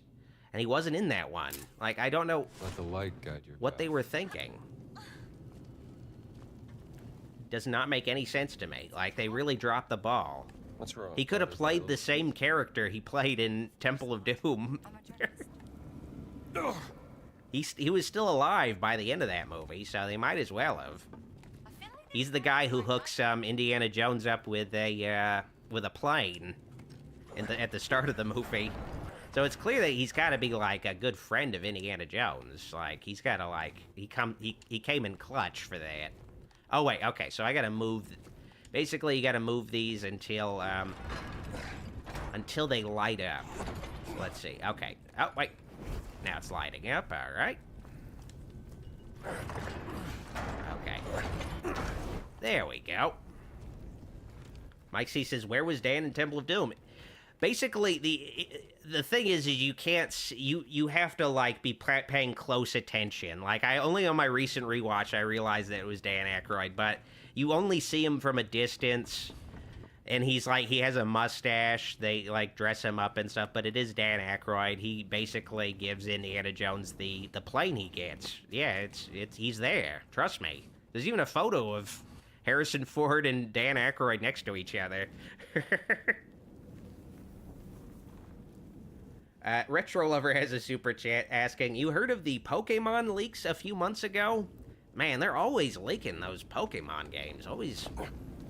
Pokemon are just constantly leaking. So I know I have to get up there. But yeah, I'm not familiar with any Pokemon leaks. I do play all of the main Pokemon games. I do that, but I don't know. Admittedly, I don't really like the way the recent games have been going.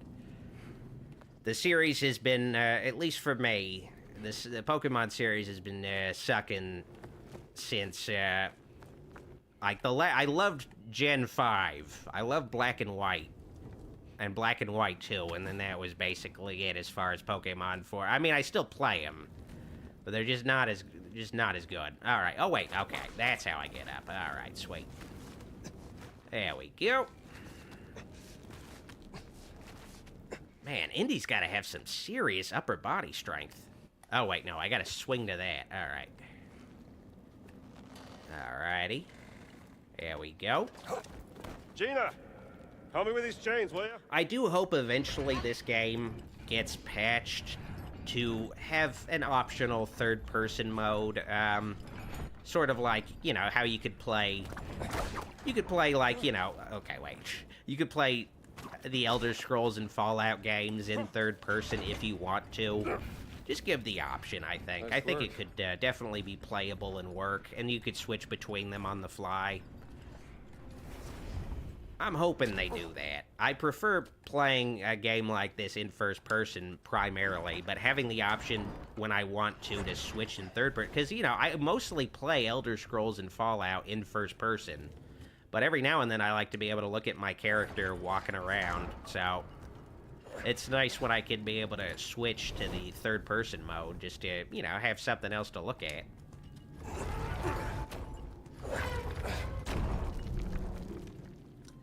So I got another super... Let me... Okay, okay. A new YouTube... What is this? I'm trying to read the whole channel. It's getting, like, cut off by my browser. It's a new YouTube something.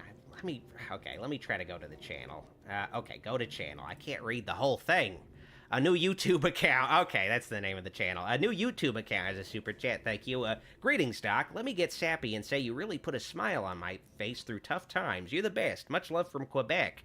I'm glad I'm able to entertain and delight you. Really, you know, it's what it's all about. Definitely, I really enjoy just, you know, giving folks some videos to entertain them when they're, when they need some entertainment, even if it's just like, you know, they're just having lunch and they just want to have something to watch, or they have like an activity. Like usually I do hear people like, you know, they just, you know, they watch the videos while they're doing something else, and you know, I'm honored. That's to me when you really have arrived, when you're background content. I mean, that's basically what a stream like this, or what like you know, I'll put on like, you know, that's what, you know, I won't like have a movie on in the background, but I'll have something like what I do on in the background, you know. Sure is. Or you might have like a reality show, like Pawn Stars on in the background, like, you know, something you don't necessarily have to pay super close attention to, you just listen to and glance at every now and then. I appreciate, even if I'm background content for people, I appreciate it. Actually, okay, how do I get this? Oh, yeah, no, I gotta pull this thing again. I pulled it, but I pulled it way too soon. All my finds are special, but only one has been stolen by an agent of the Holy See. Another atheist says, Gene is a lot more clueless than Willie. Fought me for It's kind of weird because I don't dislike Gina. I do honestly think she's, once you get to know her in the game, she becomes pretty charming and fun to be around. But she definitely does come off like she's supposed to be, she's supposed to be like a journalist, an investigative journalist. But she definitely comes off like she's really, really stupid. Like, I don't know. Comes off really dumb. Saint Peter, a symbol of the Holy See. Like, she definitely seems like she has the mind of a child, but it becomes charming, you know? I don't know. Then again, it could be like Stockholm Syndrome, or as they called it in Die Hard, Helsinki Syndrome. I kind of wonder why they didn't use the term Stockholm Syndrome in Die Hard. I wonder if they were afraid Stockholm Syndrome was copyrighted, or maybe they just didn't remember what the syndrome was called and just remembered another European city. Used that instead of Stockholm. Thank you for the super chat, Retro Lover. Talking about both unmade Godzilla and Kong films, I am interested. I would be interested in talking about the Steve Miner unmade Godzilla movie. That definitely interests me a lot. Because it was the first attempt. It was the first, back in the 80s, right after, I think, Steve Miner directed Friday the 13th Part 3. He was trying to get a Godzilla movie off the ground and make it a big budget thing. And, the Godzilla movies kept getting made, and there was some kind of fan base, but there wasn't this sense of, we can make, like, an American Godzilla. Like, there's enough of a audience in America where we could just make one instead of redub it. So definitely they had to go through a lot of hurdles to, like, try to secure funding for that, especially with Steve Miner, a guy who had only really directed ultra-low-budget movies. And now he's, like, trying to make a Godzilla film, a 3D Godzilla film, no less. So, I'm interested in talking about that. It didn't end up happening. There's also been some unmade Kong movies that I'll probably, tangentially discuss, especially with because, Peter Jackson was supposed to make a 90s King Kong movie that had the, back in the 90s, I should say. He was going to make a King Kong movie back in the 90s before he did Lord of the Rings. That was going to have more of a tone like the Mummy movies, but it didn't end up happening. And then after Lord of the Rings, he did remake King Kong in a much more, much more conventional approach to a King Kong movie. It would be interesting to, like, discuss, because there is tons of concept art and, like, animatics and stuff for Peter Jackson's unmade King Kong movie. Oh, just pick it up, Indy. Come on, pick it up. All right. Oh, pick it up again, Indy. All right, let's put it right there. That's not Oh, no! Did you get burned? Yeah. Pretty sure Okay. it's literal. Hey, I'm trapped here. All right, let's try going this way. I'll figure this out. But yeah, Steve Miner tried to make a Godzilla movie, and it didn't end up happening. Yeah, he was director of Friday the 13th Part 2 and 3. There has to be a way to open the gate. And I'm sure there's some other unmade, there are some other unmade, oh fuck. I'm sure there's some other unmade Godzilla and King Kong movies that I could maybe discuss. I guess there's, there is some, because I have been making comic videos on, like, comics, but I guess it could also just be interesting to, explore other, but then again, with my videos, oh my god, dude, keep going, Indy. Come on. Keep going. I don't know why he isn't moving. I'm pressing the control stick, but it could be interesting to talk about movies that didn't end up getting made, but then again, I do try to at least tangentially, discuss alternate versions of movies that almost got made. Like, I think when I was making when I made my Halloween, my more recent Halloween Curse of Michael Myers vid, my more recent Curse of Michael Myers vid, I did go into some of the alternate versions of Halloween 6 that almost got made. Didn't end up getting made, but almost got made. God, we're out of there. So I do try to be as, I don't know, definitive with my videos as possible and try to, like, go into all the tangential details. So I guess if there is, like, in between when I'm discussing, like, a series, I guess if I continue the Godzilla and King Kong videos, I will, go into some of the history of what almost happened in between some of the films. All right, time to get that silver key. Here we go. Okay, I did it way too soon again. Oh, wait, no. All right, cool. I got the key.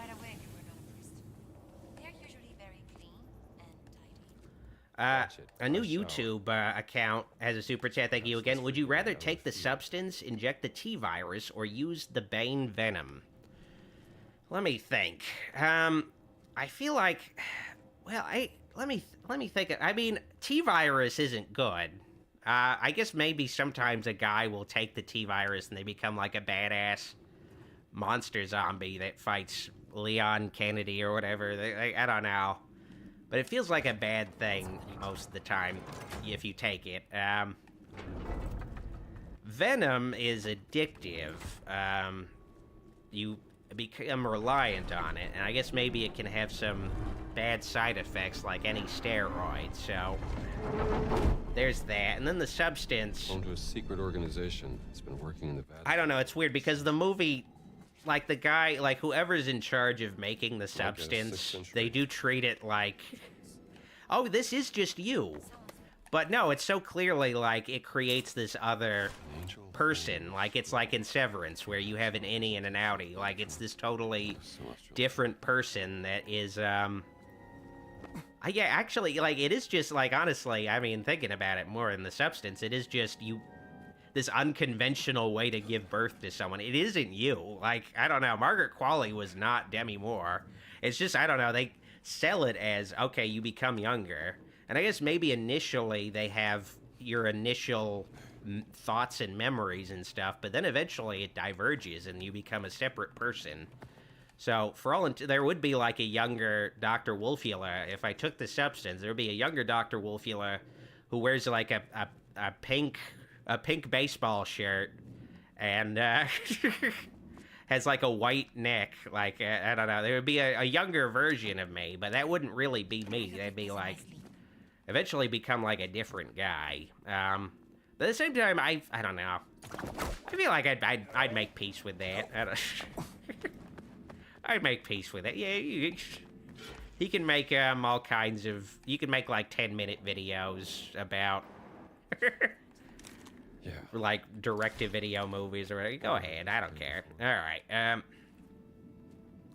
I'll do my thing. Okay, wait. Search the monastery for clues. Okay, I gotta find the clues first. Alright, well... I don't know, like... Oh, wait, okay. Oh, wait, no, she... Oh, fuck. I just realized she opened the door. I didn't have a key, but she can lockpick some doors. Oh, fuck. Okay, I gotta get back up there.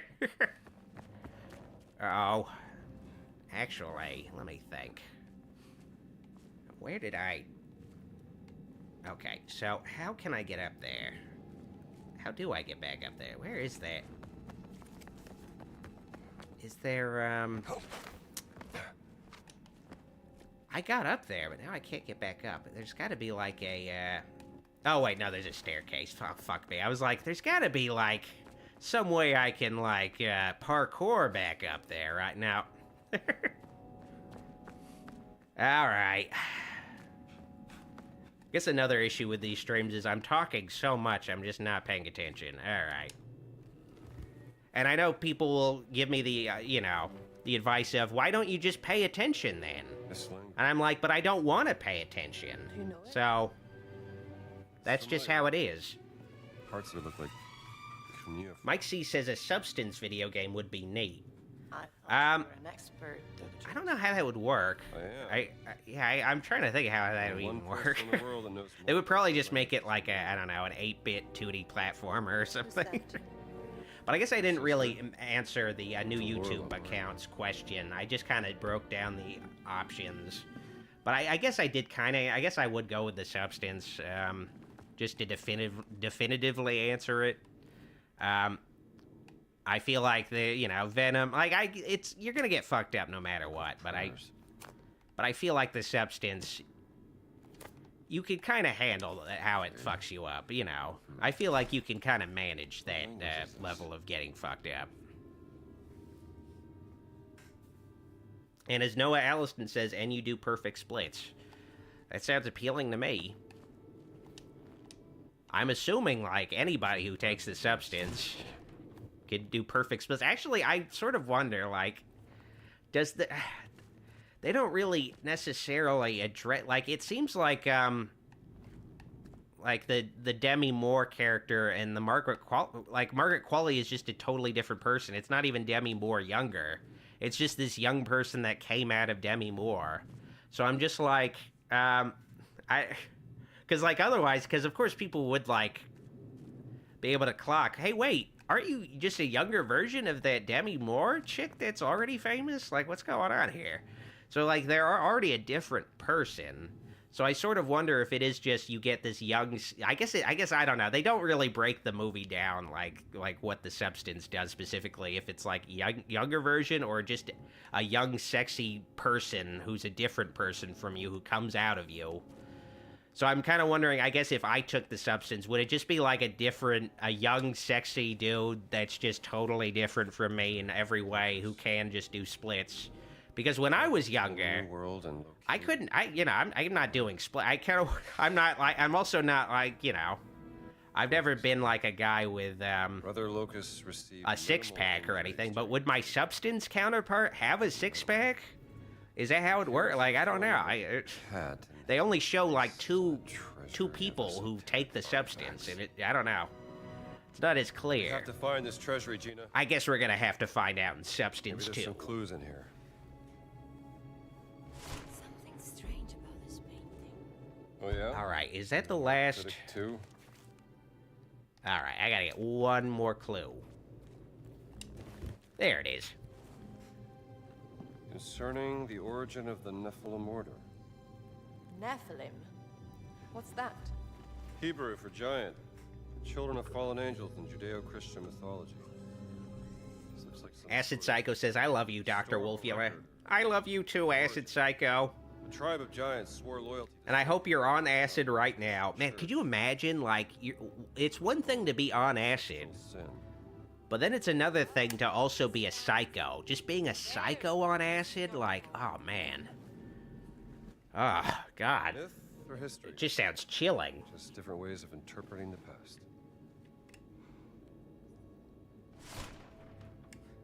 A new YouTube account has another super chat, thank you.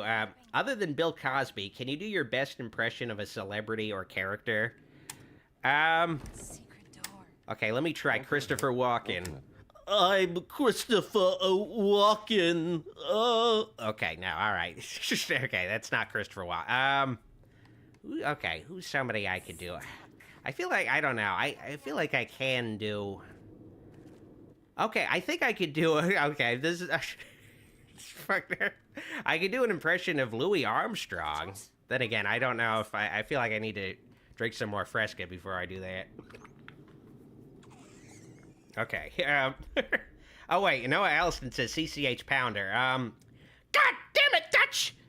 What are the errands you got me running for the DA? Okay. The issue is I've been streaming for almost 4 hours, so my voice is just so strained at this point, but... Okay, I'm gonna do, I'm gonna try to do Louis Armstrong. I see skies of blue, red roses too. I see them bloom, for me and you.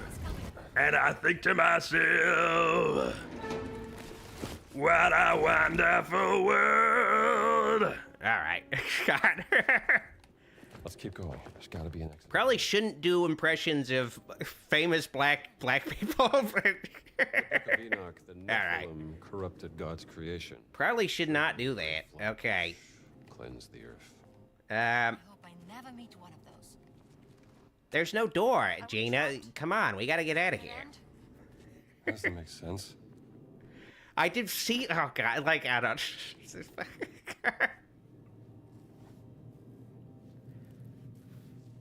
is a symbol here. I see babies cry. Archaeologists I watch them grow. They'll know much more than I'll ever know. But I think to myself. Antonio? I do Okay. have friends. I know, I gotta use my amulet, or my pendant. Okay, I'm gonna use it right now. Come on. Come on. There we go. How did you... God damn it, Dutch! Oh, God, I feel like I could do it better, but my voice is just so... Give you the I could do, like, I don't know, a much more coarser voice, but I don't know. That's a much more high-pitched voice. CCH Pounder.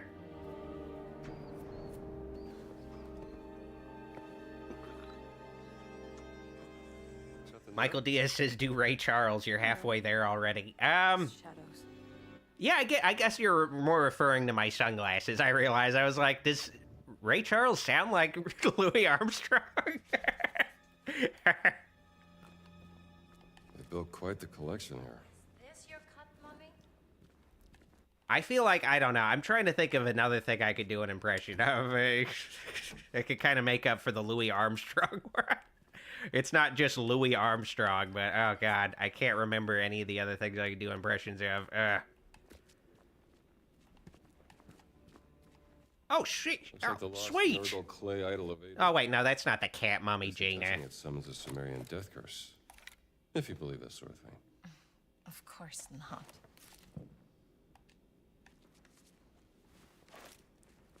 Zan Jane says no women look like this in the 40s. Women had pixie haircuts in the 40s. They did dress like this. Dr. Jones, look. I think It's one of those things where people like just watch like old Hollywood movies and they're like, this is the only way people act here. Like Anything like this. it's just, I don't know. All right, let's get the cat mummy. There you are, my friend. There were all kinds of people back in these old days. We just didn't necessarily see them represented in media. Let's... Like, there were guys like Locust out there, and we didn't see them in, like, a 1940s movie. You're Locust, right? Santos. A new YouTube account asks, last question of the night, what makes you happy? Making videos and hanging out with you fine folks. That's what makes me the most happy. And all that, but that's... Especially the making videos part. I like making You can't videos. still talk this out like... It's really fun. I had a lot of fun writing those Return of the Living Dead videos this week. Oh, man. I can't wait to edit them. It's one thing to write the videos, another thing to also then edit it. I gotta actually make those videos real. But I had fun writing them. I'm looking forward to finally, because it's also, I don't know, because I didn't really talk about it when there's going to be Deaduary is coming back with Return of the Living Dead reviews. But they're also going to, in my recent videos, I have also been having a little bit more of a little storyline in the videos. The last one was Camp October, but Deaduary is going to take place at a mall that I recently inherited, and I'm trying to, get it, refurbished and stuff, get more business at the mall. But maybe some zombies show up at the mall. Who knows? How's this? Are you even trying? All right, I gotta try my best to kick Tony Todd, legendary horror icon. I need to kick his ass, unfortunately. Tony Todd, quit trying to beat up defenseless women.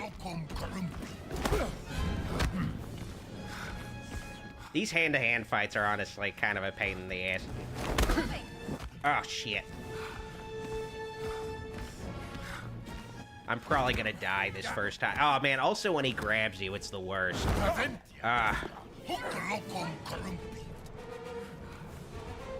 Okay, I need to eat some bread and eat some fruit. That'll help me out here. Okay. If I eat some bread, I should be good. I can take you on. Oh, God, yeah, I hate when he grabs me. Because it's basically just you get a hit. come back here, Locust. But I guess, I don't know, I guess I always forget, the key thing with the Locust fights is they're different from the usual fights. You're not supposed to really defend yourself from the punches, you're just supposed to dodge him. The bigger they are, the harder they fall. Ah, fuck me. You can't really block getting grabbed, though.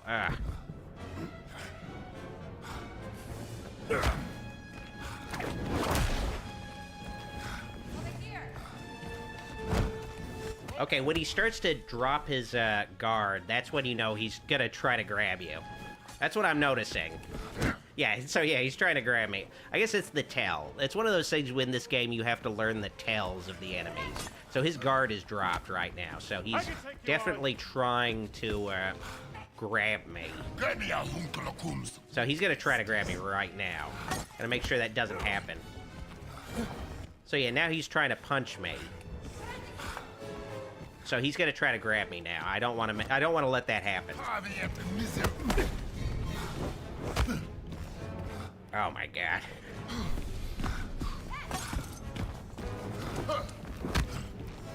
Come on, dude. Give me an opening. Come on, Candyman.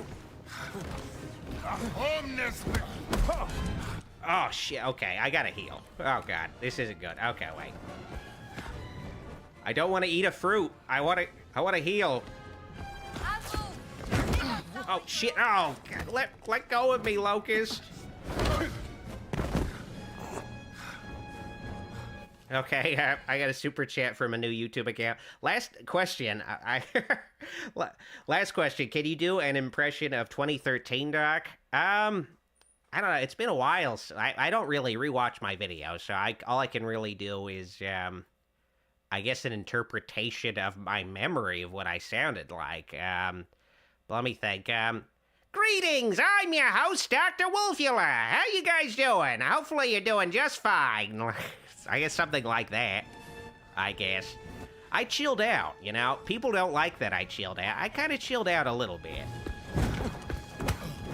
But it's definitely not for everybody, but I chilled out. I kind of chilled out a little bit. Okay, he's gonna grab me. Okay. Okay, I'm getting more to the...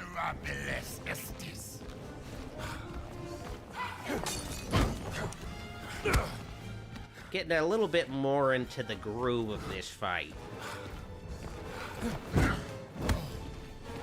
It would kind of help if I did upgrade my Indy a little bit more and did the side stuff, admittedly. When you get to this point, you can get your ass kicked in it. Oh shit, he grabbed. Oh, god damn it.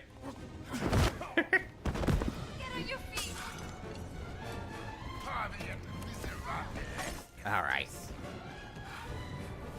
This is my last bandage, so hopefully I can finish beating up Tony Todd some more.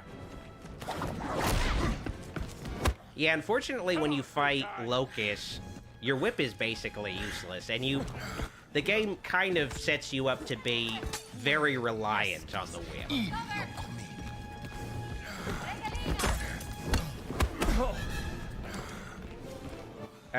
Okay, I'm just like, I want to beat him. I can tell he's starting to get a little tired, but he's still... Yeah, he's gonna grab me. And I get a little too greedy with my punches, too, and that doesn't help. Okay, I'm gonna try to eat some bread. This fight is going on way too long. Imagine if you watched an Indiana Jones movie and Indiana Jones was fighting a guy for this long. Alright. Ah, fuck me. The hand-to-hand stuff is, I don't know. I got used to it on my second playthrough, but in the middle of a stream, it could still be really tricky. And I still struggled with this fight on my second playthrough. I got a better handle on the combat eventually, but yeah, it's these Locust fights are kind of a pain in the ass. Oh, come on, Locust, please. And, you know, I keep saying this, but yeah, this is kind of like a horror game. It's just not really scary, but Indy does get his ass kicked as if it is a horror game. Okay, finally. Be nice if he had a health bar or something. Okay. This is so fucked up, though. Like, I beat Tony Todd, but man, I don't know, the process of punching Tony Todd, like, it is, I don't know, it is one of those things that just makes me slightly uncomfortable after he passed away. But I did it.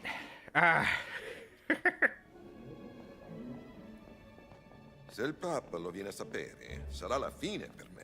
Amigo mio. And we finally get to meet the main villain of the game, and no, it's not Mussolini. Though maybe that would have been a change of pace. We made Mussolini the real dictator Mussolini into the villain of this Indiana Jones game. That would be a different thing from, like, Nazis.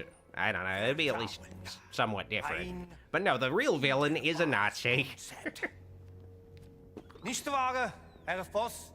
Vertrauen. Noah Allison says it is uncomfortable. Like, it's really fucked up when you knock him out and he, like, falls down to the ground. Like, I don't know, it's just weird.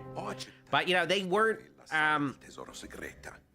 like, when they made this game, they weren't thinking Tony Todd is gonna pass away, like a month after we released the game, like, admittedly. But it is, in retrospect, an unfortunate thing. Ich glaube, es gibt schlimmere Dinge als den Tod. Pater Ventura. Was meinen Sie damit? Kommen Sie kurz. Now, I really like Emmerich Voss here. I feel like he's definitely one of the great Indiana Jones villains. Like, they really managed to take this character. He feels like he could exist in the movies. I almost thought, is he a character in the movie? No, they just made him for this game. But he fits into the canon pretty well, where he is basically the Nazi equivalent to Indiana Jones. But he's very weird. Like, he's just a weird Nazi villain. And a lot of the things he says it's total bullshit, but he's just able to intimidate people just by seeming like he's just really confident in saying this shit. And he's able to, like, scare people. Just because he says this scary shit in a convincing sort of way. Like, he's able to just tell that Father Ventura here has done crimes against God or whatever just based on the way he looks. Like, alright. That definitely hold up, I guess. It still works on Father Ventura. Noah Allison says he looks like Toth from Raiders, though. He looks like that guy, but much more of the, I don't know, much more in shape. He knows karate. He's a Nazi that knows karate. So he's like, I don't know, he's kind of like if you took Toth from Raiders of the Lost Ark and made him much more of a physical threat. Where he's, you know, he's like a nerd, but you could tell he's like a nerd who works out.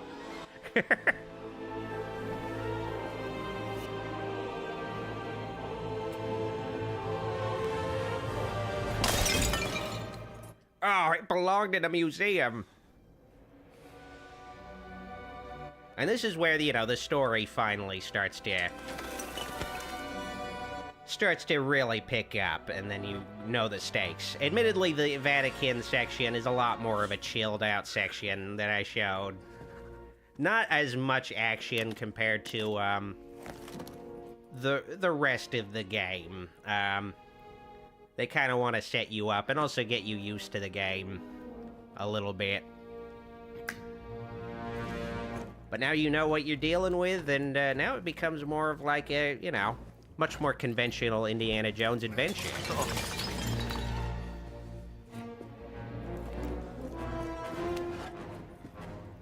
Michael Diaz says, I want an Indy story where he faces the Japanese. He does that briefly in this game. You you end up in the middle of the invasion of Shanghai, or I guess the bombing of Shanghai, and you do encounter some Japanese soldiers that you do fight. It's a short sequence, though, but you do get to fight some Japanese guys. Like, there's this one guy who has a katana that you fight, and then there's this other guy, like... I guess I don't want to spoil it. It's a really cool sequence. It's a crazy sequence. It kind of feels like, I don't know, if it happened in a movie, I'd maybe have a little difficulty accepting it. Like, it would feel way too crazy in a movie of Indiana Jones, but in a game, I can kind of accept it.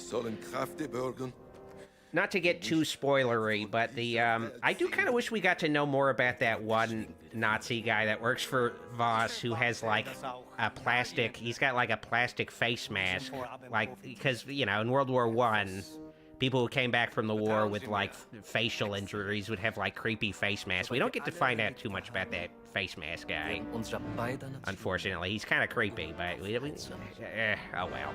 But anyway, I'm hoping we get, like, maybe we get to spend some more time in Asia in the next Indiana Jones game. I'm hoping. Maybe Indiana Jones will be the one who flies the Enola Gay. Maybe that could be the... Arrivederci. I don't... Bravo. Oh.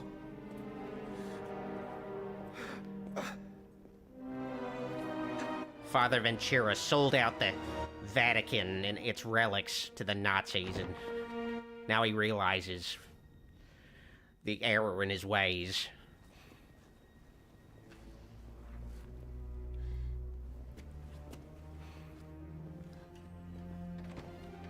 Mike C says, can't believe Mussolini is an Indy villain. Well, this is the last, this is the one and only scene with Mussolini. Maybe he'll show up in another game, but he doesn't show up in the rest of this game. I guess he's here in spirit. I guess you could refer to Hitler as an Indiana Jones villain. The only interaction Hitler has directly with Indiana Jones is Indy in disguise, finding his dad's journal in Last Crusade. Like, when he's in disguise, Hitler just, runs into him and assumes that the journal is an autograph book that he just signs. That's just the only real Hitler-Indiana Jones interaction. But Hitler leads the Nazis, so he's kind of like the supervillain. Kind of. You know, he's like, I don't know, the Skeletor of... the Skeletor of the Indiana Jones series, just pulling all the strings. Evidence has emerged that Ventura has been conspiring with Mussolini to let him into the chamber. It is not a far-fetched thought that it is Ventura himself who is somehow responsible for the Pope's current condition. We have to act quickly, or some of the most holy items could end up in the wrong hands. We have to tread lightly, or we risk causing a political crisis that could spiral out of control. Removing the keys from Ventura's possession could buy us some time. I pray we are not too late. The Vatican secret. I kind of wonder if this game's Vatican segment has any historical... If it is like an actual historical backdrop. If around this time the Pope was getting sick. I don't know. It's something to think about. Alright. I haven't, I played through this game twice, and I never bothered to really look into some of the historical, possible historical details. I'm doing this alone. You're in way over your head, Gina. You found your cat. In pieces. Now I want to find Laura. You have any idea of the archaeological... Firewolf the Wilgan says, when Hitler shot himself, Indy and his friends had a party. I just care about... I feel like maybe you could make an Indiana Jones movie where... I don't know. It's revealed Indiana Jones actually killed Hitler, you know? What do you mean if I can keep up? But they were like... I don't know. It'll look... I don't know. I don't know. I feel like one of those things where... I don't know the full circumstances surrounding Hitler's suicide, but I feel like Hitler killing himself looks so much worse for, the Nazi cause than if he was, killed, where it's yeah, he just gave up and he just killed himself and he's, a coward. It looks worse. So it could be one of those things where it could be, it'll look much better if we say he killed himself. But then again, they didn't do that with Bin Laden. It would have looked, I don't know. I guess it makes sense why they didn't say Bin Laden killed himself. Where it's like, you know, because it's like we finally found him and we killed him ourselves. Who knows? Maybe Bin Laden killed himself. Who knows? I don't know. I don't know. Something to think about. I want to spread like conspiracies I'm thinking about on the fly. All right. Not looking into like specific details either. This is how like YouTube conspiracy channels work. They just spitball things that they haven't researched at all. What if? And then instead of just saying what if, they'll just be like, this is what happened. All right.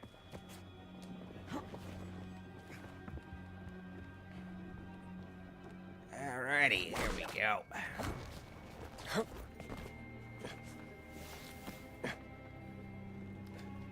Alrighty, okay. Yeah, we're gonna get onto that dirigible. Here we go. Honestly, in this stream, I didn't think I'd get this far into the game during the stream. So I'm doing much better. Then again, it's one of those things where, you know, I was like, well, I don't know if I necessarily want to show this much, but then again, I'm also like, I just like this game. So I just want to play this game again. Just play as much of this game as possible. Alright.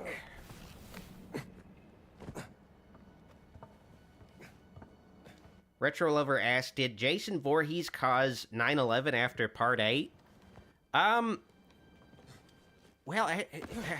gosh, I don't know what you mean by it. Maybe, I don't know.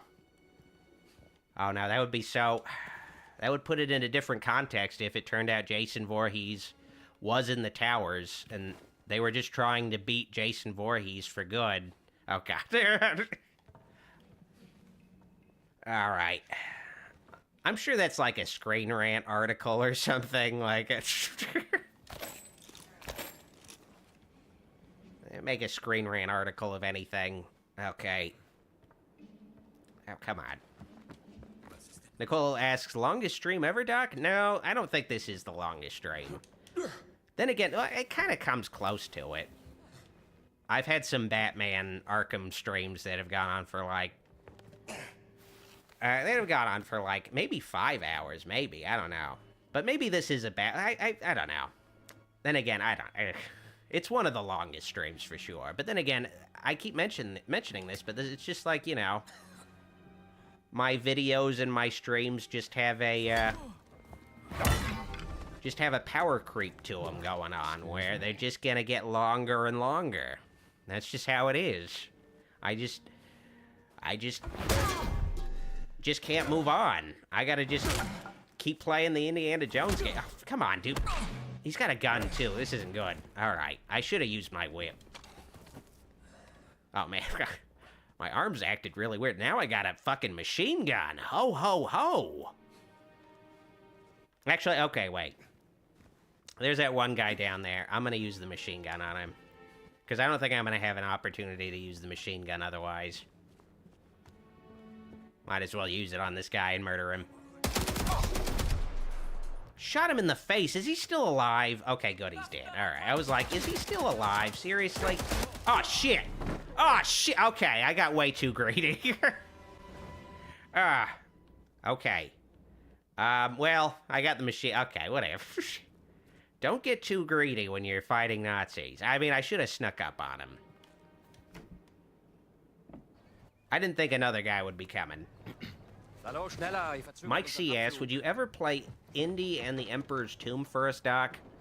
I've admittedly only played a little bit of some of the older Indiana Jones games. I've been wanting to... I bought all of them on Steam during the Christmas sale, just because I loved playing this game so much. I was like, I want more Indiana Jones games. So maybe if I feel the same way, I might play... I might play some of those other ones in the stream, but I don't know. I feel like I'm pushing things just with this one Indiana Jones stream. I definitely need to make sure the next stream I do here is horror-related to balance things out. I am doing Dejuary next month, so I am going to try to maybe do the Walking Dead Telltale series for streams. And now I also have to deal with spies?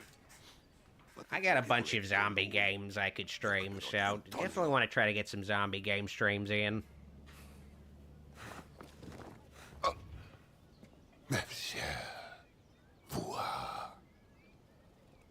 Kick his ass, Tony Todd. Demone! Uccidete il demone! Mike C asks, there's an android Human Torch? That was the original Human Torch. Human Torch was basically repurposed when Stan Lee made the Fantastic Four, like the name Human Torch and basically the powers. But it was a character that existed in the Golden Age. It was a Captain America contemporary who I think first appeared in the first issue of Marvel Comics, which is what, you know, of course, what Marvel later named itself after. Originally, it was called Timely Comics. But yeah, there was like a comic series called Marvel Comics. Like, it was just called Marvel Comics. Like, sort of like how DC is named after Detective Comics, and then they have Action Comics and shit like that, you know. It's sort of like that. But yeah, you know, Human Torch was like a robot who set himself on fire.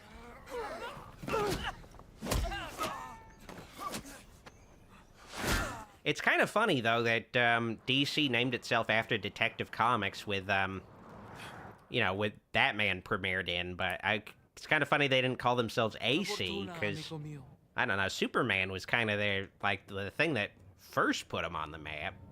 I guess it just says something about how much more they value Batman overall.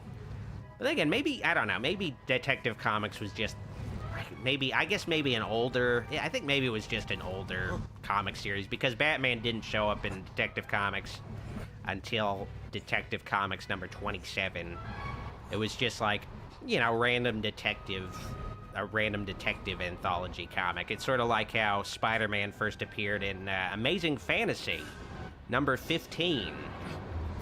He appeared in that as just one of the random stories. Like, if you read the first issue with Spider-Man in it, there's like another story with like aliens with multiple arms, like aliens pretending to be regular humans with multiple arms, and like another story involving like a lighthouse bellkeeper or whatever. Like, I'm okay. Like those two stories next to Spider-Man. Alrighty. This is a cool sequence. Makes me feel like I'm Indiana Jones. Alright. Could imagine this is one of the movies. Alrighty, here we go.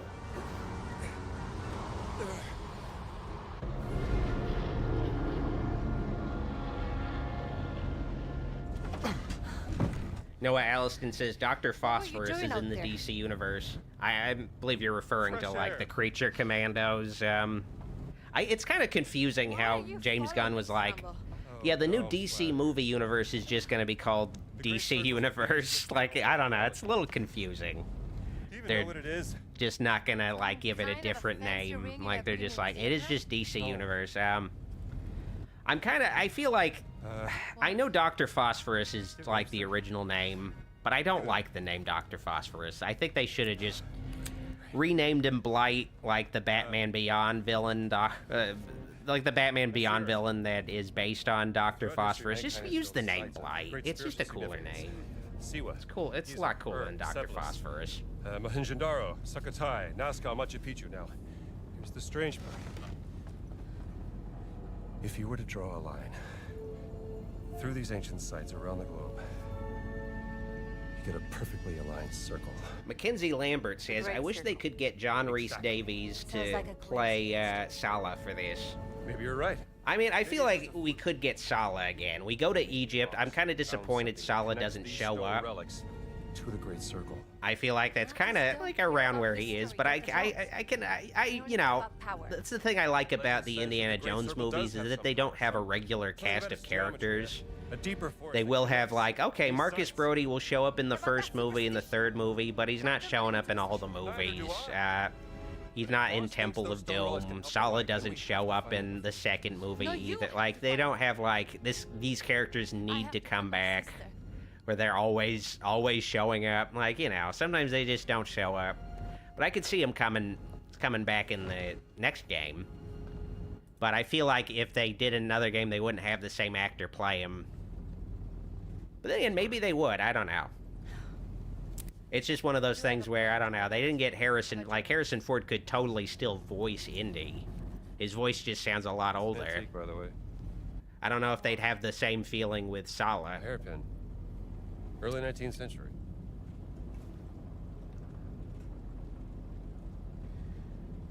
That was a gift from my sister. Yeah.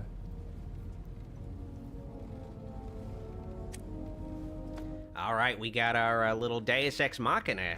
It is quite lovely. Seems to be something. Oh, that little tiny knife will come in handy a little later. Well, maybe not a little later, but much later in the game.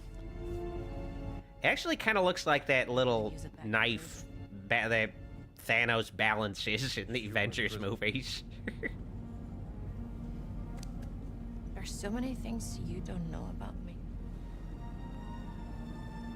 Blood is a long way to Giza.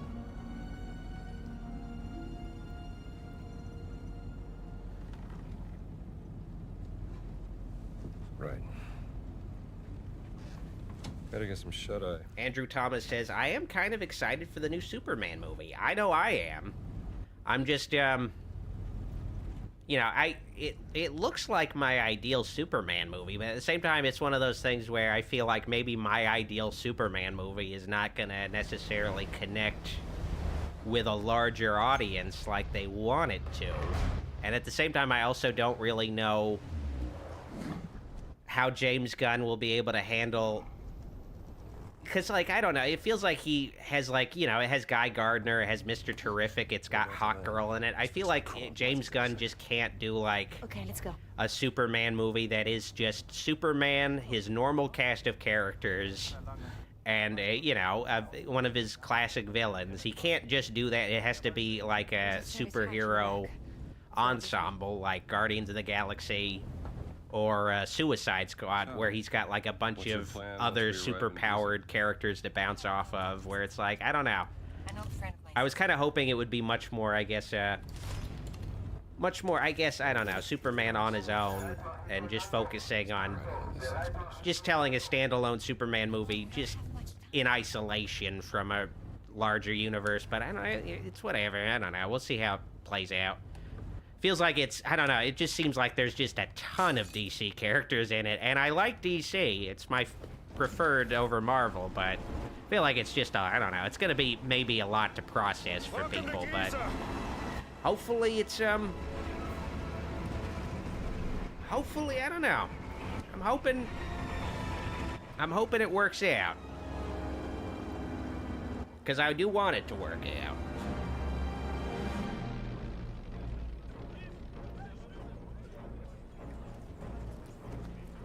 Tober Swery asks, Doc, would you be fine with David Howard Thornton becoming the new Joker if James Gunn thinks so?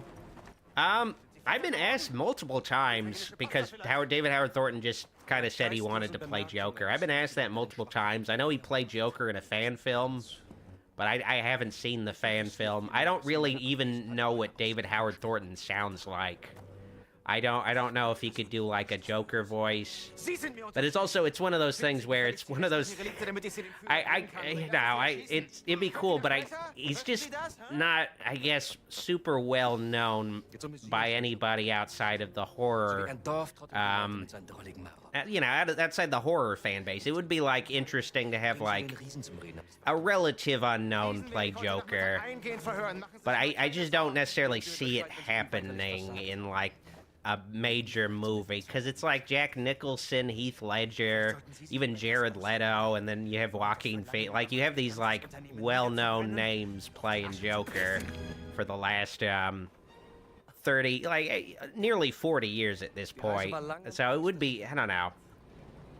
It'd be interesting, but I don't know how it would, I don't know. I just don't necessarily see it happening realistically.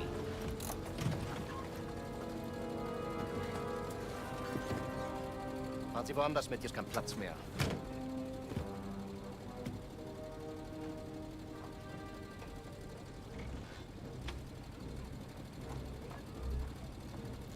now we have the little Nazi rivalry between Voss and who is essentially his superior. Willensschwache Männer sind am einfachsten zu manipulieren. But maybe this a little bit of a power dynamic will shift as the plot of the game progresses.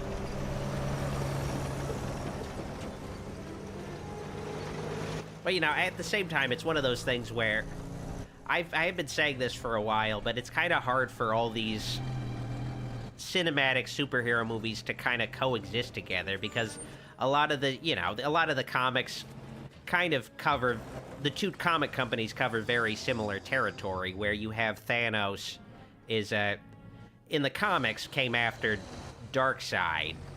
Thanos is basically based on Darkseid, the DC equivalent to Thanos. The character is kind of a, you know, a ripoff. But Thanos is in a movie first, so you can't necessarily, you have to, like, figure out some other way to approach Darkseid. So you can't, it's hard to do, like, they were still trying to do that, where it was the Snyder Justice League movies, where building up to eventually Darkseid appearing, that's going to be their big threat, but it's still very similar territory. And I feel like with Gunn, they're trying to, like, approach it from a different direction, because they do realize Marvel has, like, tread so much, like, ground that's familiar within DC as well. Like, DC and Marvel, like, you know, they rip each other off. They'll, like, you know, it's one of those things where they're both guilty of it. There's, like, so there's gonna be, like, some similarities, and when you get, like, you're making, like, these these movies that are made for, like, $100-200 million, and you're like, we're gonna give people DC Thanos. It's one of those things where it feels like a risk, and you're doing something that's just way too familiar. Like, I don't know. It's unfortunate, and then it's hard to, like, I feel like maybe we might not see Joker in this new universe, not necessarily, because he's been done so frequently. I feel like they are going to only do stuff we haven't seen as much. Like, you know, we're going to get, because it feels like we're going to get stuff we haven't seen, like, in the sense that, because of course we're going to get Lex Luthor, but we're going to get a Lex Luthor that's much more like he is in the comics. Like, the Jesse Eisenberg Luthor was, like, for example, like, totally different from the comic interpretation, like, and Gene Hackman's version was different as well. So we'll get, like, stuff we haven't seen done in a faithful way, but we might not get the things we've seen that have already been done well. Like, you know, Joker's been done well at least twice. You know, the Nicholson and Ledger Jokers are pretty fantastic in their own rights, in different ways. It's one of the, I guess maybe if, like, you know, someone wants to make another Batman movie with Joker in it and it has, like, an interesting enough story, it could happen. But I don't know, it might not happen. I don't know. But anyway, I did just want to show off, finally, Giza, Egypt, just to show off how fucking amazing this game does look. Like, it's just one of the best fucking looking games this generation, for sure. Like, the character models aren't super realistic. They still have kind of a cartoony aspect to them, but the actual environment looks, I don't know, like, the lighting and everything is just fucking just incredible. Like, not quite photorealistic either, but pretty damn close. We're getting there. Like, this is just nuts looking. Like, I just want to show this off real quick before I sign off for the night, finally. Like, it's fucking sweet. But anyway. Okay, anyway, time to sign off for the night, and also, let me see what we got here. Alright. I don't know why this guy's, like, trying to, like, I don't know, talk shit to me. Like, why are you here if you don't like me? Like, okay, get out of here. Anyway, I've been your host, Dr. Wolfula. Let me just give a special thanks to my channel members, give a special thanks to my Patreon supporters and channel members for all their support, especially my Platinum tier supporters on Patreon, my shout-out tier supporters. I appreciate you guys.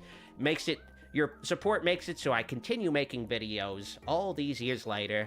I appreciate, like, oh my god, when I'm always doing these streams for 4 hours, I'm like, just, oh god, it's hard for me to, like, get back into the groove of things.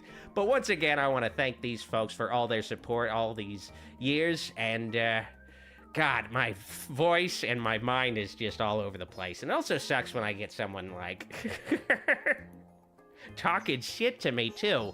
It's one of those things where it doesn't necessarily bother me that much. It's just kind of always a little baffling where I'm like, if you don't like me, why are you, like, wasting your time watching a stream? Like, it just feels like you're a gigantic loser. Like, I don't know. It's one of those things where I just have to, like, comment on it, where I'm like, it just throws me off, where I'm like, why are you wasting your time? If, like, it still baffles me, where there'll be people who will waste, like, so many hours of their day obsessing over disliking me.